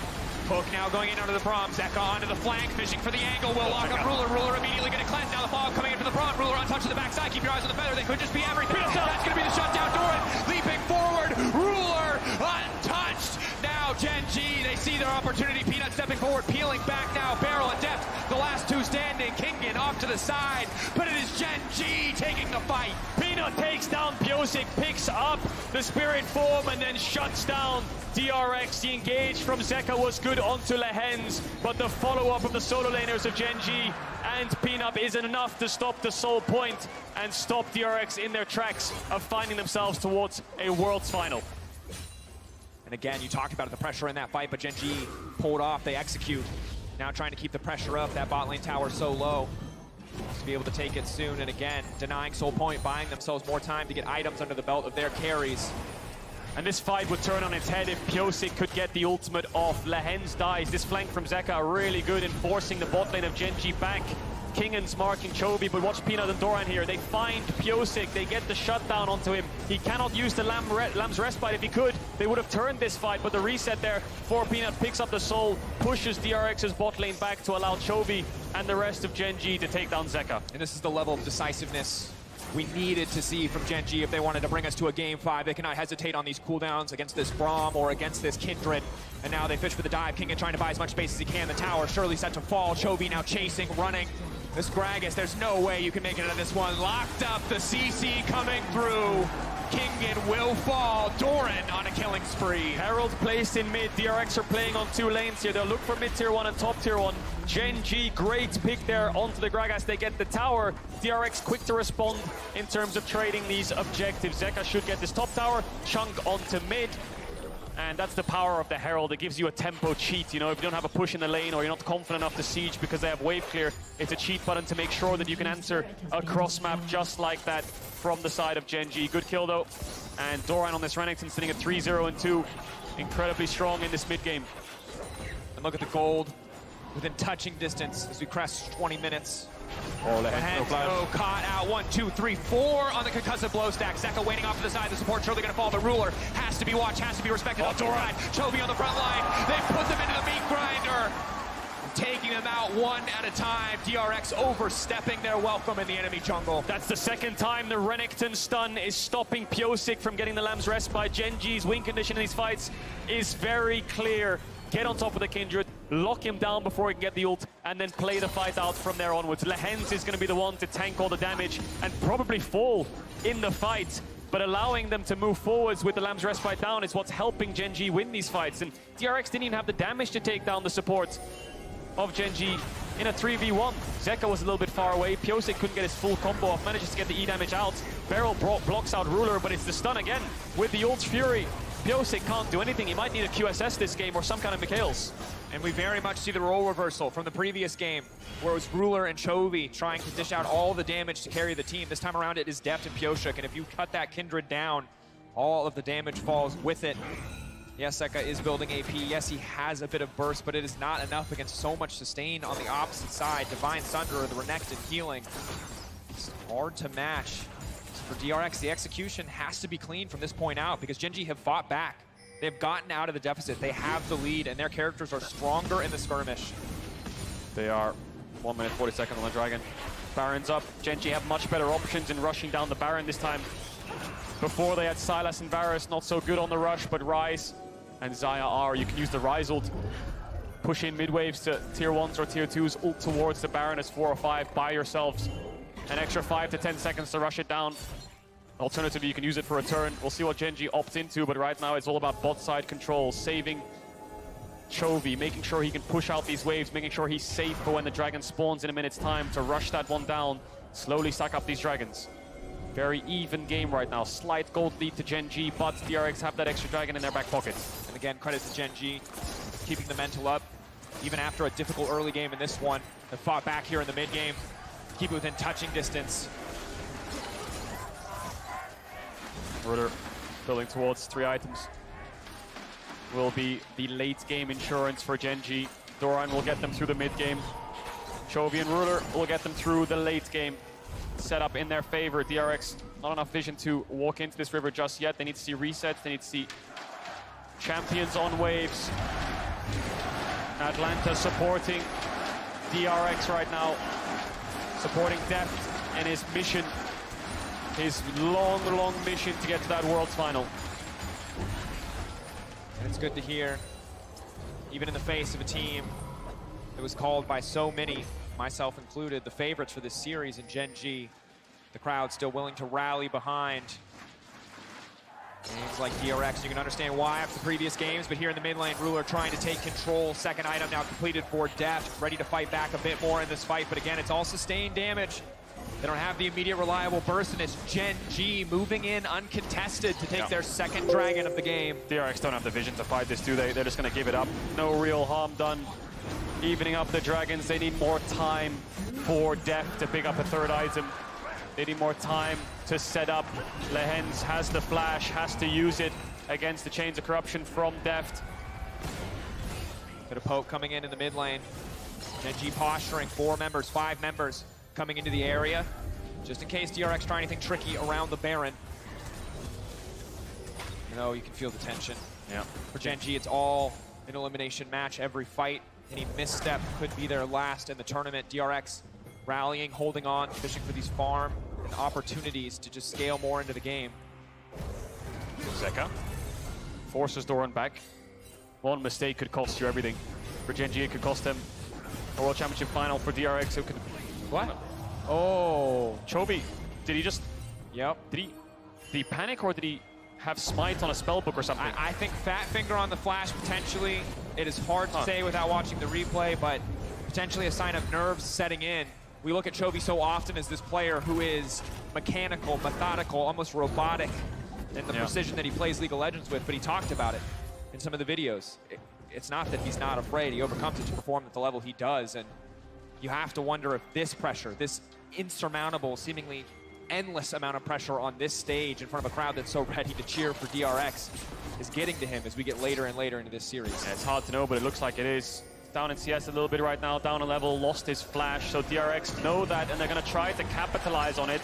Vision war continues around this top side for Baron. Both of these teams paying a lot of respect, don't want to overextend, want to make sure that they're taking high probability plays, but they can take a risk. DRX have good Baron rush. Gen G similarly. Just need to get the vision out. They need to push the opposing team back and then force them to come into you. That one ward, giving a lot of information over to Gen G right now. What's the play? Peanut giving information to Lehens. Doesn't have flash. Push in from Doran on the bot side. 2 levels up onto Kingen, who has to group with his team. Gonna push in the next wave. Has the TP. Kingen missing out on CS just to be around for that play. Does have the TP, as does Doran.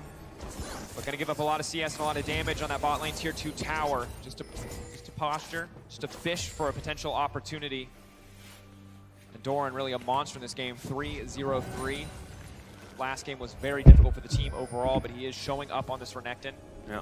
Really prioritizing his pieces and his key to success instead of the bot lane has now paid off for Gen G. And he will have Guardian Angel in the next base, you have to imagine.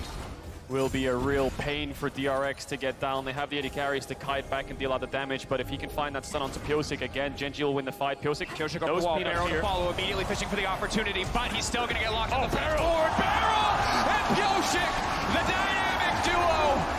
Support and jungle now turn their sights on the Baron. That is the window they've been waiting for. The jungle support strikes. The Baron is up.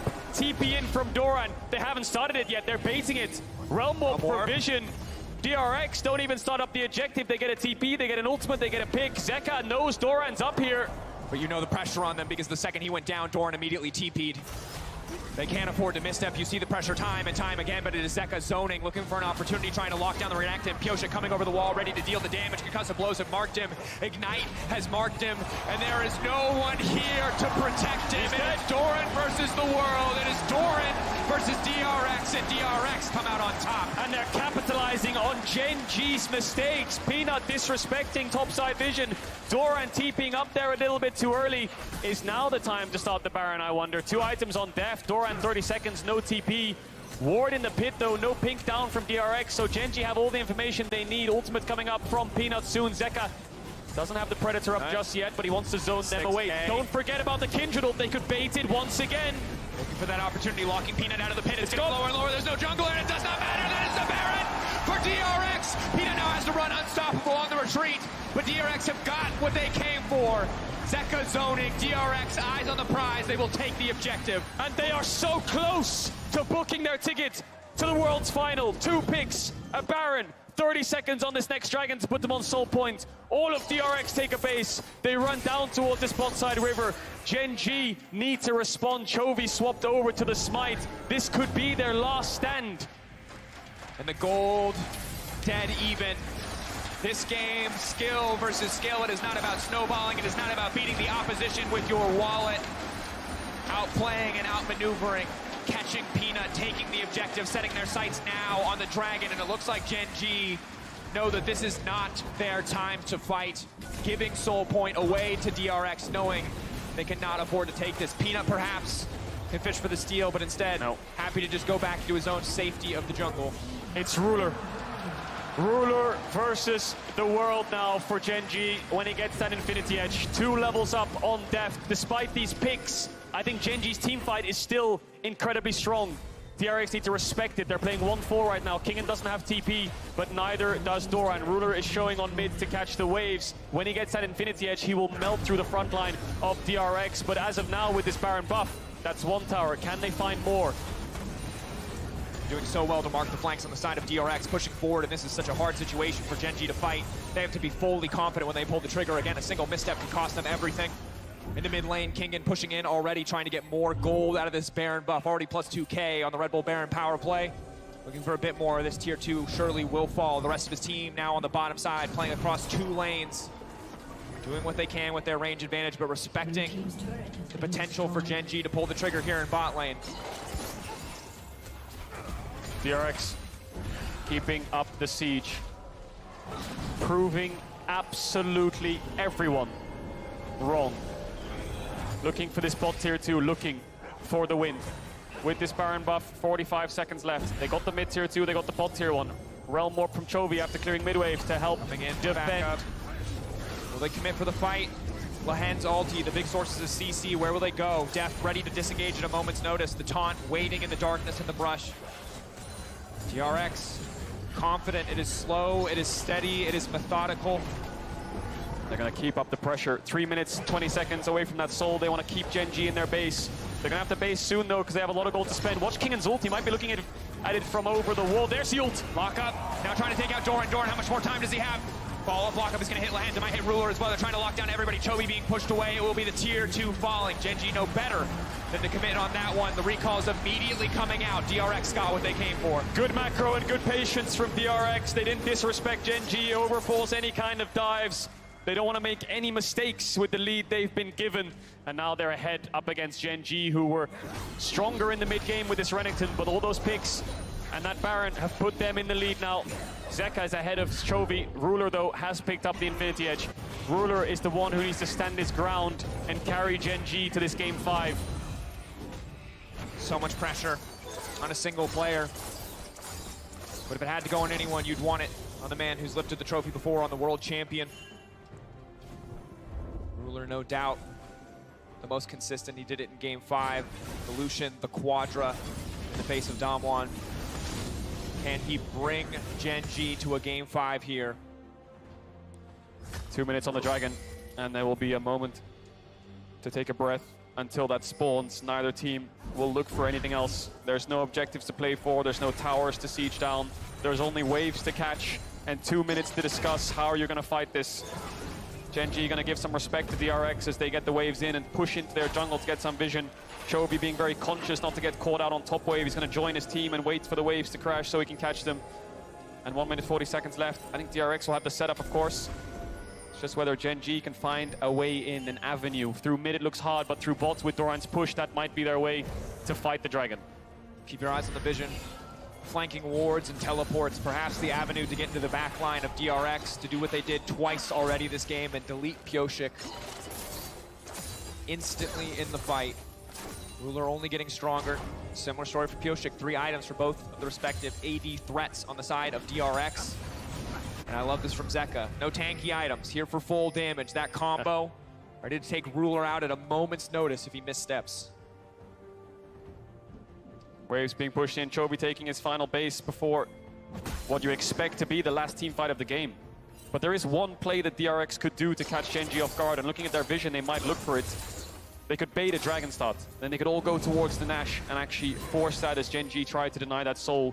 Luckily for Gen G, they have the Realm Warp, they have the Rise ult to keep up with that kind of pace and that decision-making. Chovy swapping over to the heal.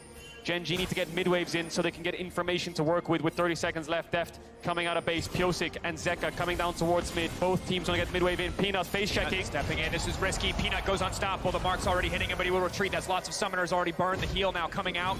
Chovy taking that one out. DRX looking to fight their way in. And you can tell the pressure, the arena. So quiet as every single person in here waits on the edge of their seat for this moment. Could be the defining moment of the game. 10 seconds left till the soul will spawn. Deft is farming Raptors. They're going to go onto mid-wave here. DRX are going to go through mid. Gen G are going to go through bot. Crab over to Peanut. Movement speed in the fight might help them out a little bit. No flanks just yet. Chovy could ult Lehens behind them or something along those lines, but it's very dangerous. This is it. This will decide everything. Deft looking for the dragon. Pyosik has the smite, has the Lamb's respite if he needs it. Battle lines drawn. Either side looking to hit the dragon, either side looking to risk the 50-50. Why flip the coin on your future here at Worlds 2022? Taking their time now, arrows being charged up, poke being traded back and forth. All it takes is a single misstep, a single mistake, and either side will leap into the enemy backline. 6K getting lower, DRX think this is their opportunity. Barrel looking for the knockup, and he grabs it! And it's the soul! And it will be a slaughter in the pit! Pyosik and Deft back to back as brothers slaughtering the front line and the back line of Gen G. It is Ruler versus the world, but the Gale Force will not be enough. He's dead! Kingan's gonna get the kill. No, Ruler turns it around. He gets Kingan. He gets Barrel. He falls. It's 3 members of DRX left. Chovy has respawned. I'm not sure if they have enough to look for the full end. Chovy's gonna have to clear the wave. DRX 3v1. Can they take the win? Chovy versus the world. A heroic effort from Ruler to buy time, to buy space, to give an opportunity to hold on and fight again. But the odds only stack more and more in the favor of DRX. They have taken the soul. They will take the Baron. Gen G on their last legs need to find a way back. What a fight from DRX. Barrel buying time for Pyosik nets them such powerful buffs to look for the win. They're waiting on the respawns of Barrel and Kingan to make sure everybody has a piece of the Baron buff. And with 5 members strong, the siege is inbound. 1 minute to set up, but look at this from Barrel. Just goes straight forwards, tells his team to finish it, just drops the ultimate. Look at that. Splits them up so much. Then watch Kingan's ult as well. Just splits everything. No front to back whatsoever. Pyosik gets the dragon. Flashes away from Doran, who was looking for the stun. And then the double AD carry turns. The knockback into the taunt of Galio. It is clean team play and execution. And while Gen G do what they can to fight back, while Ruler does what he can to fight back, all he does is delay. Cannot find a greater victory. It is still clean play and a pleasure to watch, but not enough for Gen G to turn this one. And Barrel gets the last laugh as he kills the world champion and takes him down for the full ace. Frustration on the side of Gen G, elation on the side of DRX. I don't even think the coaching staff can believe what they're seeing right now. They're watching their team climb from a losing in playoffs round 1 of the LCK to Sandbox to almost pushing their ticket to the World's final. Barrel looking for Ruler! It could just be everything. He's forcing it out now, buying as much time as they can with the Lamb's Rest, but they want to keep this fight going. DRX do not want a slow game. They find their pick. They find the angle. Doran spotted out. He will not be able to TP back to help the rest of the team. The siege begins for DRX.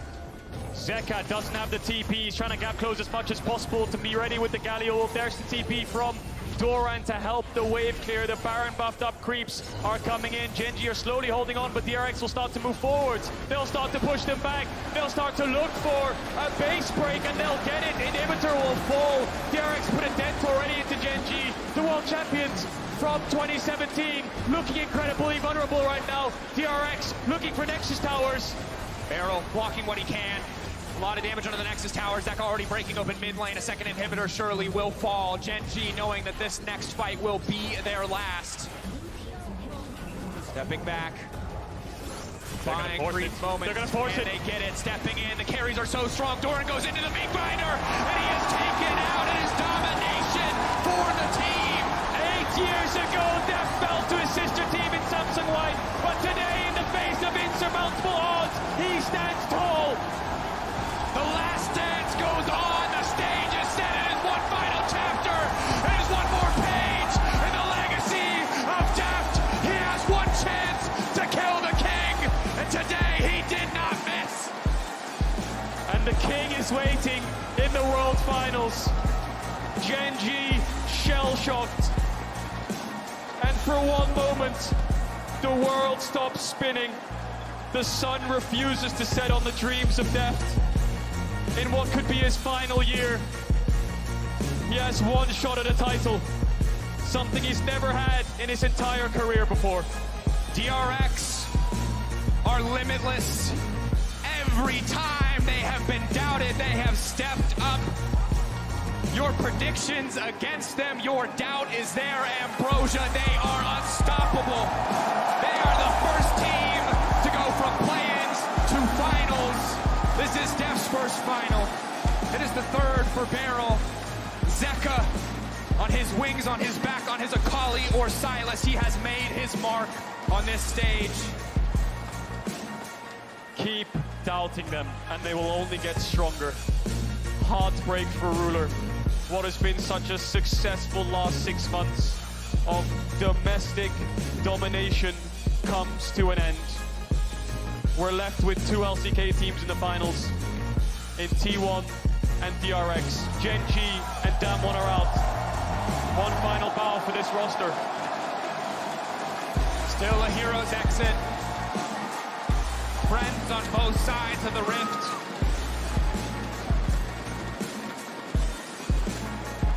For Genji, not the performance they were looking for, but again, for DRX, they just keep finding ways. They just keep rising up. It's incredible. It is incredible.